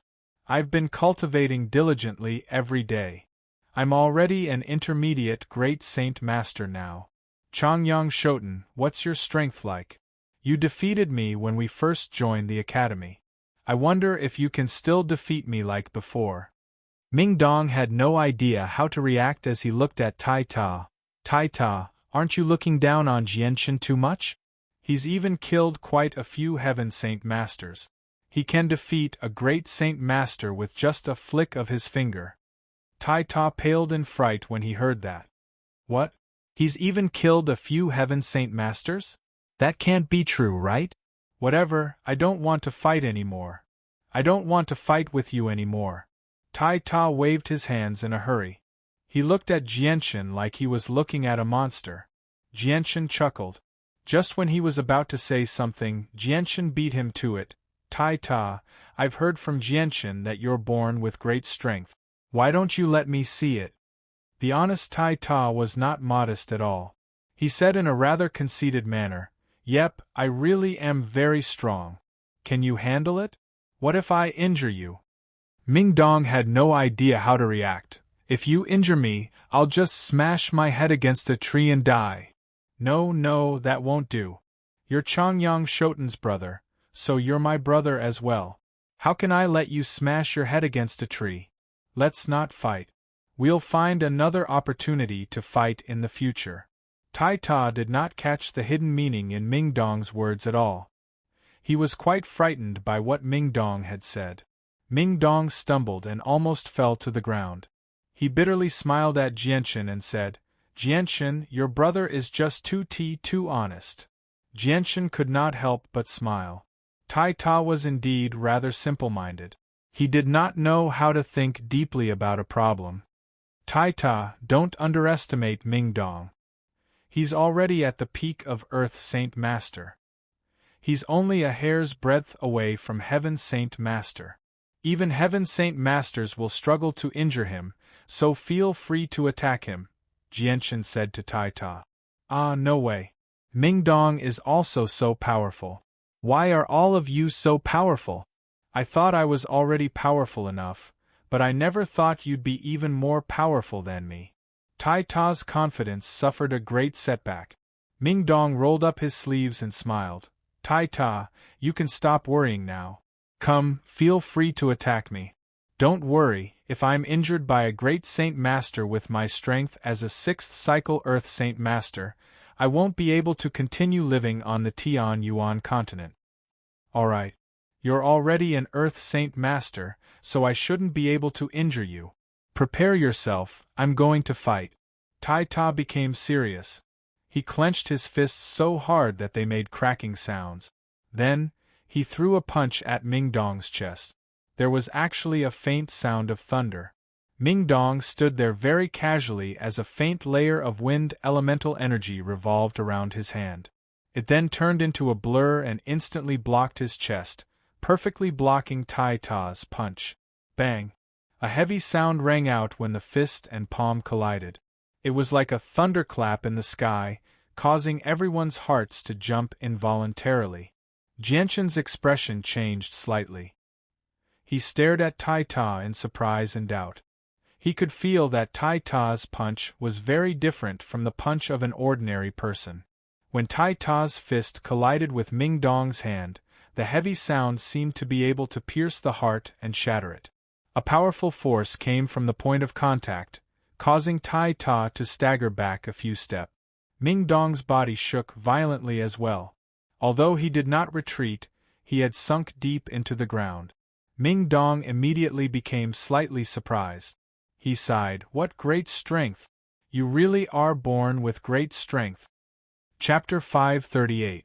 Ming Dong smiled in a carefree manner. "Come, I'll receive it. Use your full strength." "Yeah!" Tai Ta bellowed out.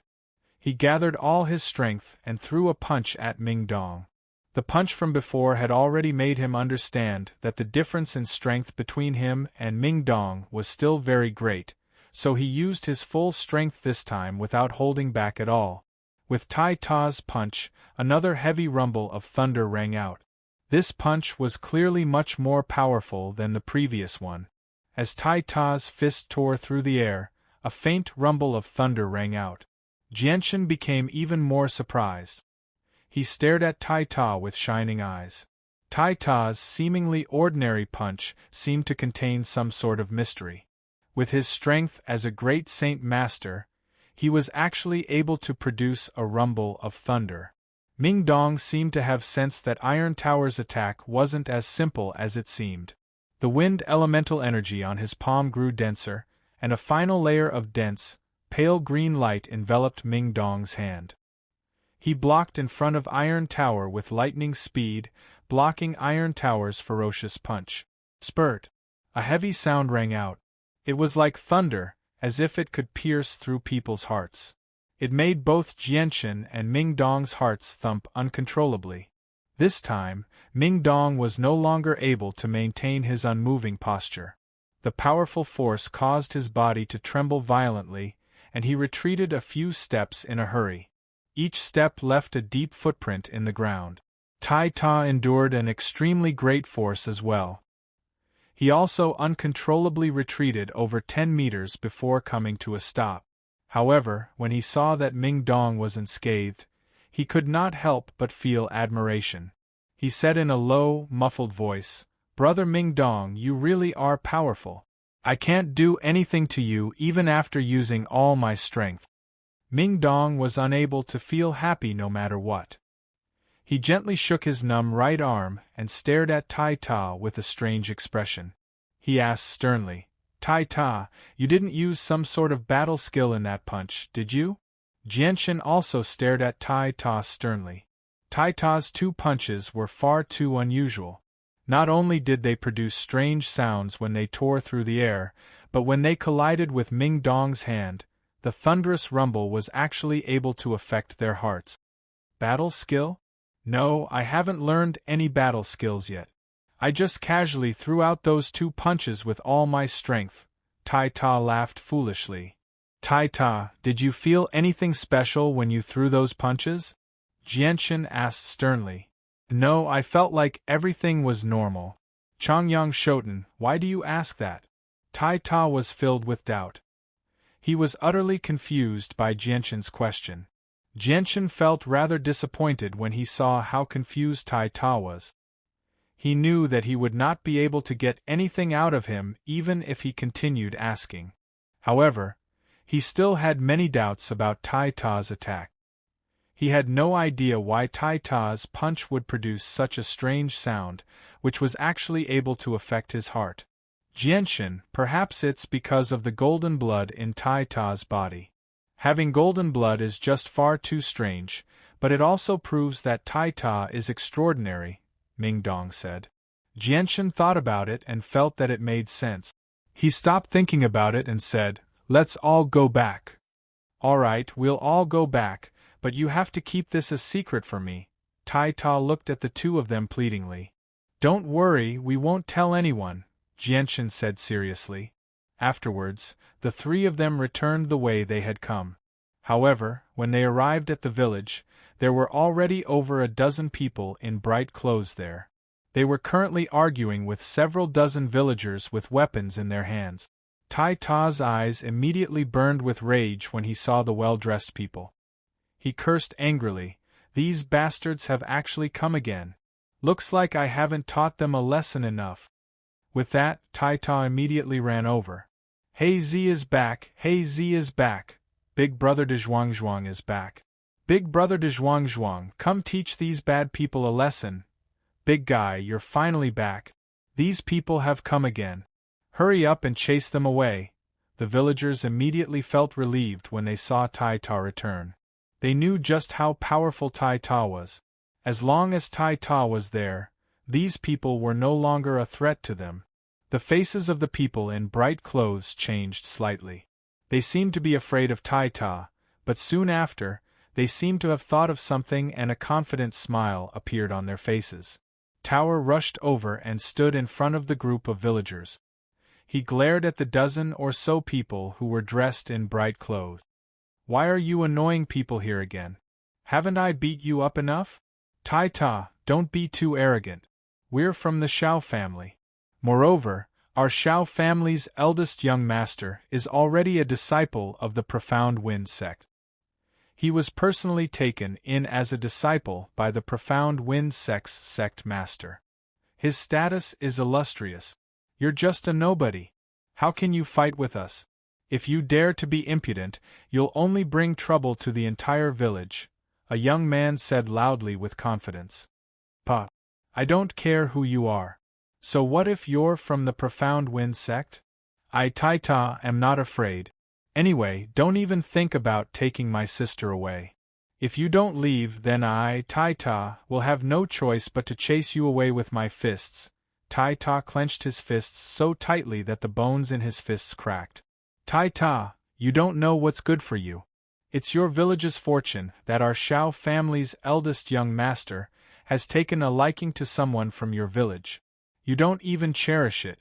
You should know that there are countless young ladies from prestigious families in the kingdom of Jessen who want to marry our eldest young master, a young man in blue robes said sternly. A young man in luxurious blue robes said sternly. If it weren't for the fact that they had suffered at Tai Ta's hands and knew how powerful Tai Ta was, they wouldn't have wasted their time arguing with Tai Ta. At this moment, Jianchen and Ming Dong walked over. Jianchen glanced at the luxuriously dressed people and asked, Tai Ta, what's going on? Tai Ta said angrily, they're from the Shao family. They saw that our village's sister Chiu Yu was pretty, so they wanted to take her away by force and marry her off to some Shao family's eldest young master. These annoying fellows have already come a few times before, but I've chased them away every time. However, they'll come back after a while. It's so annoying. When the people from the Shao family saw Jianchen and Ming Dong's extraordinary appearances and luxurious clothes, they immediately understood that the two of them had a certain background. However, they didn't take them seriously. Now that the eldest young master of the Shao family had been accepted as a direct disciple of the Profound Wind sect's sect master, his status had risen greatly. In the kingdom of Jessen, there weren't many people that they couldn't afford to offend. Who are you two? This is our Shao family's matter. If you know what's good for you, get the hell out of here. Offending our Shao family is equivalent to offending the Profound Wind sect. The consequences aren't something the two of you can bear. A young man who seemed to be in his 30s pointed at Jianchen and Ming Dong as he called out. He was extremely arrogant and domineering. You're courting death. Jianchen and Ming Dong's expressions sank. Ming Dong let out a low roar and a faint green light flashed. He instantly arrived before the young man who spoke and slapped him in the face. Slap. With a crisp slap, the young man was sent flying by Ming Dong's slap. He landed on the ground 3 meters away in a wretched manner. Half of his face was injured and covered in blood. The young man opened his mouth and spat out a mouthful of dirty blood and a dozen white teeth. He glared at Ming Dong with a venomous expression. Just as he was about to speak, the opening and closing of his mouth affected the wound on his face. He grimaced in pain and quickly shut his mouth. Who do you think you are? How dare you speak to us like that? Ming Dong stared at the young man in disdain. The might of Ming Dong's slap had intimidated everyone present. Whether it was the people from the Shao family or the villagers, they were all so shocked that they didn't dare to say anything. The villagers knew how powerful the Shao family was. Ming Dong had injured a member of the Shao family with a single slap, so they were very worried that the Shao family would take revenge on them. On the other hand, the young men from the Shao family were stunned by Ming Dong's strength. We're from the Shao family. The first young master of our Shao family is the direct disciple of the master of the Xianfeng sect. Have you thought about the consequences of offending our Shao family? A young man stared at Ming Dong in both shock and fear as he yelled out sternly. What Shao family? I've never heard of it. If you don't want to end up like him, then piss off.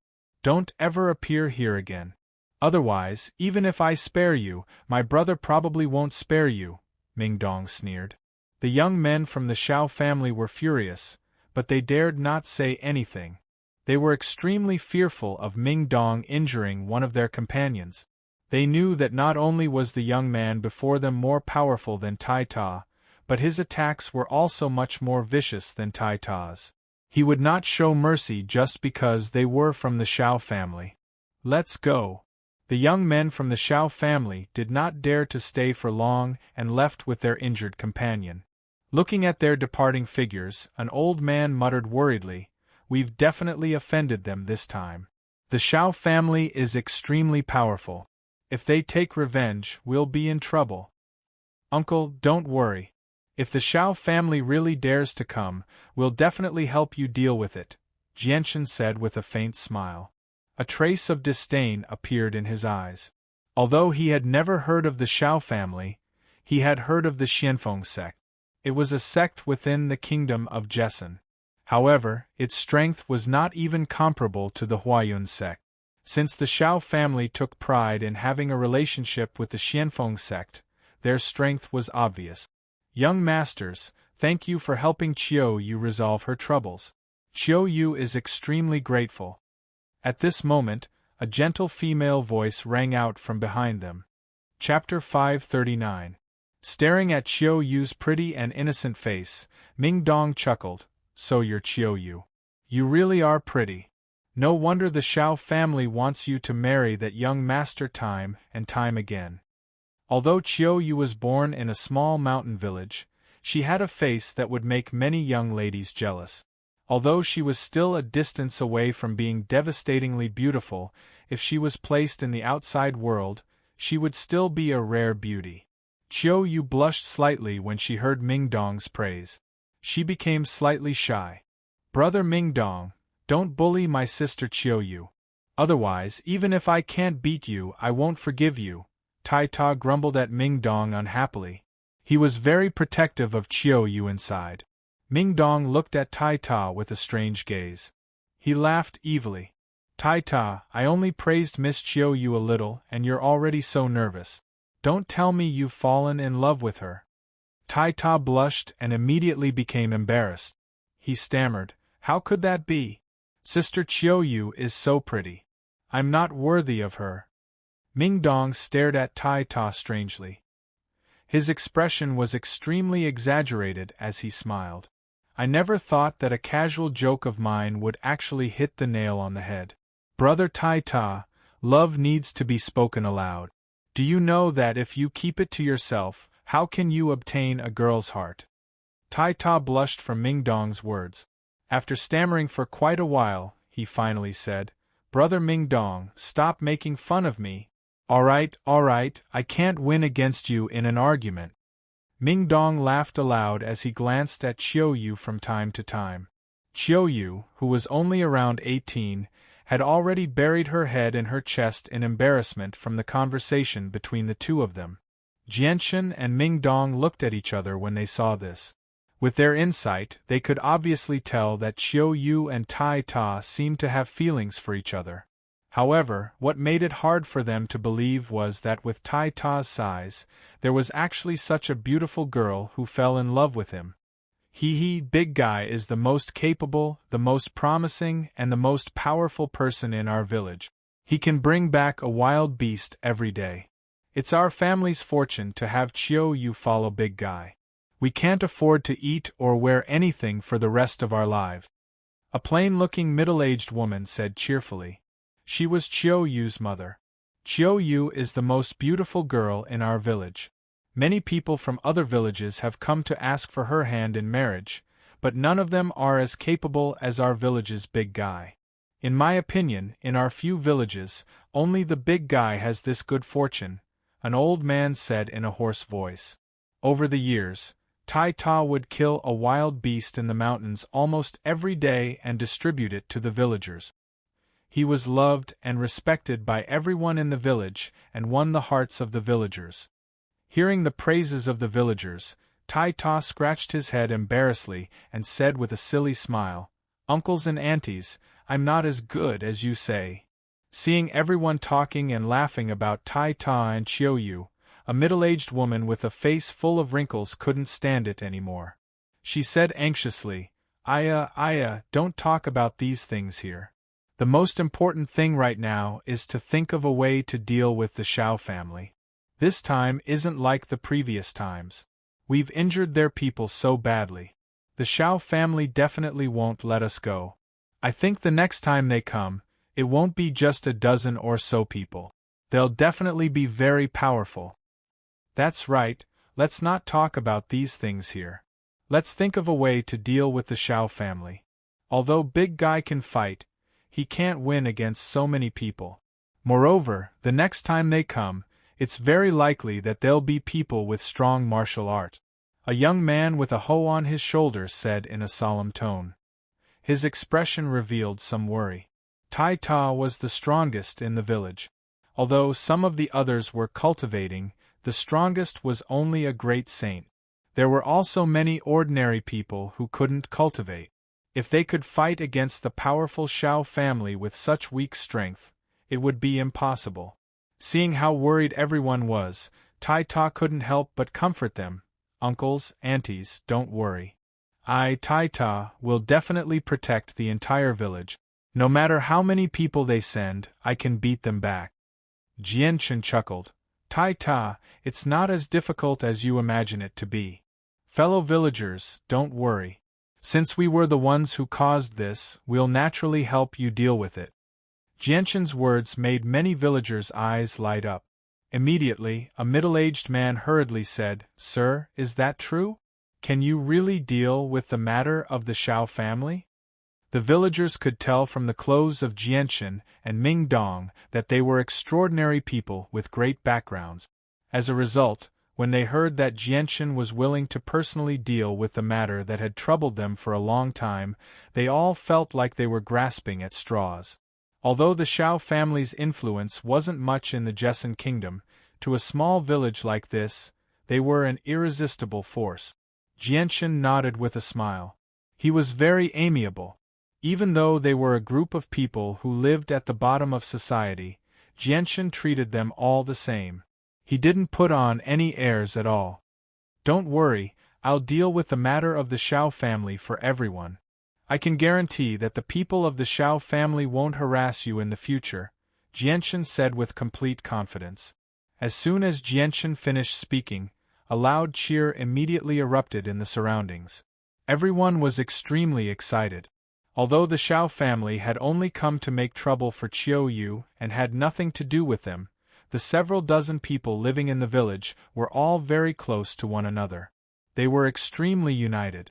If one family was in trouble, the entire village would be in trouble. This was why everyone was so anxious about Qiu Yu's matter. There's no time to lose. Let's go deal with the matter of the Xiao family right now. The sooner we deal with it, the sooner everyone can be at ease. Ming Dong, Tai Ta, let's go to the Xiao family together, Jianchen said. Tai Ta's face lit up. He happily said, All right, the two of you are much more powerful than me anyway. With the two of you around, I don't think the people of the Xiao family will dare to go too far. Go too far? Ming Dong smiled in disdain. He said, Look at my brother's status. He's already giving the Xiao family a lot of face by going personally. What right does the Xiao family have to go too far in front of my brother? They can't even wait to curry favor with him. After making up their minds, Jianchen, Ming Dong, and Ming Dong did not stay in the village any longer. They immediately left the village and hurried toward the Xiao family. The Xiao family was a clan that had been established for several decades. They had always resided in a first-class city in the kingdom of Jessan called Yellow Pavilion City. They were one of the three great clans in Yellow Pavilion City and were only 100 kilometers away from Tai Ta's village. As soon as Jianchen, Ming Dong, and Ming Dong entered the mountains, Jianchen took Ming Dong and Tai Ta to fly toward Yellow Pavilion City. Wow, Jianchen, you're so impressive. You can actually fly in the sky. Are all Heaven Saint Masters able to fly in the sky? Tai Ta's muffled voice rang out in the air. His voice was filled with the excitement of trying to fly for the first time. Flying was extremely fast. In just a short moment they had crossed 100 kilometers. Jianchen enveloped Ming Dong and Tai Ta with the wind element and directly flew into Yellow Pavilion City. He then found the location of the Xiao family according to the markings on the map and directly descended from the sky. Jianchen, Ming Dong, and Ming Dong landed in the spacious estate of the Xiao family. Because the three of them had descended from the sky, This scene was not only noticed by the guards in the estate, but also by many people on the streets outside. Immediately, a commotion broke out and the news of Heaven's Saint Masters arriving in Yellow Pavilion City quickly spread. As soon as Jianchen, Mingdong, and Mingdong landed in the courtyard of the Shao family, a few middle-aged men quickly ran over from the surroundings. They glanced at the three of them in surprise and shock before politely bowing. One of them politely said, "I am the captain of the guards of the Shao family. Welcome, sirs." Jianchen indifferently glanced at the guards and emotionlessly said, "Immediately call the patriarch of your Shao family to come see us."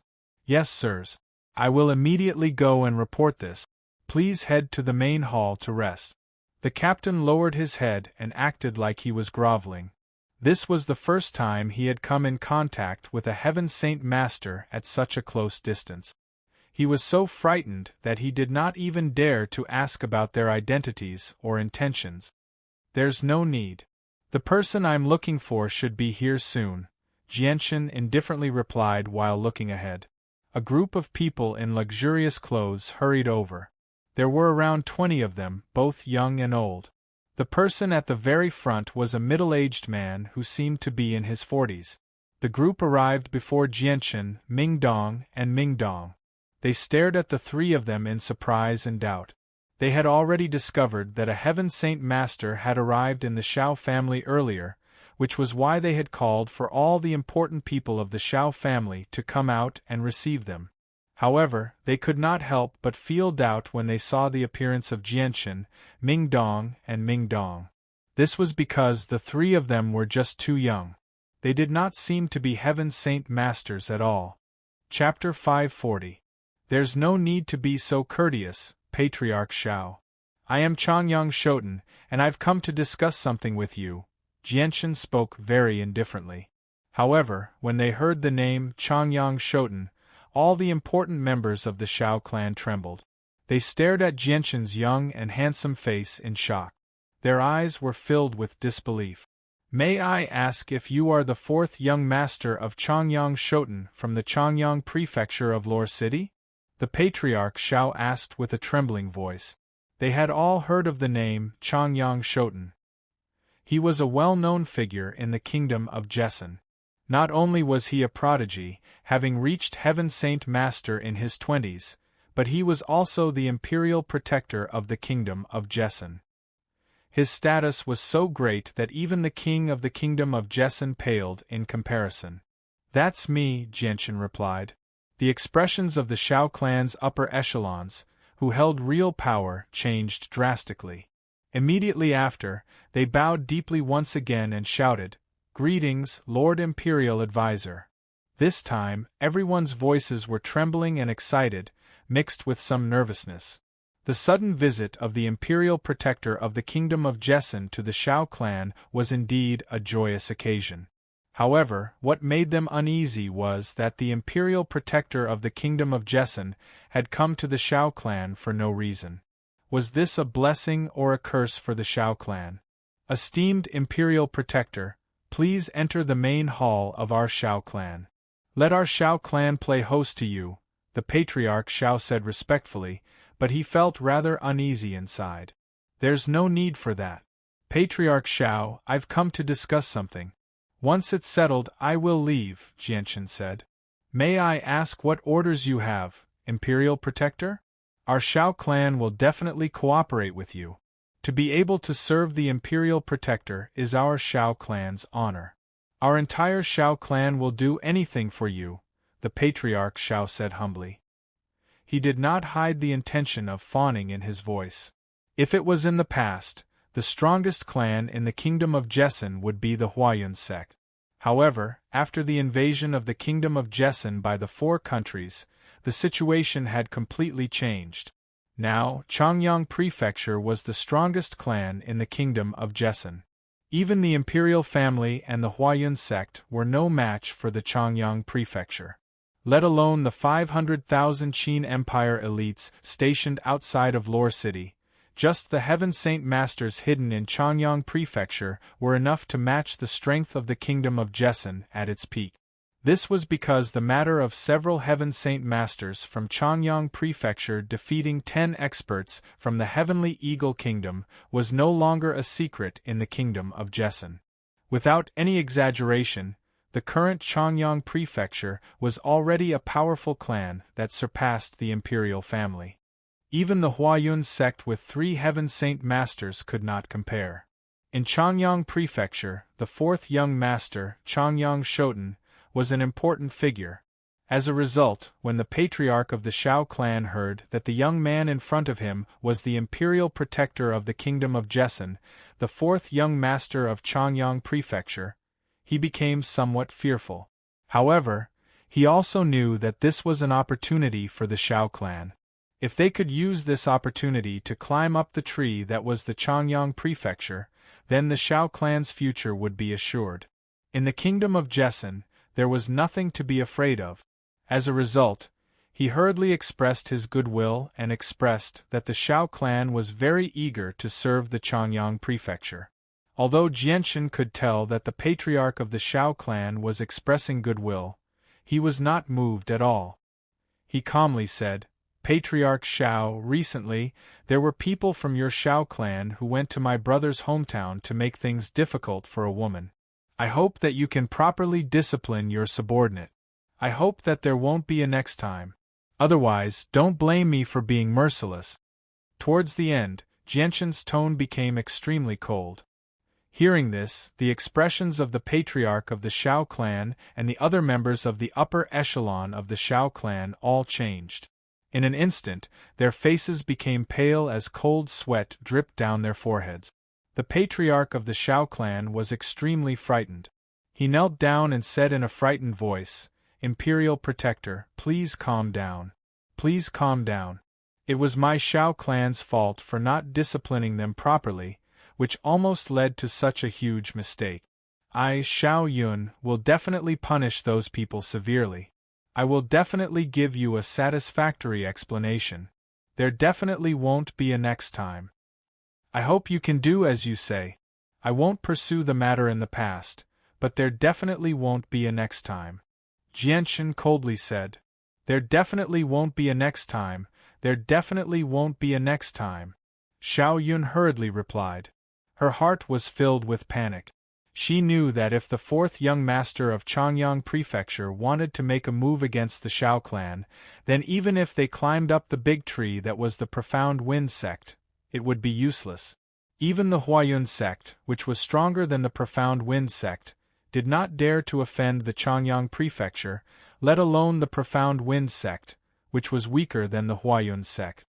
"Go back and personally apologize to the people in the village," Jianshan indifferently said. Yes, we will definitely do it. We will definitely do it," the patriarch of the Shao clan hurriedly said, not daring to disobey. Seeing that the patriarch of the Shao clan was so cooperative, Jianshan nodded in satisfaction. Then, he looked at Tai Ta and asked, "Tai Ta, are you satisfied with this solution?" Satisfied. Changyang Shoten, you really do have a lot of face. I didn't think that this matter would be settled so easily." Tai Ta happily laughed. The matter of the Shao clan being settled so perfectly without any effort made him feel very happy. "Since the matter is settled, then we should return." Soon after, Jianshan used his will to control the wind elemental energy to wrap around Ming Dong and Tai Ta's bodies as they slowly rose into the air. In a few breaths of time, they disappeared into the horizon. The people of the Shao clan watched as Jianshan's group of 3 left. Only when Jianshan's group vanished from their sight did they all let out a long sigh of relief. Soon after, they stood up straight in fear as beads of sweat covered their foreheads. The patriarch of the Shao clan, Shao Yun, let out a long sigh of relief before his face suddenly sank. He glared at the dozen or so members of the upper echelon of the Shao clan behind him and yelled out, "Investigate. Investigate immediately. Find out who offended the brother of the 4th young master of Changyang Prefecture in the shortest amount of time possible. Once you find out, there will be no mercy." "Yes, Patriarch," everyone replied in unison. Their faces all became extremely stern. They knew that they had almost brought great trouble to the Shao clan this time, and it would have been great trouble. Jianshan's group of 3 returned to the mountains very quickly after flying for a short while. Afterward, they landed in the lush mountains and walked towards the village. As soon as they entered the village, Tai Ta excitedly told the villagers that the matter of the Shao clan had been settled. All the villagers were extremely excited.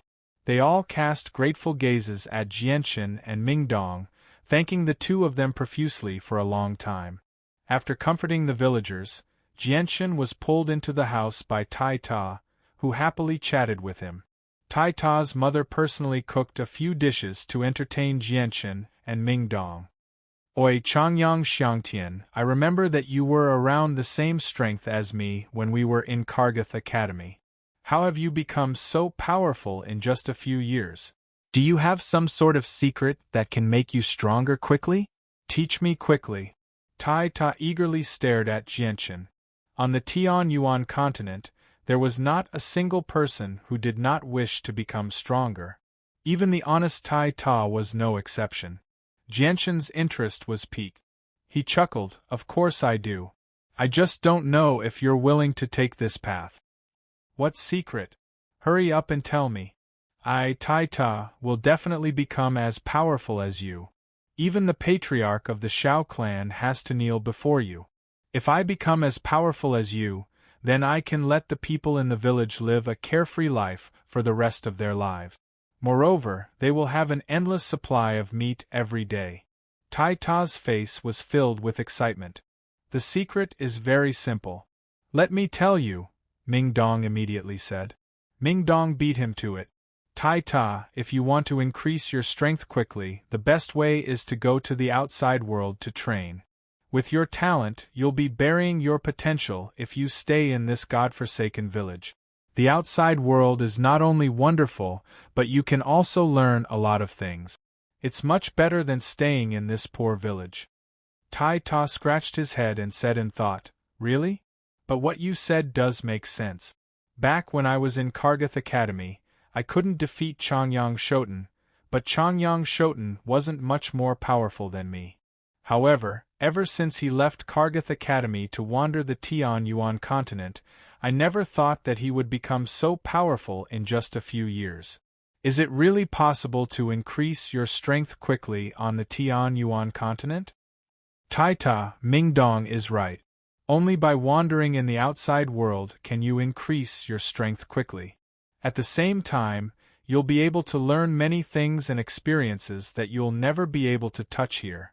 I just happen to have a mercenary group under me, and I plan on developing it in the next few days. Right now, I'm in need of manpower. If you're willing, why don't you join our mercenary group? In the future, we'll roam the Tianyuan continent together and do our best to develop this mercenary group and make it the greatest mercenary group on the Tianyuan continent," Jianshan encouraged. Tai Ta's eyes lit up. He said rather happily, "Does that mean we can be together every day?" "Of course." Jianshan smiled. "All right, then I, Tai Ta, will follow you from now on. Wherever you go, I will go." Tai Ta agreed excitedly. Jianshan smiled happily after successfully pulling Tai Ta into the Flame Mercenary group. He said, "Tai Ta, go bid farewell to the people in the village. We'll leave tomorrow. Come to my home first. I still have a few friends I want to introduce to you." The next morning, Jianshan, Tai Ta, and Tai Ta gathered outside the village. They were about to leave. All the villagers had gathered outside the village. They all looked at Tai Ta reluctantly as they waved goodbye. "Brother de Zhuangzhuang, you have to come back soon." Qiuyu stared at Tai Ta with tears in her eyes. She was reluctant to part with him. Tai Ta's expression became complicated as he looked at Qiuyu. He waved his hand and said, "Sister Qiuyu, I'll be back soon. Once I'm back, I'll have the ability to protect the entire village. I'll also earn a lot of money. I want the entire village to live a happy life. Sister Qiuyu, if you don't mind me, Tai Ta, being a bore, once I earn enough money I'll come back and marry you." Tai Ta had to muster up his courage to say the last sentence. After he finished speaking, his face had turned completely red, and there was a hint of red in his dark skin. Chapter 541. Jianchen and the other two left the village and headed straight for Lore City. After 2 hours of unhurried travel, Jianchen and the other two finally returned to Lore City. They then landed in Changyang Prefecture. "Greetings, fourth young master," a group of guards hurriedly bowed to Jianchen as they passed by. Their faces were filled with respect and admiration. Jianchen waved his hand and said, "Continue your patrol." "Yes." The guards answered in unison, and then continued their patrol. "Changyang Shoten, is this your home? It's so big." Tai Ta looked around in amazement. Jianchen chuckled, "Come, let's go to where I live. I'll introduce you to a few friends." Jianchen led Tai Ta to the palace-like building he lived in. At the same time, he called over a servant and said, "Go inform Dugufeng, Senioren, and Yunzheng to come here immediately." Jianchen brought Tai Ta into the palace he lived in. However, as soon as he entered, Tai Ta, who had not seen much of the world, was stunned by the layout. He constantly looked around with envy. "Changyang Shoten, so this is the room you live in. Your family sure is rich," Tai Ta sighed. Ming Dong could not help but say when he saw how Tai Ta looked like a country bumpkin who had just entered a city for the first time. "Big guy, there's no need for you to be envious. Once you have enough strength in the future, you'll be able to enjoy this treatment no matter where you go." Tai Ta's eyes became filled with determination when he heard that. He said with determination, "Yes, I'll definitely work hard to increase my strength." At this moment, Dugufeng, Yunzheng, and Senioren walked in at the same time. As soon as they entered the room, they heard Senior An's gruff voice, "Jianchen, you're finally back. When are we leaving? I still like the days of wandering around outside. Staying here all day is boring me to death." Jianchen smiled and said, "Everyone, take a seat. I'll also introduce a new friend to everyone." Everyone took their seats and Jianchen introduced Tai Ta to everyone. Everyone exchanged a few pleasantries before gradually quieting down. Jianchen pondered for a moment before announcing, "Now that everyone is here, we'll set off tomorrow morning. Everyone go back and prepare. If you need any daily necessities, get them all ready by today." "We're leaving tomorrow? Changyang Shoten, where are we going?" Tai asked in confusion. "The Blue Kingdom." After leaving his room, Jianchen went to see Changyang Ba and Bai Yuntian and told them about his departure. Although Changyang Ba and Bai Yuntian were very reluctant to let their child leave so soon, they knew that their child had grown up and had many things to do. It was impossible for him to stay at home all the time. Therefore, the two elders didn't say anything more after a brief reminder. After that, Jianchen found Xiaotian and the others and told them that he was leaving. When Xiaotian and the others heard that Jianchen was going to develop his own mercenary group, they understood that Changyang Prefecture didn't need them anymore. They said goodbye and planned to leave the kingdom of Jessen early the next morning and return to the Qin Empire. Jianchen also visited Ken Shaosan's parent. Jianchen took good care of these two relatives of Uncle Ken Shaosan. However, Jianchen couldn't forget Ken Shaosan's matter. He had wanted to restore Ken Shaosan's damaged holy weapon more than once to make up for the guilt in his heart. However, he hadn't found a way to do so. The next morning, Jianchen hugged the sleeping white tiger in his arms and gathered with Ming Dong, Tai Ta, Dugufeng, Yunzheng, and Senioren in the courtyard of Changyang Prefecture. Due to Jianchen's special status in Changyang Prefecture, all the higher-ups of Changyang Prefecture came out to see them off. Several Class 3 magical beast mounts were already prepared outside the gate of Changyang Prefecture. They were quietly waiting at the gate under the guidance of several guards. Xiangtian, your second sister, Mingyue, ran away from home a long time ago. We don't know where she went. Although we've sent out a lot of people to look for her, we haven't found any trace of her. You have to help us keep an eye on her when you're outside." Second Aunt Yu Fengyan looked at Jianchen with a pleading expression. Her daughter had been missing for so long without any news. As her mother, she was very worried. Second Aunt, don't worry. I'll do everything I can to find her, Jianchen said sternly. Changyang Mingwei used to care for him very much. Now that she was missing, Jianchen became rather worried as well. Bai Yuntian held Yu Yu's hand and arrived before Jianchen. She said, Xiang'er, with your strength, you should be able to hold your own outside, so there should be very few people who can harm you. Why don't you take Yu Yu with you? Yu Yu grew up in the Imperial Palace. Aside from a period of time in Kargath Academy, she hasn't had much contact with the outside world. You can take Yu Yu out to relax this time. Hearing that, Jianchen glanced at Yu Yu. He saw that Yu Yu was wearing a set of tight clothes today. She was dressed very casually, giving off the aura of a chivalrous woman. She was currently standing quietly beside Bai Yuntian with a shy expression on her face. With her appearance, anyone could tell with a single glance that she was prepared for a long journey. Jianchen thought about it for a moment and felt that with their current lineup, they wouldn't encounter too much danger in the Blue Wind Kingdom. Adding on the fact that Yu Yu was already prepared, it wouldn't be good to refuse, so he might as well agree to this proposal. He smiled and said, All right, since Yu Yu wants to go out and relax, then come with us. Hearing that, a happy smile appeared on Yu Yu's face. Ever since she was young, she really hadn't seen much of the outside world. After Jianchen bid farewell to the people of Changyang Prefecture, the group of 7 mounted their magical beast mounts and slowly walked out of Lore City. After leaving Lore City, Jianchen once again went to the barracks of the Eastern Deity Sword Legion stationed outside of Lore City. He met with Qin Wuming, Qin Wushuang, and Qin Wushuang, and gave them some instructions before leaving on his 3rd-grade magical beast mount. Qin Wuming, Qin Wushuang, and Qin Wushuang stood outside the barracks and watched Jianchen's group leave. When Jianchen's group disappeared from their sight, Qin Wushuang said, Father, now that the matter in the kingdom of Jessen has been settled, and the Imperial Protector has also left, when do you think we should withdraw the army? Qin Wuming chuckled when he heard that. He said, It'll be very, very difficult to withdraw the army. With the speed of the army, it'll probably take at least a year to get to the Qin Empire from here. Although the Great Zhou Empire has space gates, the amount of monster cores used up is just too shocking. Are we just going to keep the army stationed here? Qin Wujin asked. Qin Wuming nodded, that's right.